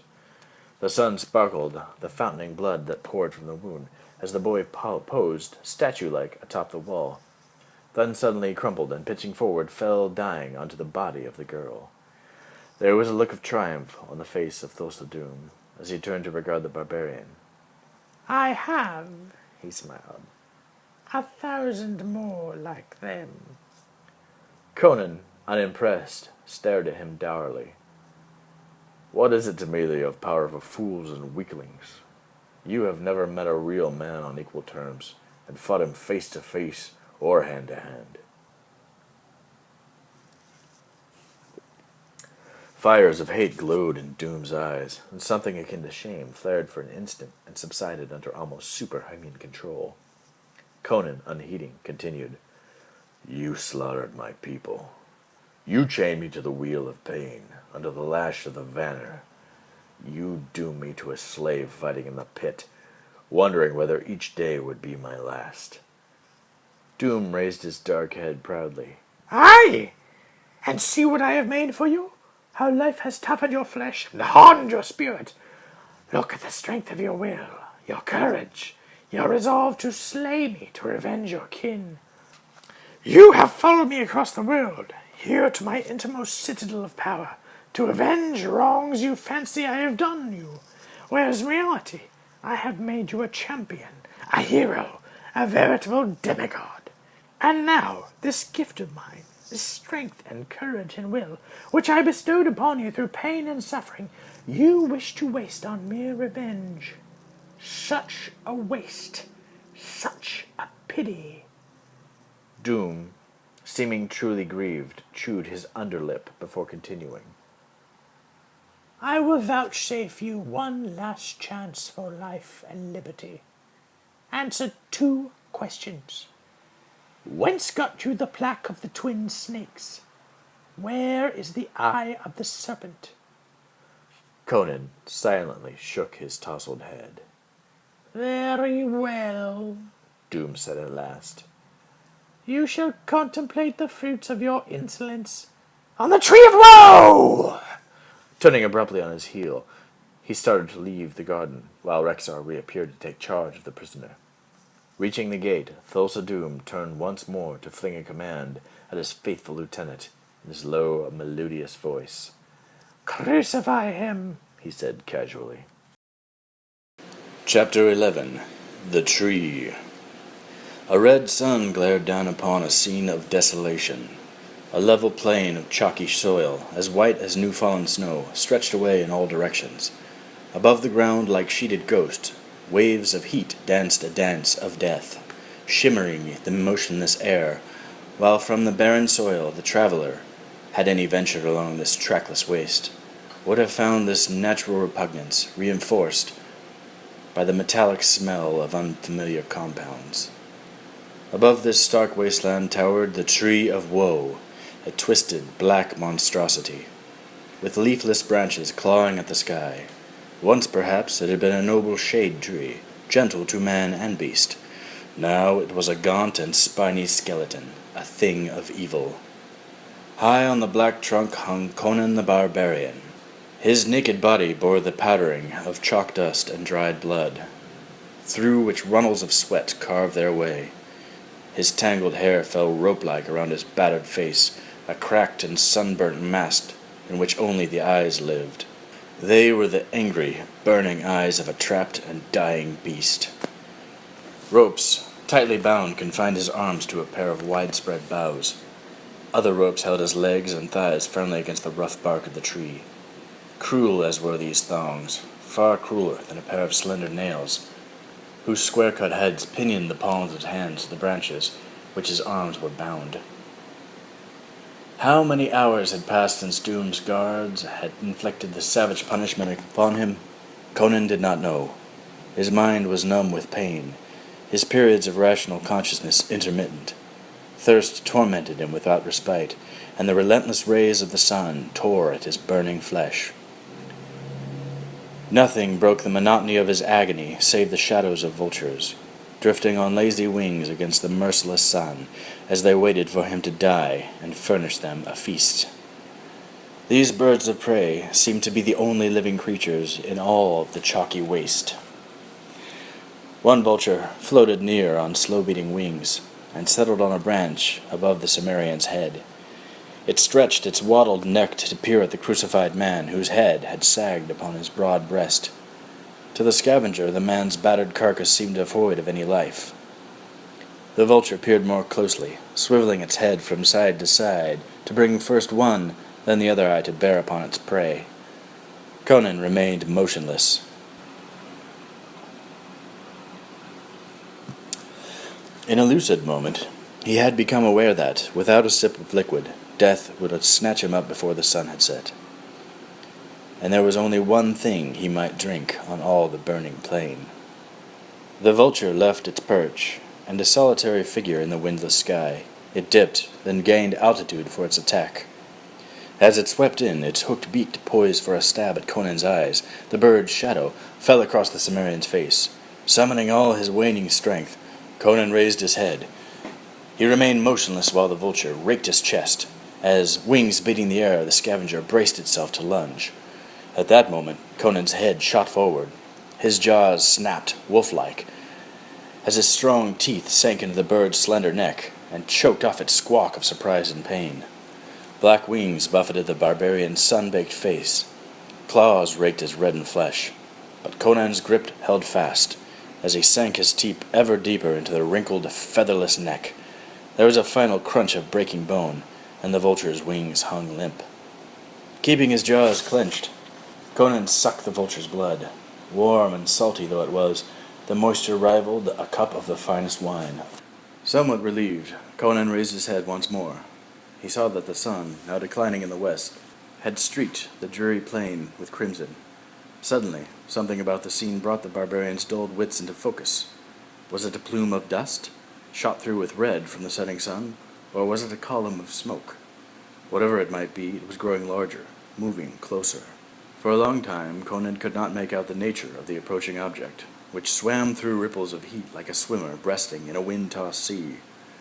At length, its irregular form coalesced into the figure of a man on horseback, riding at an easy canter. Abruptly, the horseman, riding only as a Harkerian would ride, urged his mount into a gallop. Despite his cracked and swollen lips, Conan grinned. "Eric, what have they done to you?" cried Subutai, leaping from his horse and tying the reins to a low branch of the blasted tree. Conan growled a reply, but so dry was his throat that no articulate sound issued forth. With shaking hands, Subutai fumbled in his saddlebag and found an implement, a tweezer of the sort used to pull stones from the hooves of horses. Tucking it into his belt, he clambered up the tree trunk to the place where the Cimmerian hung. In frantic haste, he struggled to extract the nails from Conan's hands that were swollen to twice their normal size. While the barbarian bit his lip to stifle his groans, Subutai wrenched and strained until the nails came free. Then, dropping the tweezer, the Harkerian sawed with his dagger at the ropes that bound Conan's legs, and when those ropes were loosened, he slashed at the binding around his friend's arms. "Hook an elbow over the branch if you can," he advised. "You don't want to fall to the ground." At length the last rope was severed, and Conan, supported by the small thief, slid limply down. Propped against the tree trunk, the injured man silently endured the torment as Subutai rubbed his bruised and sunburned limbs to restore the circulation. Proffering a leathern flask of water, he said, "Rinse your mouth out first and spit, then take a few small sips. If you drink as much as you'd like to, it'll sicken you or worse. I've seen men die that way." "I know," grunted the Cimmerian. "Have you aught to eat?" "First let me start a signal fire to fetch Valeria. We've been hunting for you. A fortune teller said that you would be south of the Mountain of Power, but he could not tell us more." The Harkerian gathered twigs from the litter of the foot of the dead tree, broke off a couple of small branches, and with flint and steel soon had a brisk fire going. Then, searching the neighborhood, he discovered a few faded blades of grass that, added to the blaze, caused a billowing cloud of smoke. That done, Subutai picked up the dead vulture and squatted down, began to pluck the bird.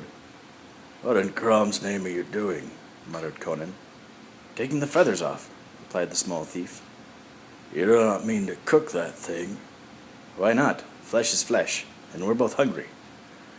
Conan controlled his desire to retch and grumbled, "If I were to sup, you would have to feed me. My hands are useless." Subutai nodded and bent over his small fire. Soon pieces of broiling vulture meat, impaled on a sharpened stick, were merrily spattering fat into the fire, and the delicious smell of cooking filled the air. After his spare but welcome meal, Conan sighed. Then, with his back against the tree of woe, he fell asleep. Conan awoke to find himself among the burial mounds of the dead kings, near the shores of the Sea of Iliad. Valeria was bending over him, bathing and salving his wounds. He had a faint memory, or was it a dream, of sitting Valeria's horse, while she strode behind him, guiding the beast and steadying him each time he began to topple from the saddle.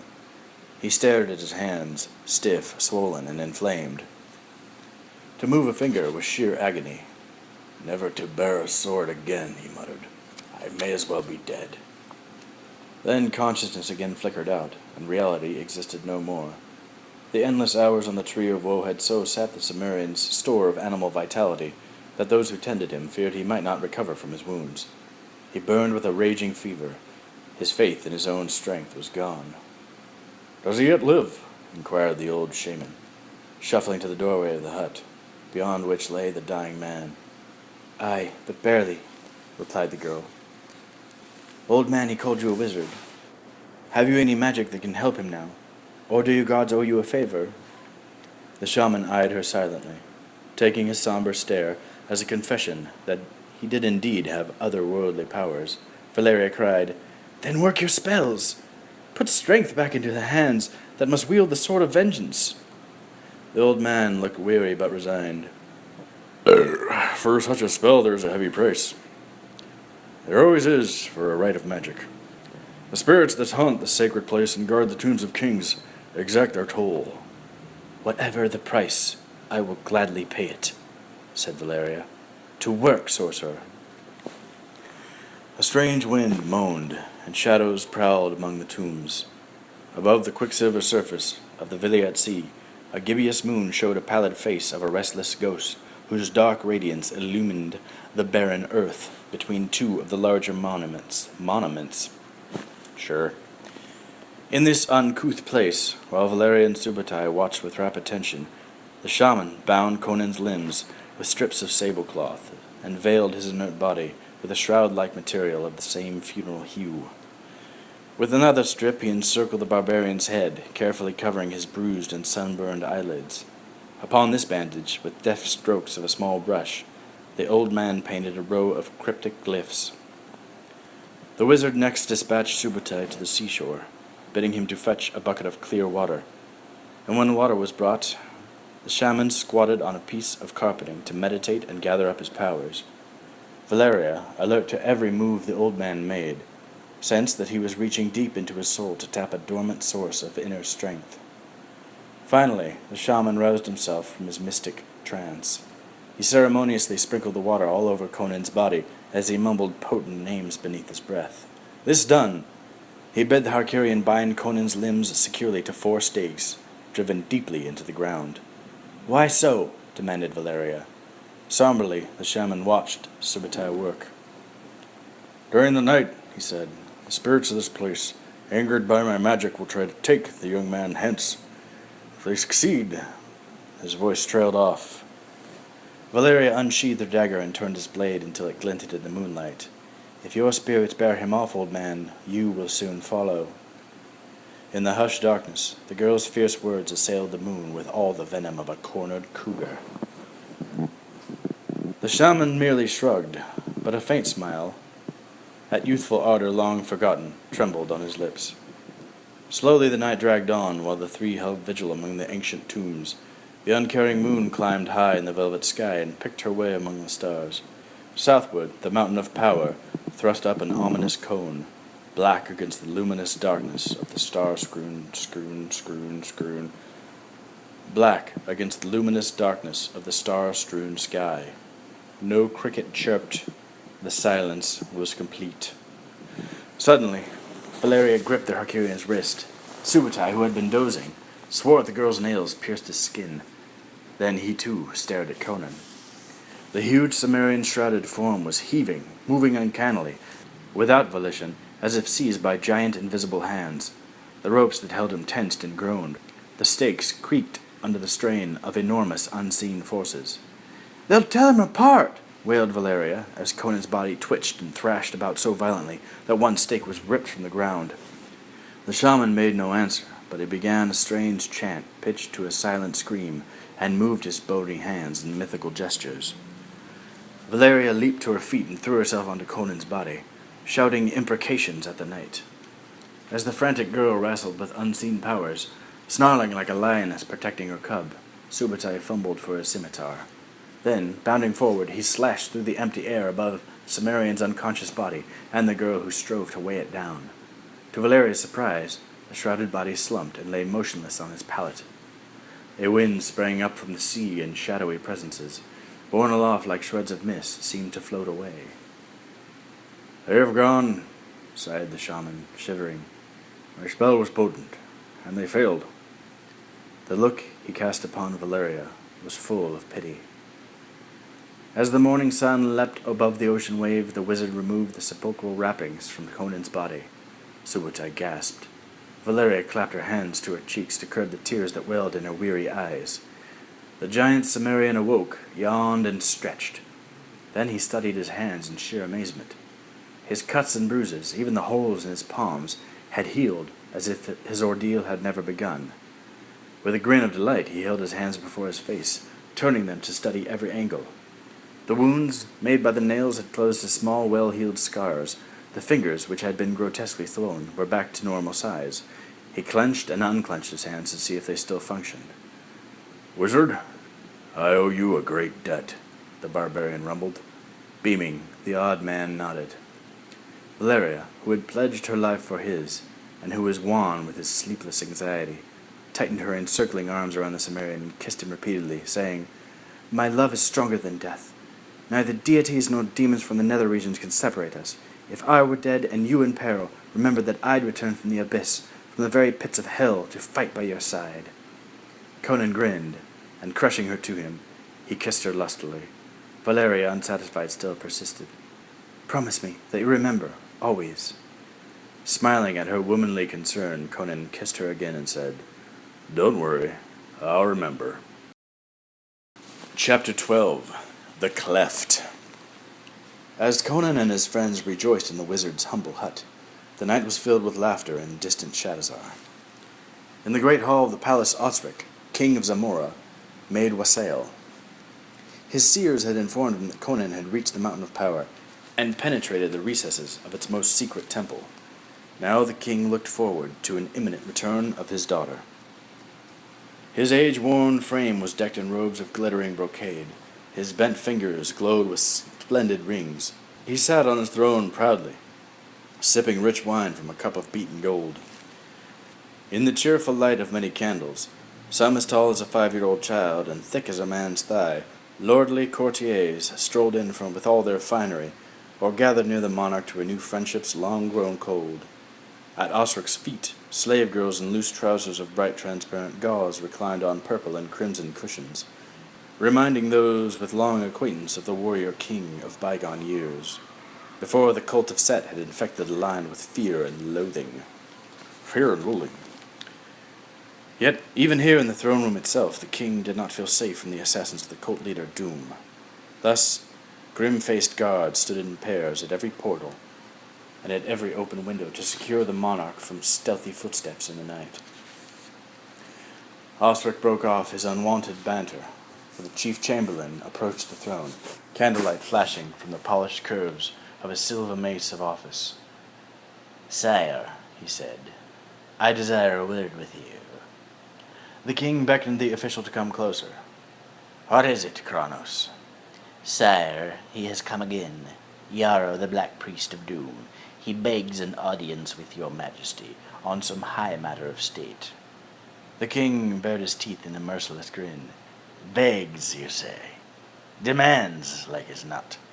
Well, bid the dog back to his kennel, and leave me to my rare moment of pleasure." "But, sire," the chamberlain persisted, "he has imparted to me that the matter concerns your daughter, the Princess Yasemina." The king's face turned gray, and his eyes grew dull. "Very well, but have the fellow searched most thoroughly. Do not overlook his rings, brooches, or other ornaments. These snake-worshippers are cunning men and treacherous. In their hands the most unlikely object may become a deadly weapon." As the chamberlain bowed and withdrew, Osric beckoned to the captain of his guard. "Clear the room. Tell my guests affairs of the state. Press in upon me. I want no witness, save only Manes and Bagoas, my most trusted guards. Have each stand behind a pillar, ready to emerge in case the black dog attempts treachery." "Aye, aye, sire," said the captain. "And as they go, bid the servants extinguish larger candles. The light does hurt my eyes." The captain bowed and turned away, repeating the royal wishes to those about the throne. Soon courtiers, guards, and slave girls bowed and withdrew, all save the 2 stalwart soldiers, who stood their stand behind a pair of massive pillars near the royal seat. As the candles were snuffed out, long shadows crawled like serpents across the marble tiles. As the candles were snuffed out, long shadows crawled like serpents across the marble tiles. Osric shuddered and wet his lips. He sat upright, still, concealing his apprehension behind a regal mien. He drained the cup of wine and tossed the goblet aside, forgetting that the servant who would have caught it had issued from the chamber. Like a gong struck by a mallet, the vessel hit the marble and, clattering, rolled to the feet of Yarrow. The Black Priest had entered the audience chamber on noiseless feet, and now, with slow and measured tread, approached the throne. Standing impassively before the king, he folded his arms upon his breast and inclined his shaven pate in a fleeting nod. Osric regarded him silently, but there was fear and loathing in his hooded eyes. "Sire," the priest began. "Well?" demanded the monarch, a false bravado strengthening his quavering voice. "You desired words with me? To what import?" "Great import, sire," replied Yarrow, taking a step closer to the throne. "My lord Thulsa-Doom, the true prophet of Set the Eternal, wishes to honor your house by marriage with your daughter, the Princess Yasamina." "Honor my house?" cried Osric shrilly. "Honor? You abuse the word, sir, and my patience." "Sire, marriage is an honorable estate." "Monstrous! You have the insolence to come in here and say that." The king clawed at his beard with a shaking hand.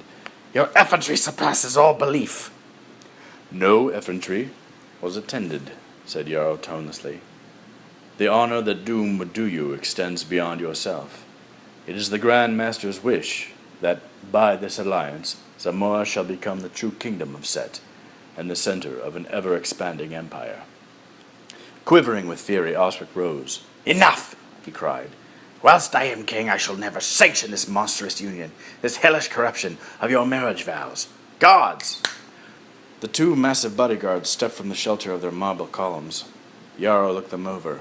In a soft, expressionless voice, he said, "You promised that we should be alone in private audience, King Osric." The king's laugh was the bark of an angry dog. "Think that I trust myself alone with a human viper of a serpent coat? I have not lived this long by offering my naked heel to the fangs of a crawling snake." Yarrow bowed with mock servility. "O wise and mighty king." Then, turning to the two-armed men, he said, "If I were to ask you, would you slay this infidel for our master, Thulsa-Doom?" Like men walking in a dream, the guards drew their swords and advanced on the king, who stood trembling on the dais of his throne. "Help! Murder! To me, loyal guards!" Osric cried in vain. His feeble shouts could not penetrate the heavy doors, firmly shut at the old king's command. As the sound of heavy blades chopping into flesh supplanted the monarch's frantic cries, Yarrow turned his back and made his way down the darkened immensity of the audience chamber. The two guards wiped the blood from their blades on the dead king's robe and followed him. By the shores of the inland sea, Conan, Valeria, and Subutai continued to enjoy the hospitality of the hermit wizard. In the course of a few days, the Cimmerian had fully regained his former vigor, and the friends sought a plan to rescue Princess Yasamina, despite the mutant soldiery and the girl's entranced fascination with the cult leader. One dusk, as they sat around a fire in the sorcerer's hut, Conan said, "The old man tells me that the Mountain of Power contains a vast network of chambers, some natural caves and others hollowed out by those who built Doom's templed hiding place. I saw some of those chambers when I went thither in the disguise of a pilgrim." Valeria said, "You tried to enter by the door open to the faithful, and you nearly died of it. If we dare try not that again, how shall we enter?" "There is a secret entrance," muttered Conan, "behind the mountain. A stream is cut deep in a narrow gorge. Far up the gorge there is an unguarded opening. The old man says none know of it but he." "You mean," said Subutai, "that a good thief could climb the gorge, steal the girl, and be off before anyone would miss her?" "How does the wizard know about this opening?" Valeria asked suspiciously. "The ancient sorcerer has lived his life in these parts," rumbled Conan. "He prowled the mountain passages before Doom came to this land." Subutai, picking his teeth with a splinter, added, "From whatever pit of hell it was that spawned it." "That same hell to which, Crom grant, I shall return him." The Cimmerian's eyes glowed a volcanic blue, and his right hand clenched, as if around the pommel of a sword. Valeria looked sharply at Conan, unable to read his saturnine expression. She said, "We have come here for one purpose only, to fetch the girl Yasamina to her father, and to gain a kingly fortune. Later there will be time to seek revenge. Later, when we have Osric's promised treasure, we can hire assassins or raise whole armies to lay siege to yonder fortress. Subutai nodded in his agreement. Conan sat silently, caressing with his thumb the edge of his sturdy weapon. Valeria said no more. In the chill of the following dawn, they parted from the wizard. The wind ruffled the manes of the 3 horses as Valeria galloped off, her blonde hair floating behind her on a freshet of moving air. Subutai paused to adjust his bow and quiver full of well-tipped arrows before he followed her. Keeping a tight rein on his gelding, Conan trotted over to the sorcerer, who sat glumly on the threshold of his now empty abode. The wizard, lost in prayers or contemplation, rubbed one gnarled hand upon the other, seemingly unaware of the Cimmerian's approach. His eyes remained averted, even when the other spoke. "Wish us well, old man," said the barbarian, "for today we lie in the laps of the careless gods." Not certain that his words had been received, Conan waved a salute to the bent and indrawn figure, wheeled his steed, and galloped off to join the others, with tears streaming down his weathered cheek. The wise man gazed after him until horse and rider were swallowed in the mists from the Vidiet Sea.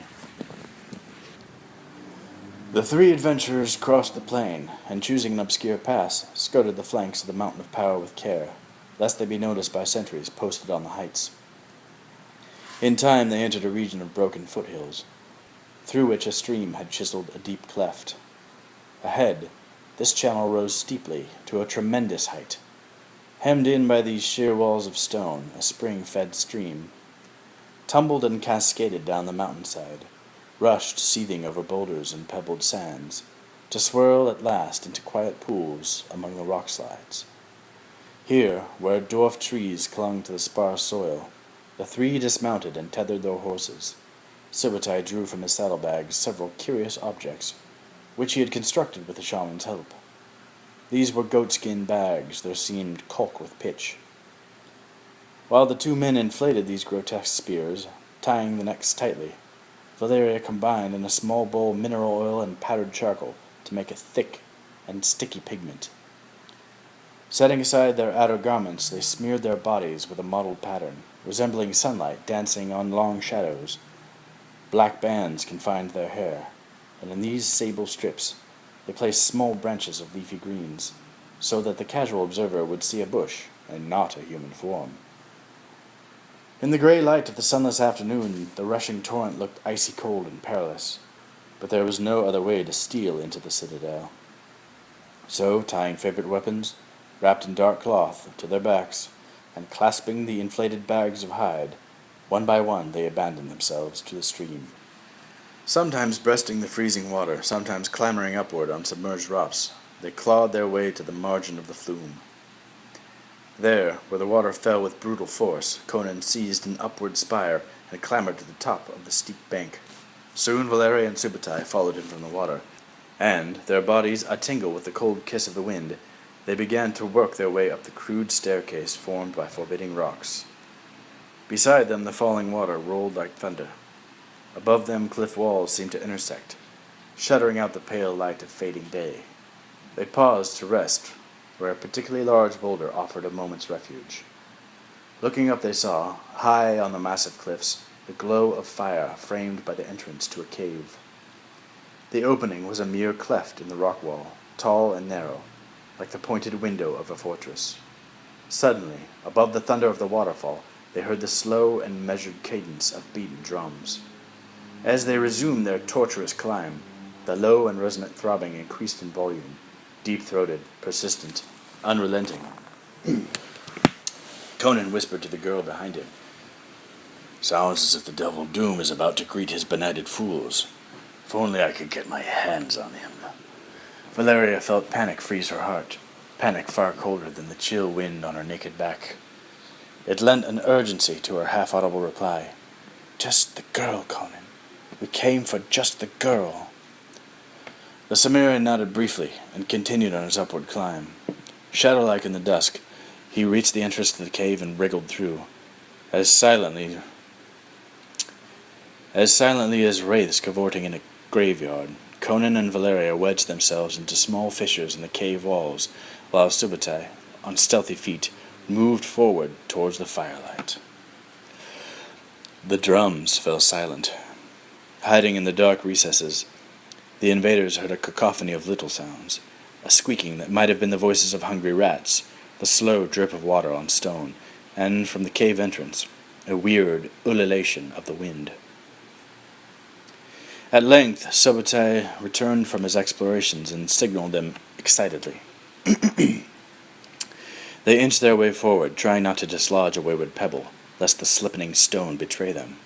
"Hark!" growled Conan, stopping suddenly. "The drums again." In some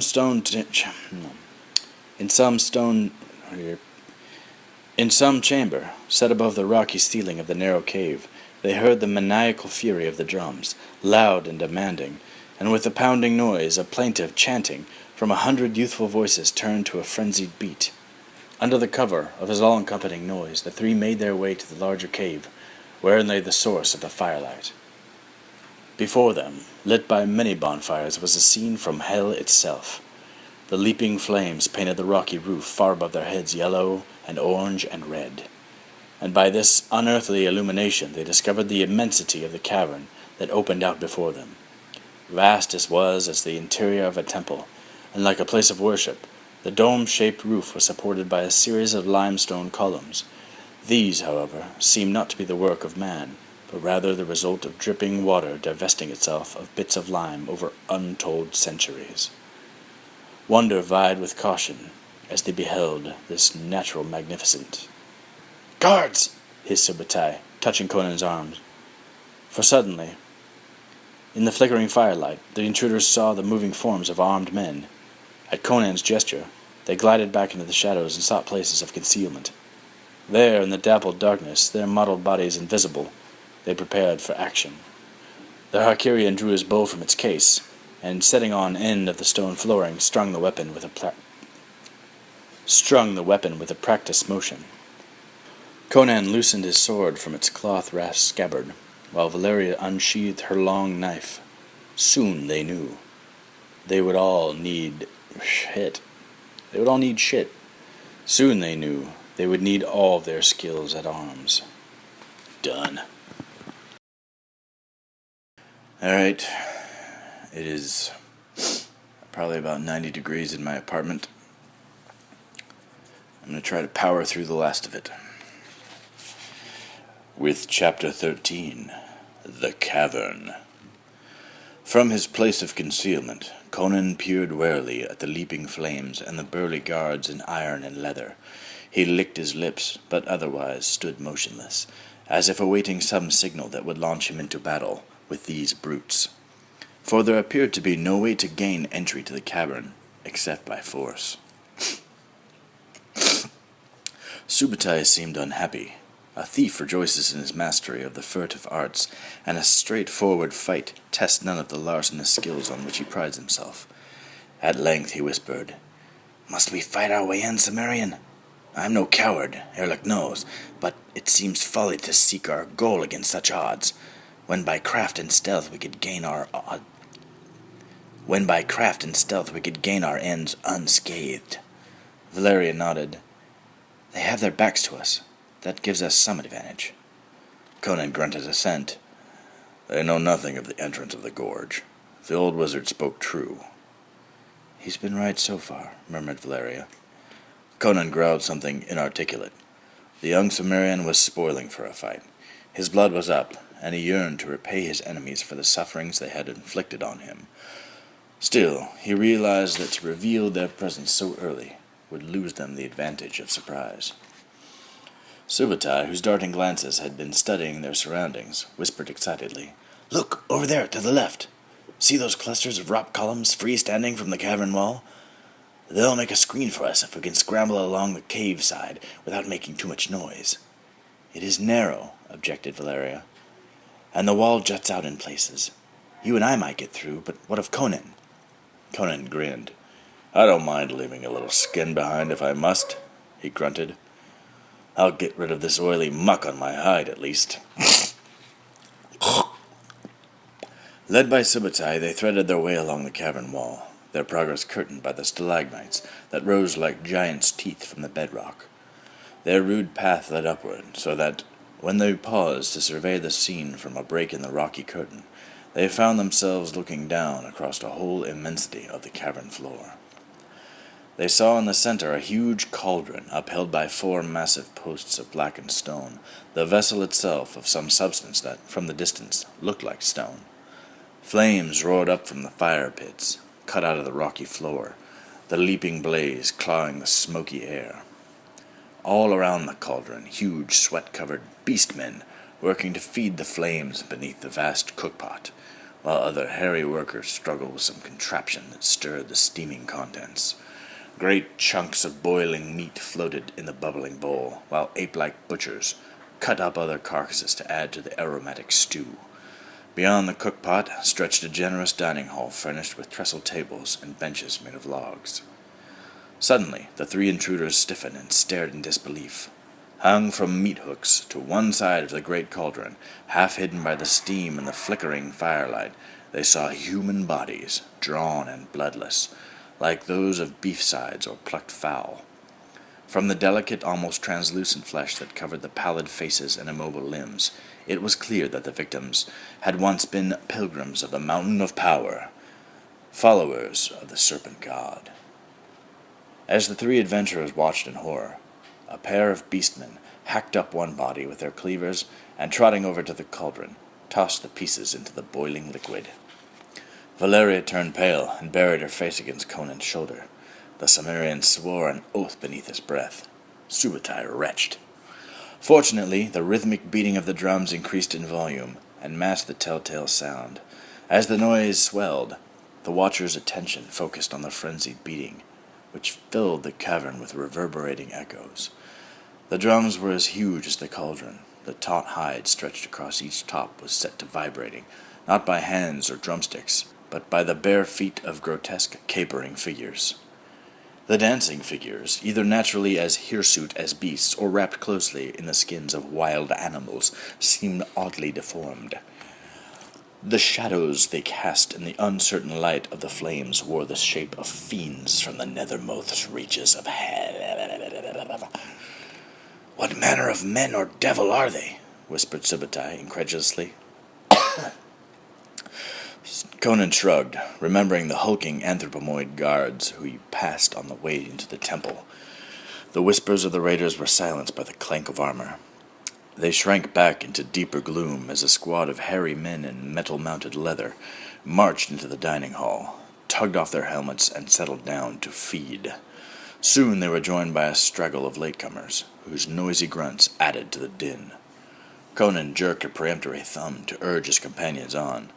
Proceeding with utmost caution, they circled past the seething cauldron with its ghastly contents, and in time came to another section of this cavern, used as a dwelling place by the cave folk. Here the women and children of the troglodytes, as ugly as the males, pursued their domestic affairs.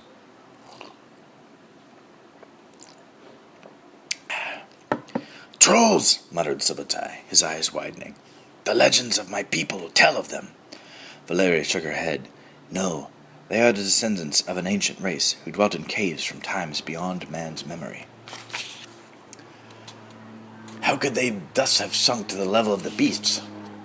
muttered the small Harkarian. Valeria said, "From what I have heard, such is not the case.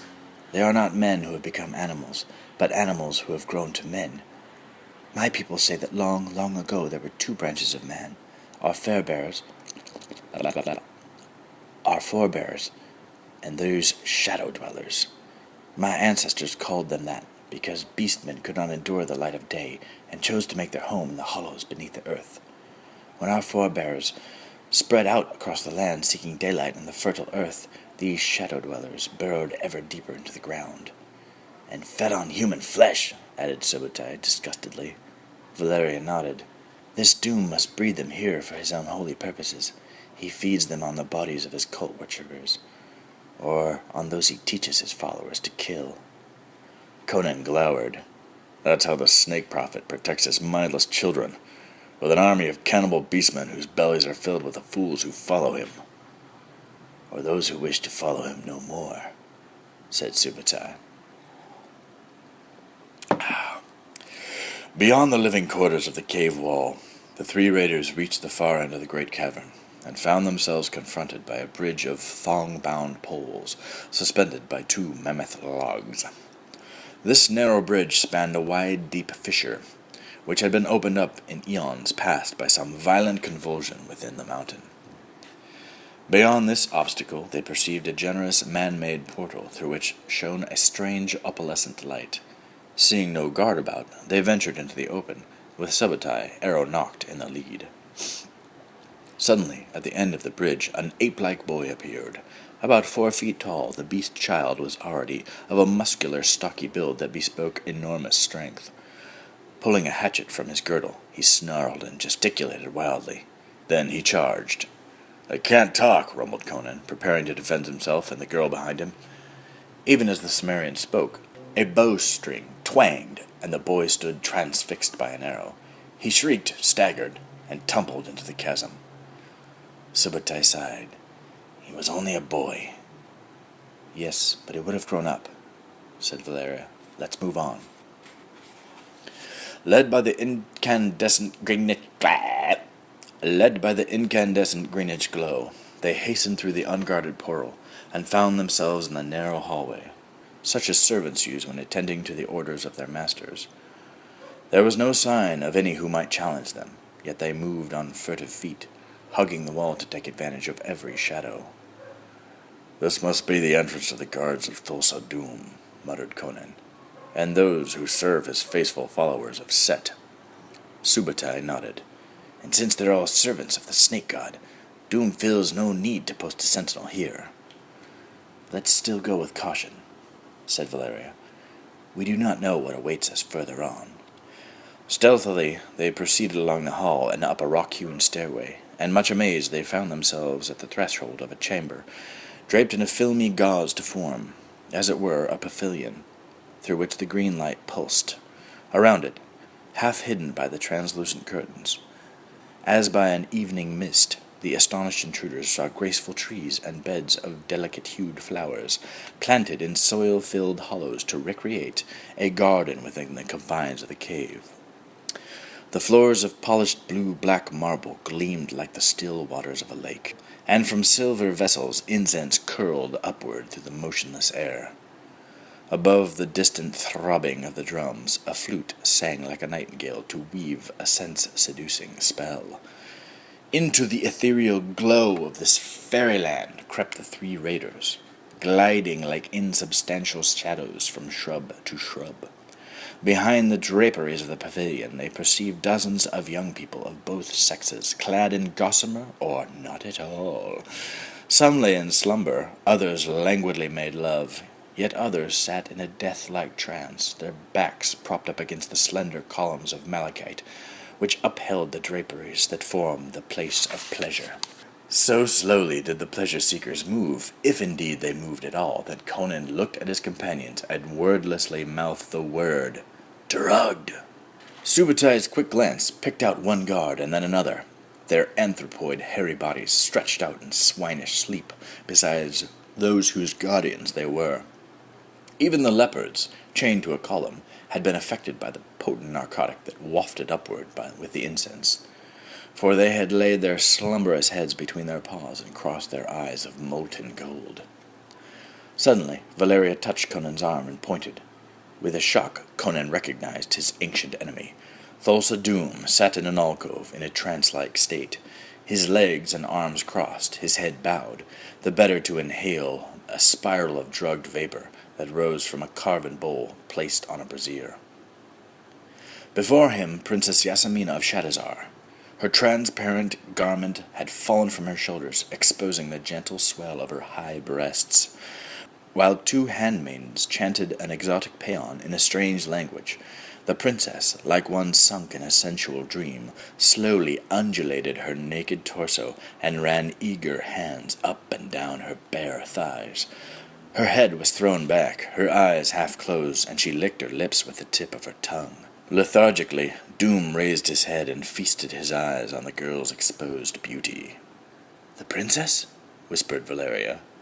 Conan nodded. His blue eyes blazed with anger and disgust. "So this is the palace of Set," murmured Subutai. "The prophet might convert me from the worship of Erlich, if the women were as wakeful as they are willing." Valeria eyed him coldly. Then, turning to Conan, she breathed, "What now?" But he made no answer.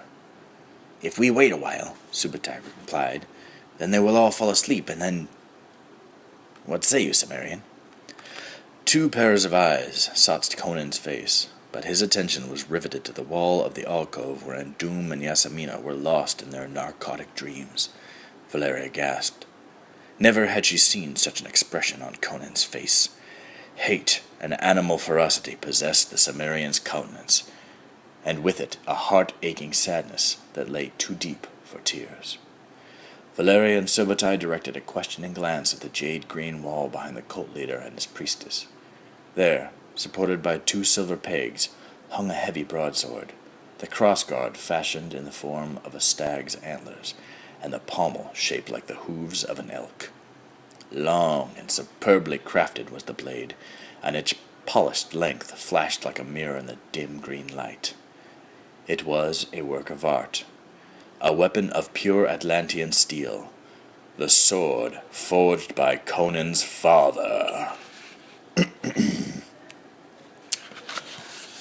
Conan's daddy!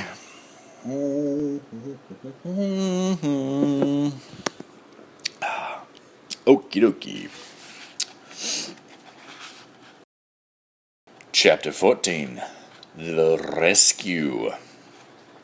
Oblivious to the scene before him, the young Cimmerian, casting caution to the winds of fate, stepped forward. To regain his father's sword alone possessed him. Valeria and Subutai, whose total disregard of danger, loyally moved forward at his side. As the 3 figures, arms at the ready, cut off all escape from the alcove, Thulsa Doom strove to cast off the stupor that held him in thrall. His eyes narrowed as he focused on the 3 determined faces and the 3 blades no more than a few strides from his person. An anger more terrible than any the 2 pit fighters had ever seen twisted his visage, and for a moment immobilized them. Valeria sank the nails of her left hand into Conan's sword arm and whispered, "Look!" Subutai drew in his breath and swore a Herculean oath. One of the leopards chained to the pillar opened its golden cat's eyes and, with twitching ears, watched silently. Conan stared. A weird change was coming over the slender form of Doom. His neck rippled and seemed to lengthen. The lower part of his face bulged forward, elongating his jaws. His aquiline nose shriveled and disappeared as his forehead receded. Cracks appeared on his ascetic face, narrow, dark lines like those on river ice during a spring thaw. The cracks connected and formed a pattern of huge overlapping scales. As his lips thinned and vanished, his sleepy eyes rounded into lidless orbs with slit pupils ringed in red. A fork, tongued of dark purple, flicked out of the serpent's head that Doom wore now, wavered to test the air, and speedily withdrew. "Karam!" muttered Conan, as the serpent head and neck swayed, as a cobra sways in its basket, to the whine of the snake charmer's pipe or the motion of his body. Subutai was the first to recover his voice. "We must burn out this snake's nest," he whispered. Conan nodded. "Foulness like this can only be cleansed with the torch." "But only after we get the princess," breathed Valeria. "And my father's blade." With the speed of a pouncing puma, the Cimmerian leapt into the alcove, darted past the swaying serpent's head, and lifted the great weapon from its pegs. At the same instant, Valeria bounded across the marble floor to stand, with legs bespread and sword in hand, above the kneeling follower of Set. "Come!" she whispered. Princess Yasamina looked up at the warrior woman, magnificent in her strength and determination, and screamed. "Get up!" Valeria commanded, and when the terrified girl failed to obey, she seized her long hair and pulled her to her feet. Feebly, the stupefied girl struggled as Valeria grasped her arm and half-dragged her, whimpering, across the room in which the sated lovers and drugged celebrants lay with their guards in passionless self-absorption. Once the unwilling princess had left the alcove, Conan and Subutai snatched up candles and touched the flaming tapers to the drifting curtains that framed the resting place of Thulsa Doom. The handmaidens, aroused by the acrid stench of the burning cloth, fled to the central pavilion, but they found no refuge there. Covering Valeria's retreat, Conan and Subutai paused only long enough to touch a candle flame to one gauze drapery, then another, then another. One by one the cultists woke, coughing and rubbing their smoke-filled eyes. Then, seeing blazing curtains all around them, they shrieked in mindless terror and scrambled for exits at the far end of the chamber. One brutish guard interposed himself between the raiders and the stairway by which they sought to flee.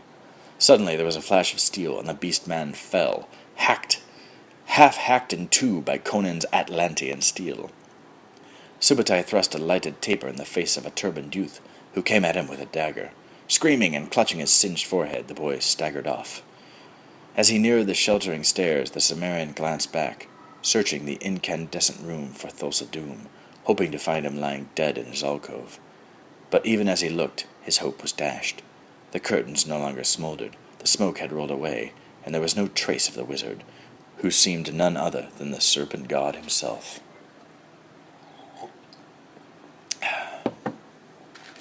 Beyond the chaos, near to the narrow stairs up which the invaders had come, stood Valeria.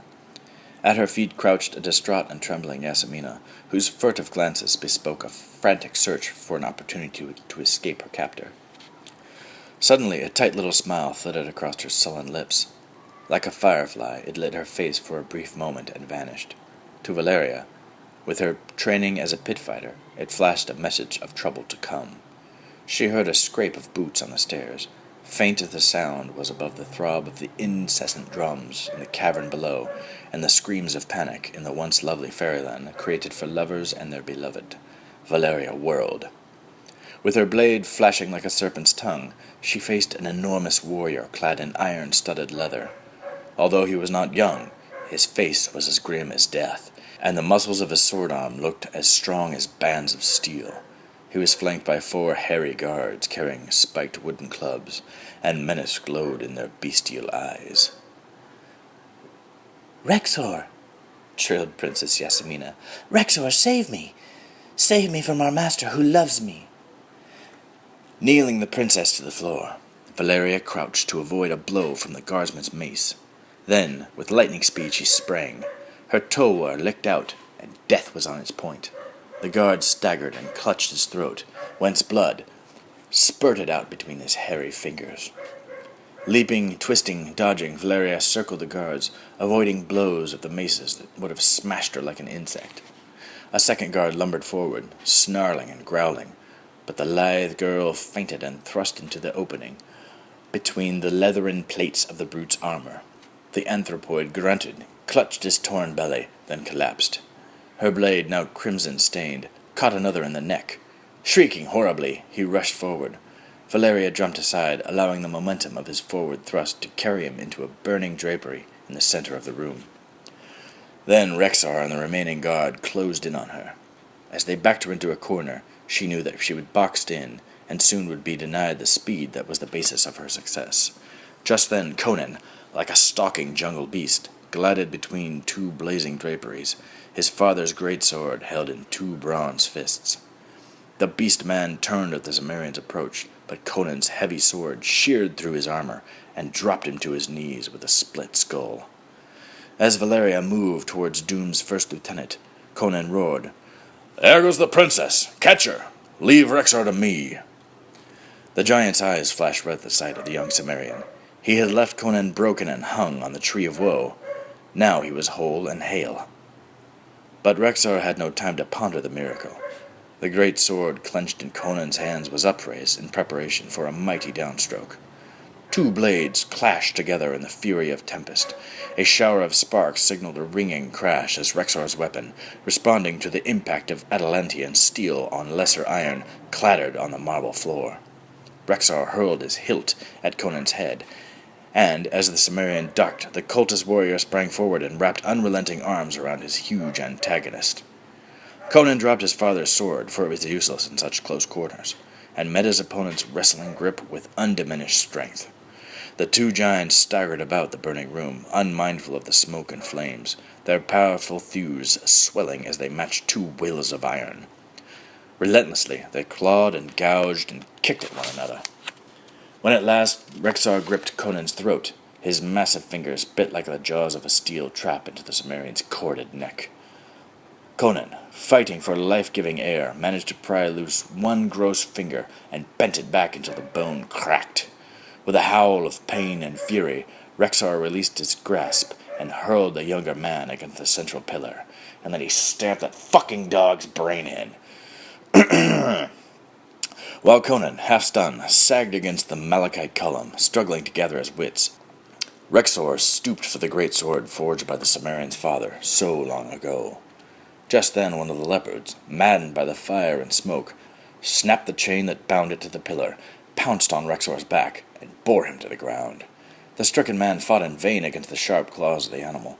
At length he fell screaming to the pave, while the frantic cat leapt away, its broken chain clattering along the marble tiles as it made its way to safety. Conan, head spinning, got to his feet. Rexor lay sprawled in a pool of blood, the great sword beyond his convulsive grasp. Recovering the weapon, the Cimmerian youth searched through the pervasive smoke for Valeria and the princess. He saw the girl thief, back among the charred draperies, striving to control their unwilling captive. As he started forward, an ominous creaking above his head caused Conan to glance up. The supports of the pavilion, along with little flames, ran like luminous mice, had begun to crumble. One beam, then another fell. The stone column upon which the roof pole rested cracked, spilling broken bits of stone across the polished floor. Pausing no longer, the barbarian rushed to Valeria's aid. Yasemina was struggling to flee, and despite her skill and determination, Valeria's strength was fading. As Conan reached his exhausted comrade in arms, the roar of collapsing masonry resounded through the fast-emptying chamber. The malachite pillar gave way and toppled, pinning Rexor to the ground, while crumpled tent cloths, half-burned beams, and broken roof tiles nearly entombed the fallen man. The spectacular collapse of the fantastic setting and the prolonged rumble of its destruction distracted Valeria, and, in that single moment, Yasemina wrenched her arms free and sped away. The Cimmerian sprang after her. In a few long strides he caught up with her and whirled her around. The besotted girl, screeching imprecations, clawed at Conan's face. Aware of the danger to the princess as well as to her rescuers, should more guards arrive, Conan abandoned his code of barbaric chivalry and slapped her across the face. Amazed, the hysterical girl fell silent, offering no further resistance as he scooped up her slender body, tossed it over one brawny shoulder, and ran for the exit, with Valeria at his heels. They zigzagged through the chamber, dodging piles of smoldering rubble and terrified groups of the faithful, who belatedly sought their way through the smoke to the safety of their leader's inner corridors. Near the stairs up which they had come, Conan and Valeria found Subutai crouched behind an urn, an arrow at the ready, lest another anthropoid guard should seek entry to the burning ruin, which had once been a pleasure garden in a vaulted cave. As the companions emerged from the acrid haze, Subutai shouted, "This way, ere the fire spreads and cuts us off!" Bounding down the narrow stairs, they returned to the huge cavern wherein dwelt the families of the ape-like servitors of Thulsa Doom. They hurried across the bridge just in time to hide behind a boulder when a contingent of the guard clattered past them on their way to fight the fire. Melting into the gloom, Valeria and Subutai led the Cimmerian and his unconscious burden along the narrow passage among the enshrouding rocks towards the cleft through which they had made their entrance. And all the while, the great drums beat out the frenzied chant of doom, doom, doom, doom, doom, doom, doom, doom. Behind them, where once had stood the pavilion of pleasure, the fire and chaos subsided. The singed and wearied firefighters fell back and stood with bowed and humble heads as Thulsa Doom strode from the inner reaches of his fortress mountain. His body clad in armor, his head returned to mortal guise, his eyes blazing with fury. The leader of the beast guard stepped forward to salute him. "Thanks that you live, master," he cried. "We knew our god would keep her safe from harm." The cult leader nodded briefly, then anger suffused his slit-eyed, pallid face. "Where is the Princess Yasemina? Why is she not here to welcome me?" A heap of rubble moved. A groan issued forth. At Doom's command, the guards lifted up charred timbers and tore away the smoldering remains of once lovely furnishings. Willing hands helped Rexor to rise. Bloody and battered, he stood before the leader of the cult. Doom's wrath flared. "Know you where is the princess?" "The man you crucified and others. They killed 3 guards. They cut me. They carried her off while I was helpless." "Infidels! Assassins! Purveyors of death!" the cult leader hissed. "They have violated my sanctum. They have defiled our holy place. I shall die in lakes of blood. Seek them out, good Rexar, and bring them to me, alive or dead. Go." Rexar saluted and turned away. Followed by his lumbering beastmen, he vanished among the curls of smoke that rose above the dying coals. Through the great cavern the invaders fled, their footsteps muffled by the beating of the incessant drums. They did not pause to watch the bubbling cauldron with its grisly contents. They did not notice the beastmen feasting in the firelight. They prayed to their separate gods that the stalagmites which sheltered them would save them from a casual glance of some sated dweller of the cave. Then, like a miracle, a patch of starlit sky swam into view. Conan grunted with relief as they squeezed through the cleft and found themselves on the selfsame ledge from which they had breached the mountain of power. The same waterfall thundered nearby, a welcome change from the pounding drumbeats within the cavern. Chapter 15. The Parting. The clean night air caressed the bruised and weary bodies of both rescuers and rescued. A faint breeze toyed with the long hairs of Princess Yasmina, like the fingers of a lover, and the girl stirred on the Cimmerian's broad shoulder. "With a little luck," panted Subutai, "we can be away from this accursed place before they discover us." Valeria whispered, "I think they missed us in the dark and are searching some other passage." Grimly, Conan shook his sable mane. "I hear their armor rattling in the cavern. We must hurry." He shifted Yasmina's inert form so she lay across his back with her arms falling over his shoulders. "Tie your wrists together, Valeria. I'll need both my hands to clamber down the rocks." The girl thief undid her girdle and bound the fabric around the limp wrists of the princess, muttering the while, "If the wench slips down your back, she'll strangle you." Conan grinned. "I'll save that privilege, girl, for you alone." And, when shoulders hunched, he grasped the rocky pinnacle and felt for the nearest boulder on the rude stairs that led to safety. As the barbarian started his cautious ascent, full consciousness returned to Yasmina. Her drug-induced dreams faded, to be replaced by a nightmare of reality. A torrent of falling water seemed about to engulf her. A bottomless black chasm yawned below, and she was propelled into it with the greasy, ill-smelling back of a giant. Above her, silhouetted on the ledge, stood a man with an arrow nocked in a taut bowstring and a woman warrior with a dirk gripped in her hand. Yasmina screamed, and her sharp scream tore the tapestry of the night. Conan rumbled a curse on Osric and all of his household, adding savagely, "Be still unless you want to die." But the princess, more in terror than defiance, cried hysterically, "Master! Master, save me! Lord Doom, save me!" Conan, balancing himself precariously on a small rectangle of rock, released one handhold long enough to slap the face that nestled across his neck. Stunned, the girl fell silent, but too late. Sentry fires on the top of the mountain began to glow. Faces peered into the dark void. Missiles whispered past and clattered on the rocks below. Whether they were weapons or mere stones, he could not tell. He glanced from his shoulder, forcing a grunt of pain through his clenched teeth. Thus, urged to greater speed by necessity, Conan completed his descent, and, taking shelter behind a stunted tree, ventured to look up in search of his companions. Valeria, as agile as a mountain goat, was working her way down the rocky stairs.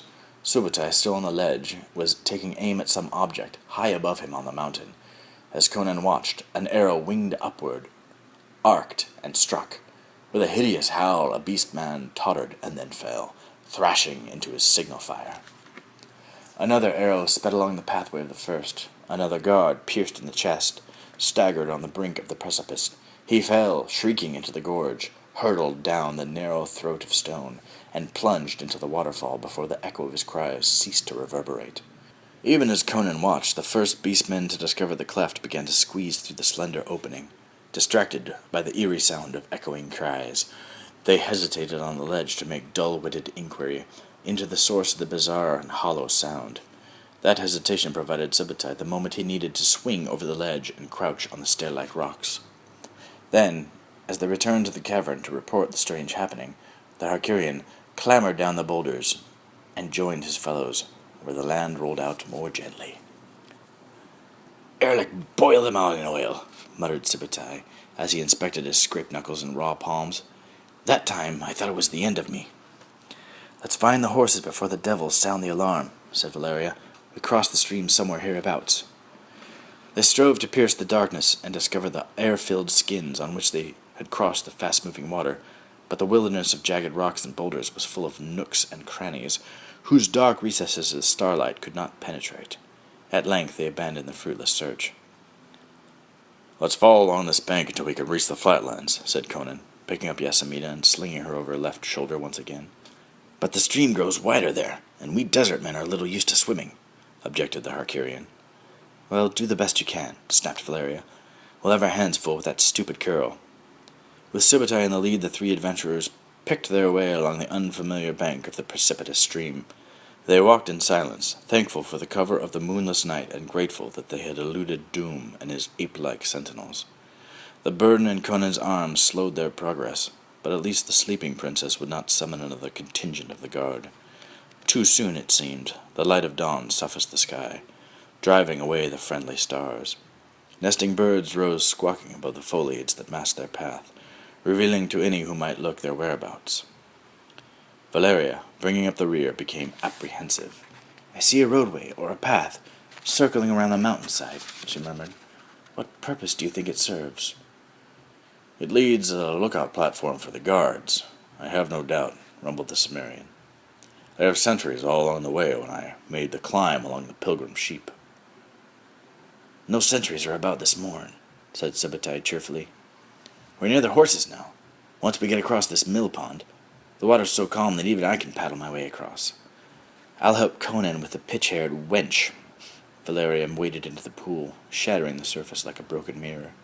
"Pray Crom she doesn't screech again," muttered the barbarian as he placed the princess on the supporting arms of his companion.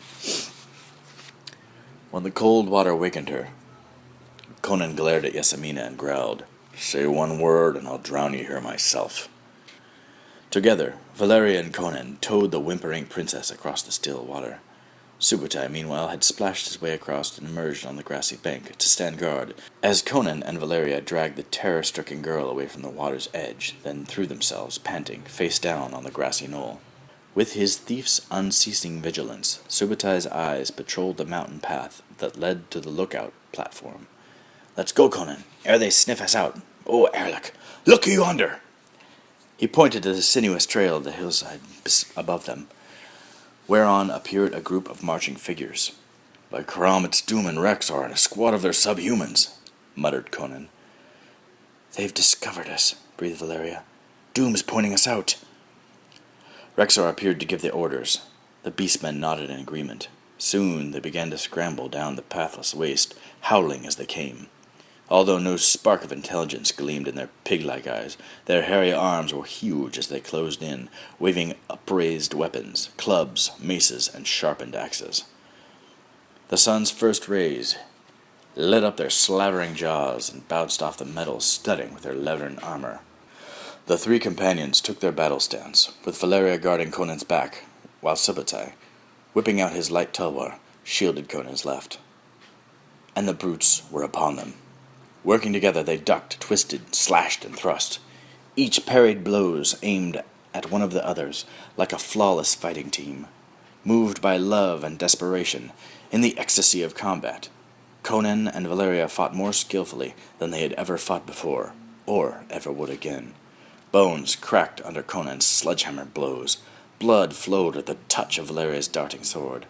A beastman fell, then another, and another. One seized Subutai's tulwar with a bare hand. Ignoring the pain as the razor-sharp edge seared through skin and tendons, the creature tore the slender scimitar from the Harkurian's grasp, then raised his axe for the kill. As Subutai leapt back, cursing, Conan laid open the beast-man's belly. With his back against a boulder, Subutai reached for his bow, nocked an arrow, and released. Although the bowstring was wet and the arrow's flight unsteady, another attacker staggered off, clutching a shaft half buried in his flesh. As suddenly as it began, the fight was over. Growling, the remaining brutes shuffled off. Like whipped dogs, they made their dispirited way up the hill to the lookout posts, where still stood the cult leader and his henchmen. 3 pairs of weary eyes followed the guard's flight up the rough terrain. 3 pairs of eyes lifted to see the regal figure of Thulsa Doom standing, legs spread, attended by his first lieutenant. With lightning speed, Doom grasped a serpent, which was coiled about his neck, and, with a twisting motion, he stretched the viper out into a scale-covered arrow. Then, receiving a strung bow from Rexar's attentive hand, he drew the shaft, which but a moment sooner had been a living snake, and shot. Straight for Conan's heart the envenomed arrow sped. Swifter still was the leap of the warrior woman, as she made herself a living shield to protect the man she loved. Thus, the death-dealing arrow tip entered Valeria's breast, and came to rest protruding between her slender shoulder blades. As Valeria crumbled, Conan caught her, and, falling to his knees, he cradled her in his powerful arms. Then he looked up and glared with hate-filled eyes at his lifelong enemy. Doom stood watching his lieutenant unstring the great bow. A thin and evil smile spread across his cruel face. Rexar grinned his admiration. He shouted, "Your shot was straight and true, master. Death to the infidel!" The thin smile turned into an inhuman grimace. Across the open space his answer carried, "Death to all who stand against me." Turning on his heel, Doom walked away. Conan bent over the wounded girl and kissed her pale lips. Then he saw the arrow point protruding from her back and pulled it through, as Valeria, too weak to cry out, gasped in pain. In the barbarian's hand the missile became a snake again. Overcome with revulsion, he hurled it into the crystal waters of the somnolent stream. "Live. You must live," he whispered. "I need you." Valeria managed a wan flicker of a smile. "The wizard told me that I must pay the gods." Valeria's voice was faint as the rustle of leaves in the dying breeze. "Now I have paid." Conan held her against his breast, and their wet hair mingled blonde beneath black in the golden light of the rising sun. A wind sprang up from the Viliat sea. "Hold me tighter," moaned Valeria. "Kiss me. Breathe your warm breath into my body." He kissed her fiercely, hungrily, rocking her limp body as a mother rocks an injured child. Her face turned ashen. Her long lashes lay like dark smudges on her waxen cheeks. "Cold, so cold," she breathed. "Keep me warm." Her lips sought his again. Then her hand fell limp on the burgeoning grass. Conan held her close until Subutai touched his shoulder and silently shook his head. Then he buried his face in her hair. While the sun still climbed the azure sky, 3 horsemen reined their lathered beasts beside the shaman's door. Conan dismounted with the limp form of Valeria in his arms, as Subutai flung himself from the lead mount and hurried to release the thongs that bound the princess to the saddle of the horse. The ancient witchman hurried forward to meet them. He peered down at Conan's fragile burden and touched one dangling wrist. The eyes he raised in answer to Conan's silent question were sympathetic and devoid of hope. Valeria was dead. The Cimmerian bore the girl's slight body into the shaman's hut. Subutai, pointing to the captive princess, called after him, "I'll stay outside and guard this baggage. You'll want to be alone for a while." With the help of the old hermit, Conan laid Valeria on a blanket and stripped her of her soiled and sodden clothing, in order to sponge away the blood and blackened pigment from her pale flesh. The great jewel stolen from the Tower of the Serpent still spilled its frozen fire across the torn breast of the warrior woman. Glowering, Conan removed the serpent's eye, slung it about his own neck, and tucked it into his tunic. "That gem," said the wizard. "How came the woman by it?" "It's just a bauble that I gave her," growled the Cimmerian. "I have no wish to talk about it." The shaman shrugged and continued to prepare Valeria for immolation. Together they dressed her in a fine silk shift that she had bought in Shadazar to wear on holidays. They crossed her hands upon her breast, and within them placed her sword. They rubbed sweet-smelling herbs upon her brow and combed her long hair. She's beautiful, quavered the shaman. Like a bride. Would that she were, muttered Conan, hastily leaving the hut to help Subutai to gather firewood along the shores of the Viliat Sea. The sun was a fiery ball low in the west when the last piece of driftwood was laid on the funeral pyre. Atop the largest mound it stood, amid the burial places of ancient warriors and kings, and the slabs that marked their resting places formed a guard of honor all around it. Thither Conan carried Valeria and gently laid her down. There in the rosy sunset she looked very young, a child asleep. Subutai helped the old wizard up the slope, and with a lighted taper in his trembling hands, Conan regarded his love with brooding eyes and slowly chanted a mournful pit-fighter's song. Blood and vengeance my sword is singing, through bone and death. The way of the warrior is ever death. Having bid Valeria a last adieu, the Cimmerian reached for the flaming torch and, stepping forward, touched the flame to the dry wood. The fire licked up around her alabaster beauty, burning with an incandescent brilliance. A breeze, sighing from the sea, lifted her hair in gentle fingers and was gone. Unwavering, the smoke rose into the darkening sky, as if reaching for the evening star. Conan stood like a figure carved in stone. Subutai sobbed softly, tears running down his cheeks. The wizard, roused from mumbling incantation, stared at him. Why weep you so, Harkerian? Was she so much to you? He asked. Subutai wiped away a tear and cleared his throat. She was a friend to me, but she was everything to him, the small man said. But he is a Cimmerian and must not weep, so I do weep for him. The shaman nodded as he pondered the diverse ways of men from foreign lands. The fire burned to coals, and then to ash, and the night winds scattered the ashes far and wide. Through it all, Conan stood motionless. Then, when the last ash vanished, he turned to Subutai and the shaman, saying, Now we must get ready. Ready for what? Asked Subutai. For them to come against us. Chapter 16. The Battle. There was little sleep in the shaman's hut that night. The old wizard huddled in his shabby cloak and watched the young giant whose life had been so dearly bought. Conan sketched battle plans with charcoal on the well-scrubbed hearth. Subutai kept an eye on Yasamina, who lay in the old man's bed, tied to the bedpost. When dawn burnished the still waters of the Viliat Sea, the small house became a beehive of activity. Pallets were rolled up, and the stew-pot set to warming on its hook above a fresh-lit fire. Subutai slipped out to forage for supplies of war. The old man puttered along his piled effects for remnants of arms and armor, or for the things that might be so employed.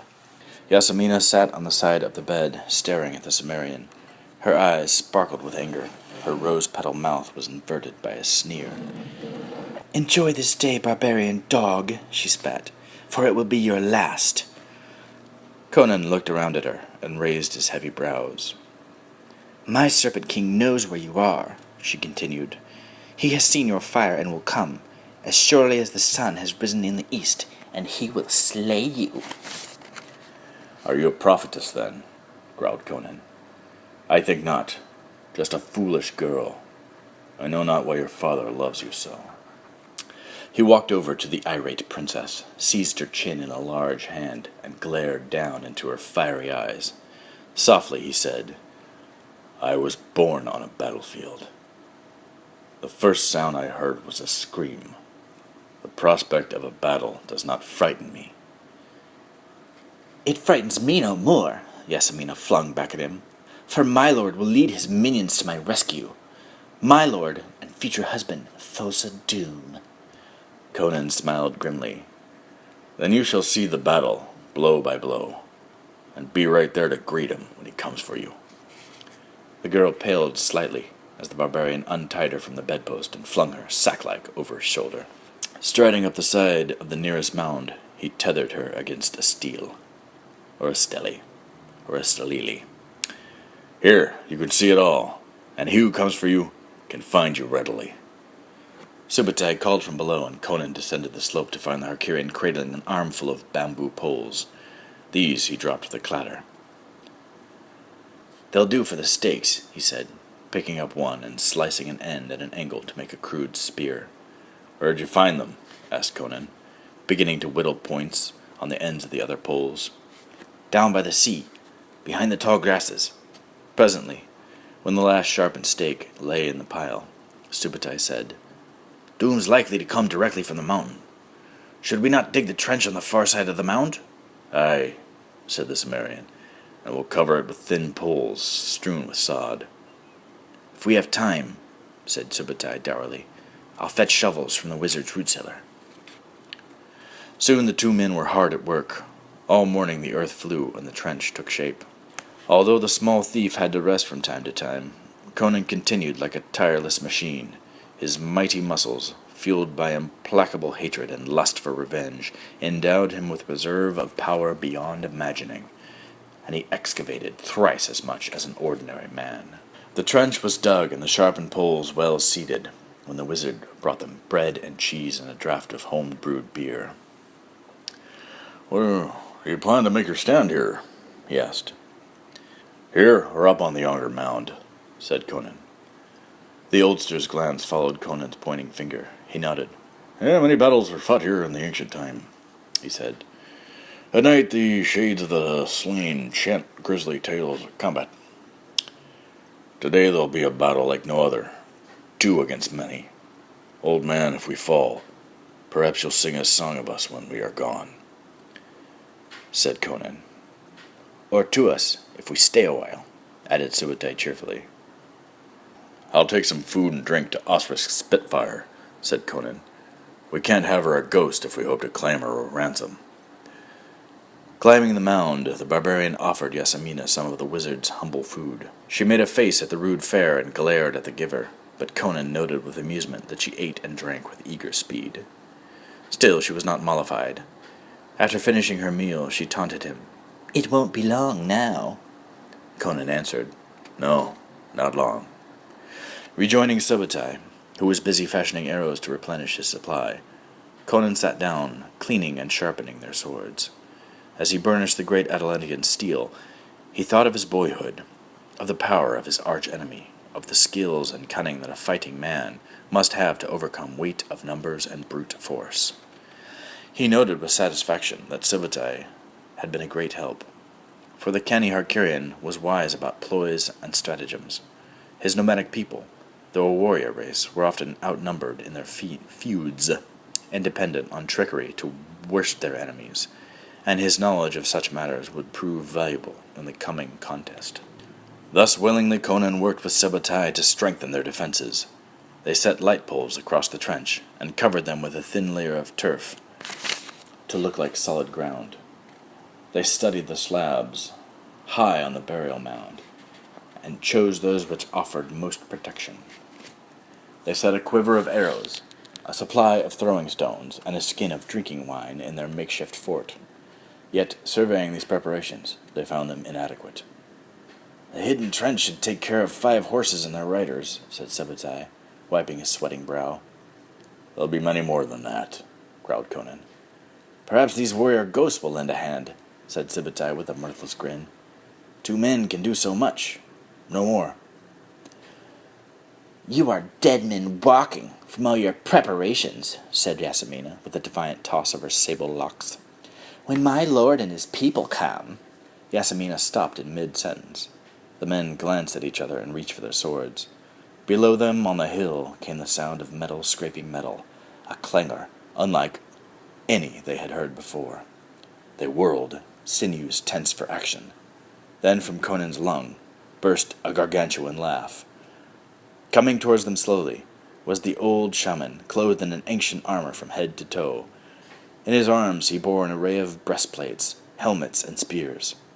Subutai raced towards him, shouting excitedly, Where'd you get this stuff, old man? From the dead, the wizard grinned. A gift from the dead. You will find more below. He nodded his head in the direction of his hut.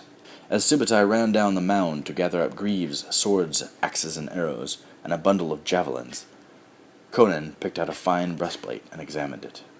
From the dead, you say? This is strong iron, barely refurbished. How came it from a grave? You forgot, I have skill in magic. If I could rekindle your flickering spark of life, it'll be a lesser feat to beg a gift from those who sleep beneath this mound. Besides, the gods are pleased with you. They will watch this coming battle. And will they help? Asked the Cimmerian. Oh, that they cannot do. They may not like the show that they're watching, growled Conan. We're only 2 against... The wizard interrupted. We're 3. Are you joining us, then, in the fight? Demanded Conan in surprise. Why not? Why the fuck not? Rejoined the oldster. If you fall, they will slay me too, for harboring you, so I must aid you all I can. With a fleeting smile, he added, I still know a trick or two. As the shaman wandered off to inspect the defenses, the Cimmerian donned a hauberk of fine mesh mail, a steel helmet, and greaves of thin bronze. He placed a sturdy shield and an axe at his chosen stand, and thrust a row of javelins point first into the loose soil, so that they would be ready when needed. Meanwhile, Subutai had returned, well armed and brimming with exuberance, surrounded by his favorite weapons, his sword, his great bow, and plenty of arrows. In addition to his newfound arsenal of knives and swords and spears, his indomitable confidence bubbled like a spring of clear water that refreshed his dour companion. I wonder why they are so long in coming, said Subutai. Are they afraid of us? Or have they forgotten us already? Yasmina regarded the Herculean as if he were a noxious insect. Fool, you do not know this day is a holy day, set apart by Set for prayers and relaxation. None may bestir himself until the sun goes down. Why didn't you say so sooner? Rumbled Conan. You might have had some supper. I would not make things easy for you, barbarian, no matter what I had to do without. You are the enemy of Set. The sun hung on the horizon, and purple shadows stole across the plain that stretched between the burial mounds of ancient kings and the brooding mountain of power, the heart of Doom's invisible empire. From their places of concealment, Conan, Subutai, and the wizard stared out at the darkening wasteland and waited. The waiting gnawed at their nerves, for they knew that, once darkness swept up the embers of the dying day, the beastmen would attack. What is that sound? Asked Subutai, startled, as an eerie chanting wafted across the mound. Peering cautiously from their hiding places, they saw the princess standing in her bonds, with the wind in her long hair. She was looking out across the barren land toward the mountain and the setting sun. The last rays kissed her upturned face and tinted her naked arms and shoulders a ruddy gold. The song she sang was strangely melodic, and as its volume rose, its pensive yearning changed to a passionate seduction, which nearly overwhelmed her listeners. Despite her soiled and ragged garments, she looked every inch a priestess and a leader of men. What now? Mused the shaman, as he regarded the sensuous writhing of the girl and perceived the seductive magic in her chant. Subutai, like one in trance, listened to the unearthly melody and murmured, How beautiful! What is it she sings? Pay no heed, said Conan. It is some snake god's hymn, designed to lure the innocent to Set and to destruction. Heed it not. As the stars filled the dark vault of heaven, Conan, in his lonely vigil, looked up from the windswept sky. Seldom had he prayed to Crom, god of the Cimmerians, for he had learned that the immortal gods have little interest in the affairs of men. Still, facing almost certain death, the barbarian breathed a supplication. Crom, I have no tongue for prayer. And to you the outcome of this battle does not matter. Neither you nor any other will remember why we fought or how we died. But valor pleases you, Lord Crom, and to me it is important. This night 3 brave men stand against many. That you may remember.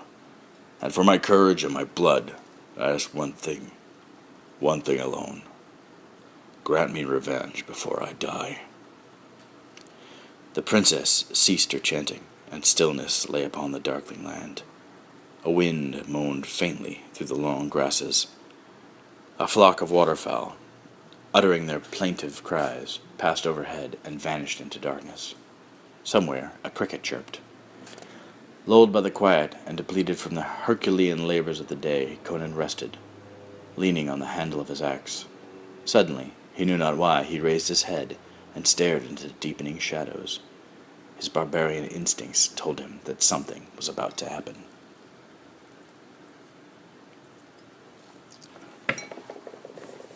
Crap. Like figures materializing out of Conan's boyhood nightmares, a score of mounted riders, black against the gray and shrouded passage of the day, exploded into a storm of trampling hooves and clanking armor. They thundered towards the mound on which Conan and Subutai had set up their defenses. Above the standard-bearer's head floated the well-remembered banner of two writhing serpents with fanged mouths, intent on upholding the black orb of a ragged sun. Faceless in their ornate helms, the minions of the snake god raised their spears and swords and howled like wolves beneath a gibbous moon. Before they reached the mound, the earth seemed to open up beneath the hooves of the foremost riders, and 3 horsemen on their mounts pitched into the spear-impaling pit prepared by the Cimmerian and his companion. Another horse struggled out of the cruel trap, and, unmindful of its disabled rider, galloped off across the plain. The beast-man climbed out after it and limped away in futile pursuit of his errant mount.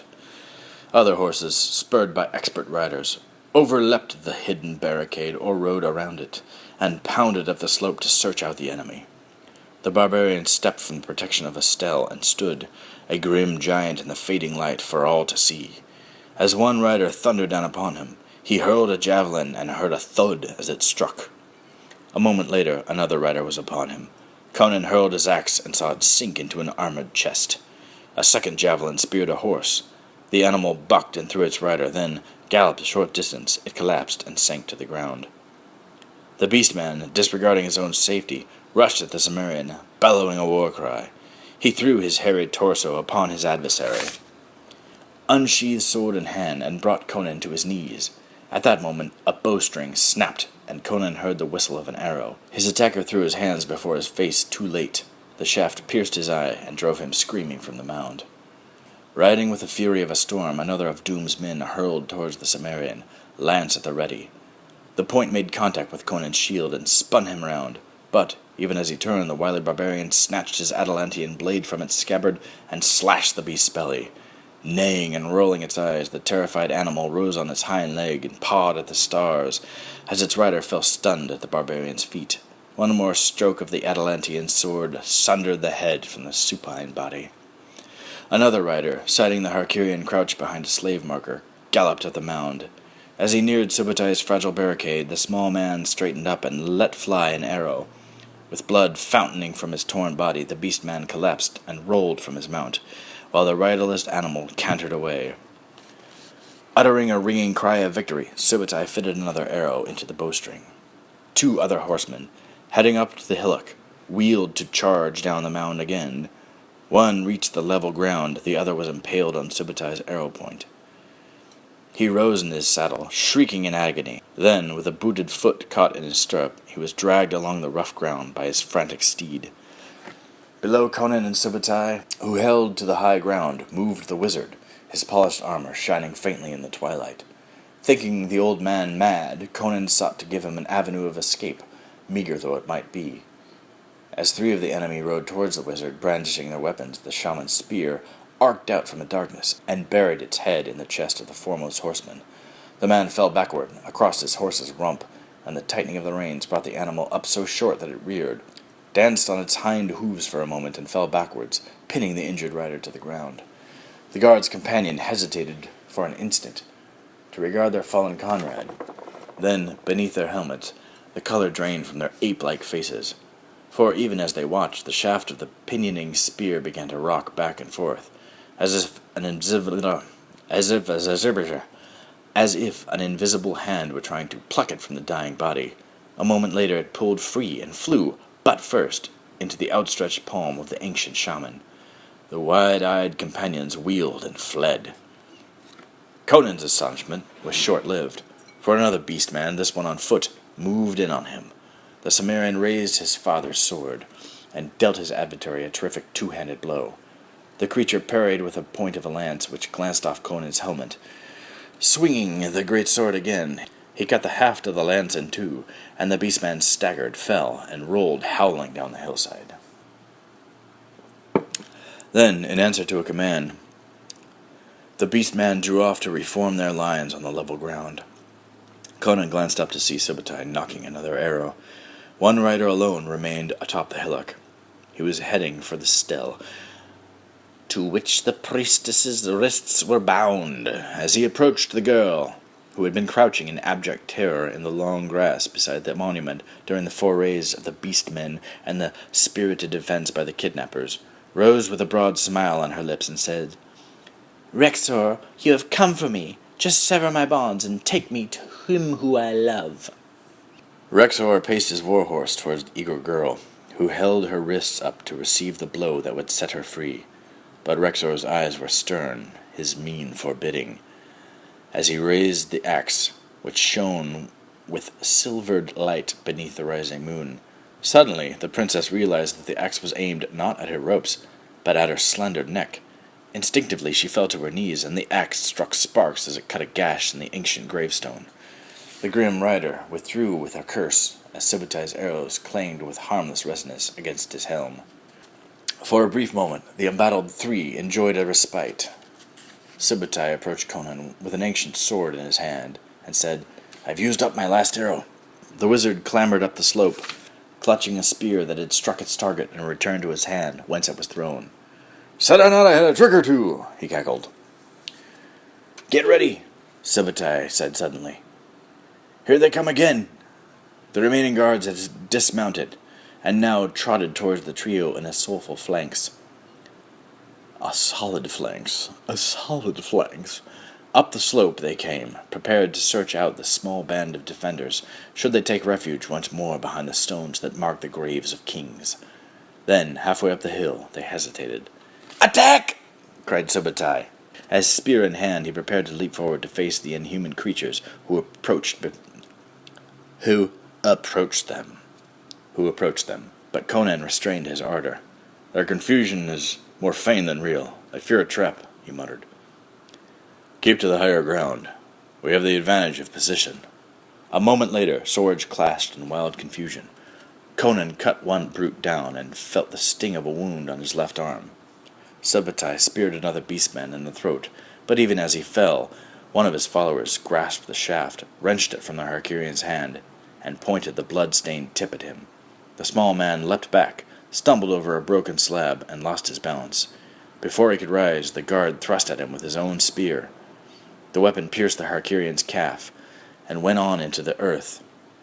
As the guard brought up his heavy sword to deal a final blow, the shaman's javelin sped through the gloom, and took the beastman in the heart. As before, the point was rocked by invisible forces until loosened, and flew back to its wielder. On the magic weapon came again to strike down another brutish guard. A third turned slack-jawed and ran towards the level ground, but the false ground gave way beneath him, and he fell screaming into the stake-filled pit. Afire with battle madness, Conan rushed from the shelter of the gravestones, hoping to surprise the lone rider who had now galloped up the mound.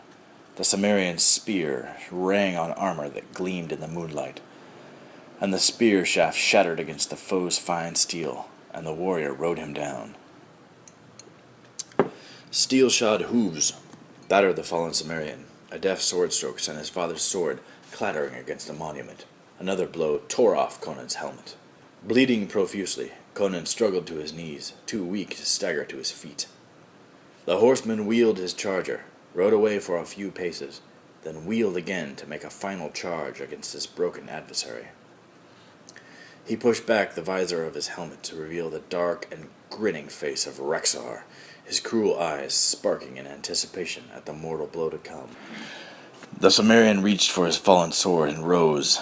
His eyes were slits of blue balefire as he raised the blade in the pit fighter's salute and prepared to sell his life as dearly as he might. Laughing at the injured youth's temerity, the giant lieutenant spurred his animal and charged, his sword arm rising for the killing blow. In that instant, a radiant Valeria, arrayed in a shimmering armor, with lustrous blonde hair floating beneath a winged helmet of unearthly metal, appeared beside her helpless lover. Her well-muscled limbs were shining in the moonlight. The tulwar she uplifted flashed with blue lightning. As Rexar raised his weapon to smash it down on the barbarian's head, his arm was stayed by her fiery sword. Rexar recoiled before the shining figure who, with a deft cross-stroke, whipped her blinding blade across his unguarded eyes. He clapped one gauntleted hand to his face to shield his eyes from the intolerable light, and set his steed as one transfixed. Conan gaped at the shining figure, his nape hairs bristling with superstitious awe. The bright girl turned a laughing face to him, and in his mind he heard her say, "Cimmerian, do you want to live forever?" As Conan straightened with renewed determination, it was as if the glittering figure in unearthly metal had never been, save that fading ghost-like glory glimmered against the sky. And Conan remembered the words uttered by Valeria after the wizard, by his magic, had driven off the clutching hands of death and all his minions. She had whispered, "My love is stronger than death. Were I dead and you in peril, I would return from hell itself to fight beside you." The memory of such love gave a generous measure of pride in the wounded barbarian. Painfully, he made his way to the dark horse on which the Lieutenant of Doom sat, nursing his dazzled eyes. He slipped the giant's foot from the nearest stirrup and forced the huge man from the saddle. As Rexar landed, cat-like, on his feet, the Cimmerian slapped the horse's rump, and the frightened animal careened away into the darkness. Conan rushed on Rexar, striking mercilessly at his armored form. Rexar, his eyes recovered from the brilliance, slashed at his younger enemy. Conan, deflecting the blow, ducked and rejoined the fray, driving the big man back with massive wheeling strokes. Then, with a single overhand blow of the two-handed sword, the Cimmerian drove his steel into the cultist's neck. Rexar remained upright, a tower of muscle rooted to the ground. Then, suddenly, he toppled forward, his armor clanking, and lay still. Conan took a deep breath and looked around. Subutai, with his leg bandaged and the wizard beside him, stood on the edge of the mound, watching a knot of retreating guards gallop toward the mountain of power. Soon the maw of the night swallowed them. The silence that had fallen on the deserted battlefield was broken by the girlish voice of Yasamina. The three looked up to find the lean, aesthetic figure of Thulsa Doom outlined against the star-decked sky. Elegant in his reptilian armor, he sat his horse proudly and faced the bedraggled girl, who was the princess of Zamora, priestess of Set, and his intended bride. "Master, I told them you would come for me," she trilled. "Unbind me now that I may come to you." "That cannot be," was the cult leader's stony reply. "They have defiled you, as they defiled my temple precincts." "Nay, Lord Doom, not so. I have been faithful to you. My lord, my father, desert me not." "You are no longer fit to be my bride." "Then, master, I will be your slave, and gladly. Do not leave me here among the enemies of Set." "Fear not, my child." Doom's silk-smooth voice was comforting. Thulsa Doom spoke no further word, but unwound a writhing viper from his neck, and as before, transformed it into a deadly arrow. Yasamina watched without comprehension, but Subutai saw the Snake King's movement and guessed what he was going to do. As Doom knocked the magic arrow, the Harkirian limped forward, careless of his wound. Just as the missile came hissing through the air, Subutai interposed his shield between the viper arrow and its intended victim. The arrow thumped into the wood, turned back into a snake, and fell writhing to the ground. The small thief drew his sword and hacked it to pieces. Yasamina laid her head on her bound wrists and wept hysterically. Conan stalked slowly toward the cult leader, staring at him through slit eyes, and placed himself between the priestess and her tormentor. Doom glanced at the sword clutched in the Cimmerian's brown fist, the blade of fine Atalantian steel forged by a village smith so many years ago. And as he looked into the determined face of the barbarian, the cold hand of fear lay on the heart of Thulsa Doom. Shuddering, he spurred his black steed, and wheeling, rode off after the vanquished remnant of his guard. "Powerful spirits abide hereabout," said the ancient wizard, adding, "and today they fought for you." "I know, old man, I know," mumbled Conan, thinking of the shining figure of Valeria. "And you and Suotai did much to win the day." Then the young giant turned and kept the princess's face gently in his large hands. "It would have killed you, you know that. First he sent a serpent, then he came himself to do it." The girl nodded dumbly. Conan continued, "Now I must kill him, for he is evil, and you must take me to him. Are you willing?" Again the princess nodded, and the sad smile of a lost child flitted across her tear-stained face as he hacked her bonds apart. "You will understand, someday, when you are a queen," he said. Through the remainder of the night, Conan and the shaman, in turn, kept watch over the princess and the wounded man. At dawn, Conan awoke, and looking up, saw the wizard standing beside him. The old man murmured, "Let me see the talisman you took from the slain warrior woman. I will study it in yonder light."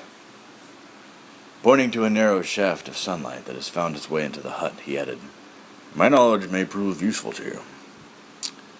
Conan removed the gem from his neck and handed it to the old man. The wizard carried the jewel to the window and watched its radiance suffice its simple abode. At last he spoke. "The eye of Set, is it not? Know you aught its magical properties?" "No," said Conan. "But to me it is a bauble to be sold." "Well, amongst us wizards it has much repute. Whence came you on it?" "We stole it from the Serpent's Tower in Shadazar," confessed the Cimmerian.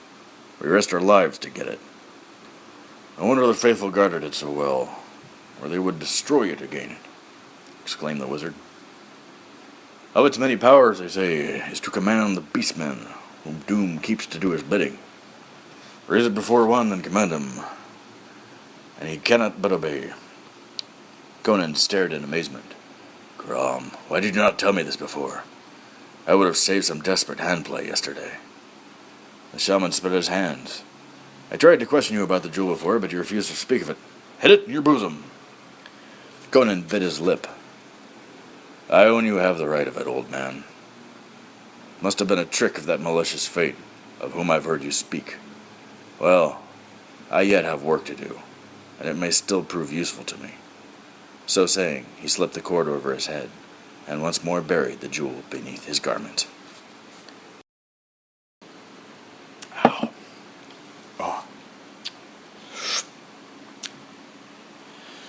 Chapter 17.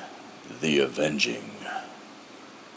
In the great temple, the faithful of Set were gathered to hear the exhortation of their master. Hundreds of candles, nursed by loving hands, threw a dim radiance over the chamber, and reflected the eager faces of the congregation.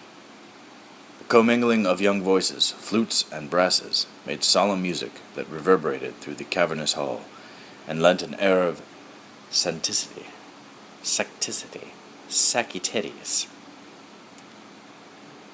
vastly pleasing to the worshippers of Set. All became silent as Thulsa Doom, resplendent in his reptilian armor, mounted the dais and faced his followers. His eyes were dark and filled with sorcery, but there was no humanity in them. He fixed his gaze upon the uplifted faces massed before him, as if he saw some vision of the future that he alone could see, and intoned, "The day of doom is here. The purging is at last at hand. All who stand against us in high places, all who have lied to you and tried to turn you from me, parents, teachers, judges, all shall depart in a night of blood and fire. Then shall the earth be cleansed and ready to receive the God we worship." "Set," moaned the listeners in ecstasy. The soft, smooth voice of Doom continued. "You, my children, are the pure water that will cleanse the world. You shall destroy all who stand against us. In your hands you shall hold the eternal light that burns in the eyes of Set. Set! Chorused the audience as one. Doom lit a candle held by the kneeling priest. This flame, He said, shall burn away the darkness and light your way to paradise. If you but act when I do call on you. Not many miles from the citadel of Thulsa-Doom, 2 horses trotted side by side. One bore the slight form of Princess Yasmina, clad in a silken robe from the saddlebags of Valeria. The other, a larger beast, carried a man dressed in the leathern armor and face-encasing helmet of a guard of Thulsa-Doom. Above the pounding hoofbeats, had anyone been there to listen, the following words drifted, like floating petals on a springtime breeze. I loved him, and he tried to kill me. Why did he that? Conan, for it was he, shrugged. I do not know, but so long as he lives, you are in danger. My prayers for vengeance go unanswered. Doom must die.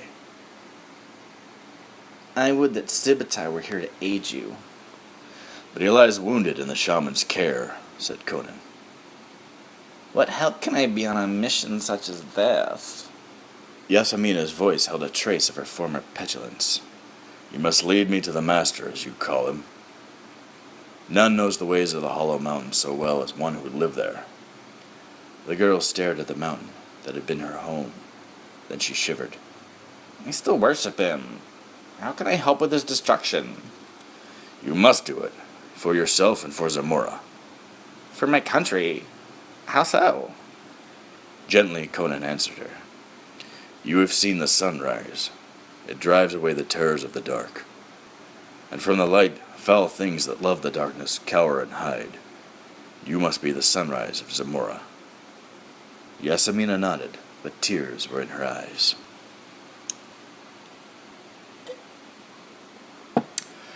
Boldly, Yasmina rode to the gates of the mountain citadel. Boldly, Conan, in the guise of a guardsman, followed her.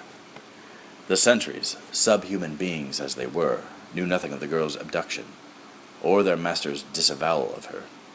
The gates swung wide, their mounts were stabled. Head held high, as befitted a priestess of Set, the princess walked up the broad avenue that led to the snake god's temple. She paused to dabble her fingers in the fragrant pool of the fountain at the foot of the wide stairs, and glanced briefly at the armed man who followed her. Then, with a composure that her beating heart belied, she and her attendant entered the sanctuary. In the dark recesses of the assembly room, their unnoticed figures moved on silent feet.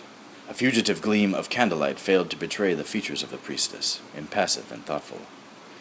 Behind the throng of worshippers, a score of brutish guards stood armed, but they did not mark the passage of the newcomers. Their attention was riveted on the cult leader, who, raising his arms, continued his exhortation. Know that, on the hard roads you now go forth to follow, weariness and heartache may be your lot. Hunger and loneliness may walk beside you, and loved ones become your enemies. Yet ever Set will walk before you, and all who dare to stand against him shall you kill, until the whole world is his. Conan peered at Yasmina. Strange emotions, sorrow, love, and hate, traced one another across the face of the princess as she looked upon the man who, she thought, had loved her, but who would have spilled her life as casually as one throws away the dregs of a wine cup. Behind his helmet, Conan's eyes were agleam with calm ferocity. His was no longer a mission of revenge. To rid the earth of evil such as this was his destiny. All the days of his life, he thought, all the years of toil and suffering on the wheel of pain, all the months of training in the skills and wiles of a pit fighter, all the weary hours of wandering, homeless across the uncaring land, were but preparation for this moment. On the dais, Doom stood tall and silent, holding aloft a lighted candle. His face was upturned as if to drink in the radiance of the flame. At his feet, one of the lesser priests resumed the ritual. To his hypnotic chant, the bodies of the worshippers swayed in rhythm, like black-coiled serpents, weaving before a snake charmer. Blind your eyes, mystic serpent, intoned the priest. Kabil Sabur, Kabil Kabil, Kabil Hakim. Lift blind eyes to the moon. Whom shall we call forth from the gulfs of night? What shadow falleth upon the light between the Sabu? What shadow falleth between the light and thee? Look into the eyes of such a one, O Father Set. Look and blast his soul to shriveled dust. Kill him, kill him, kill him, and all who love him, kill him. The rapt throng echoed, "Kill!" With stately tread, the chanting priest moved forward, bearing his lighted taper upraised above his head. Thulsa-Doom, stranger from the east, sorcerer, high priest of Set, magnificent in his snake-like plates of polished mail, walked like a conqueror behind his acolyte. The faithful, row by row, fell in behind him, each intent on keeping his candle flame from flickering out. At the great portal, Doom paused and turned to bestow a final blessing on the cohorts he was about to fling into the world to do his evil bidding.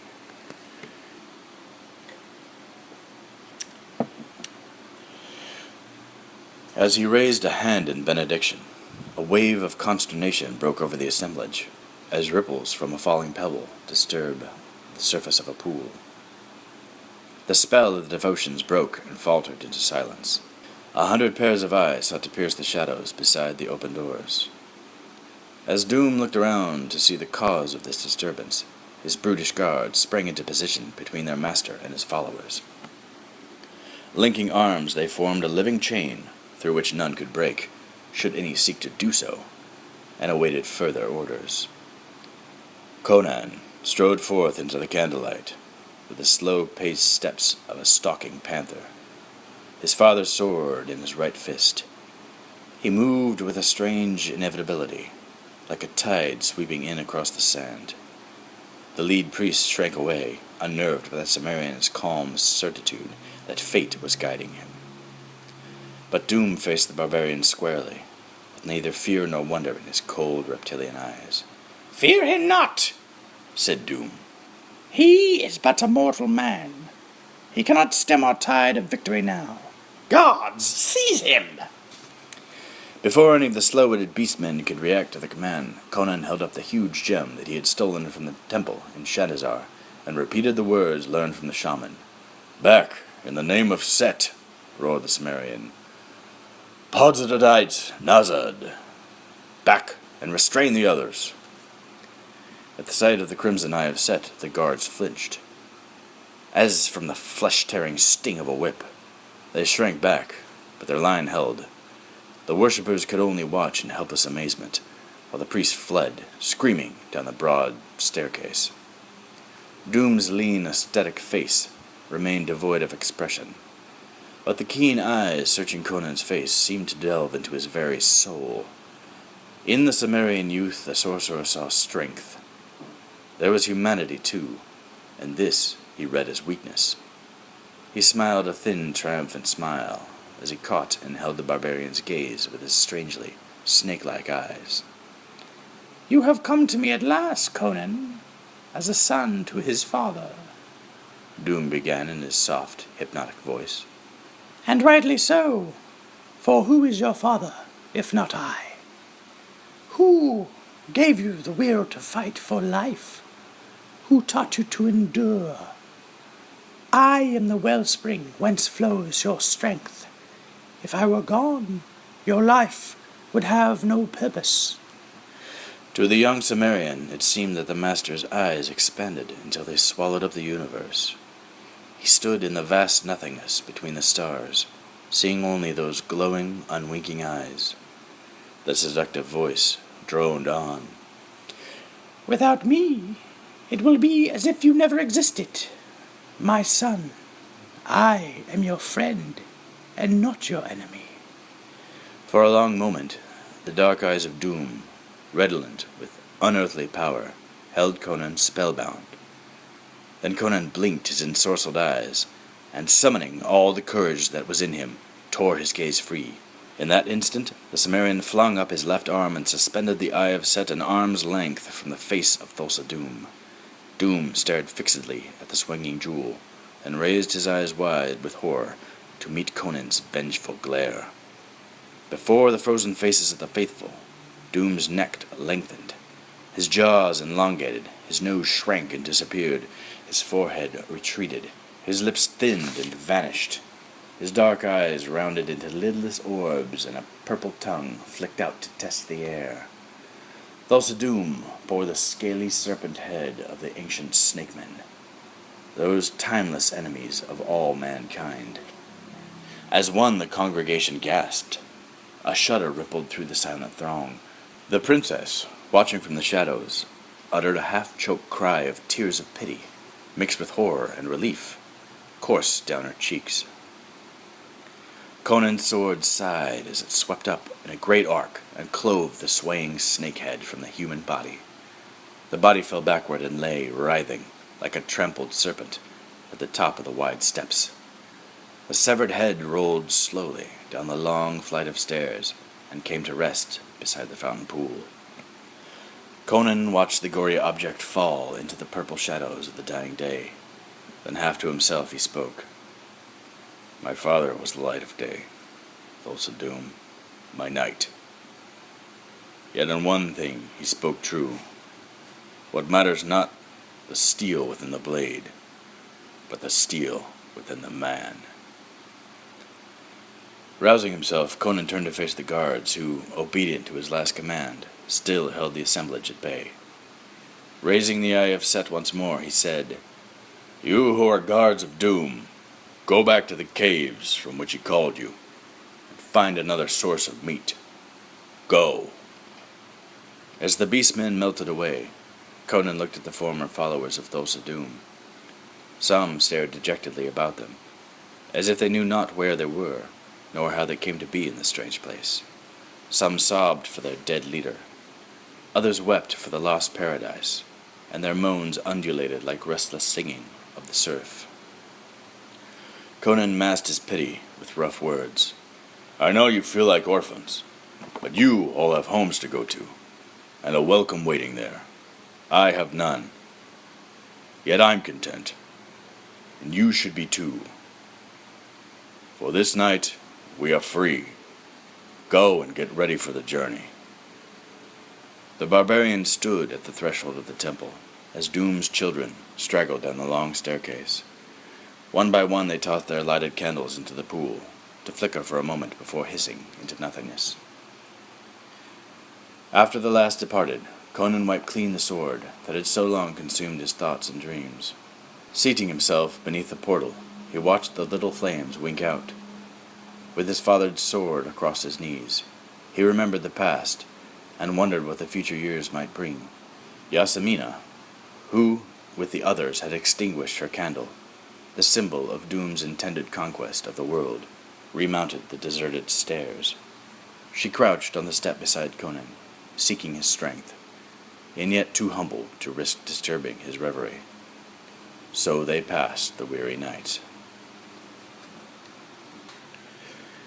As pale dawn heralded the break of a new day, Conan perceived a strange change in the scene before him. The stone steps had become pitted and eroded, as by ages of exposure to the element. The garden shrubs and flowers all were wilted, and the pavement around the half-drained pool was marked by muddy footprints. The ceremonial roadway beyond lay cracked and flaking, as if some spell, dredged from the womb of time to hold it firm, were broken. Behind him, the facade of the cavern temple was crumbling, and as he watched, bits of stone fell with a clatter to the doorsill. The tension had drained out of him. He felt at peace, but, mingling with his sense of destiny fulfilled, was an eagerness to be gone from this foul place, to put the scene and all its memories behind him. Conan rose. The princess scrambled to her feet. What now? She asked. Subeltai and I will take you home, he answered, gruffly. Your father will be glad to see you. My father's dead, said Yasemina. A messenger from Shadowzar arrived but 5 days past to say that he'd been slain by Yarrow's minions. Then you are queen, and will be needed in Zamora to rule your troubled land. But what of Yarrow? He would not accept me on the throne. I'll deal with Yarrow, never fear. Now it's time to go. But, the girl persisted, there are towers of Set, and other leaders throughout Zamora. What of them? Conan stood silent, thinking. At last he said, Many will be broken and deserted, because their purpose died with Thulsa Doom. The cult may long continue here, and there, for snakes are hard to kill. The worship of Set may even wax again, but not, I think, within our lifetime. Yasamina raised her anxious eyes to the barbarian's face and smiled. As summer donned the russet dress of autumn, Conan, brave in new garments and bright mail, with a scarlet cloak floating from his shoulders, galloped a black stallion beside Zamora's fields of ripening grain. I think that's supposed to be fields. Galloped a black stallion beside Zamora's fields of ripening grain. At length he caught up with the men he followed, a small Harkirian riding a shaggy step pony. After a brief greeting, they dismounted. Why did you ride off without a sword? Asked Conan. Subutai shrugged. They told me that the queen had offered you a place beside her on the throne. The small man grinned and added, I thought you'd be too busy with your, royal duties to have time for an old comrade in arms. Why are you here? I took no more than my fair share of the queen's reward of the Serpent's Eye. Though why she wanted it, I can't imagine. Conan looked faintly embarrassed, as I did, before I left the city. You mean you turned down the lady's offer? Conan grunted. When I wear a crown, it would be won by my own sword, not given as a dowry. Subutai sighed. Strange are the ways of the Sumerians. How did you dispose of Yarrow? Would that I had been beside you, then, instead of doing guard duty at the palace. Conan shrugged. The fighting came to little. When the folk of Shadowzar heard that Doom was dead, the Black Priest's followers turned on him. Before I had a chance to sword him, his own people tore him limb from limb.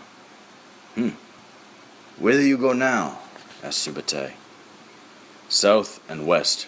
I'm headed for the sea, said Conan. And what of you? The Harkirian pointed. North and east, to my homeland. Shall we ever meet again? Conan grinned. The world is not wide enough to keep such rogues as we apart for long. We shall meet again, but Crom knows where and when. If only at the gates of hell, laughed Subutai. Until that day, good fighting. The two friends embraced, slapping each other's shoulders. Then they swung into the saddle. What's in the south and west that draws you thither? Called Subutai. Gold, jewels, beautiful women, and fine red wine, roared Conan.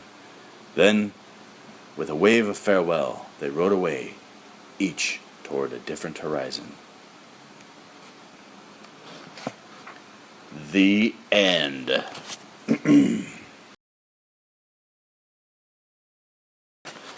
Thank you for listening to Conan the Barbarian. Written by L. Sprague de Camp and Lynn Carter. Based on a screenplay by John Milius and Oliver Stone. Read by yours truly, Chris Henry. Good night.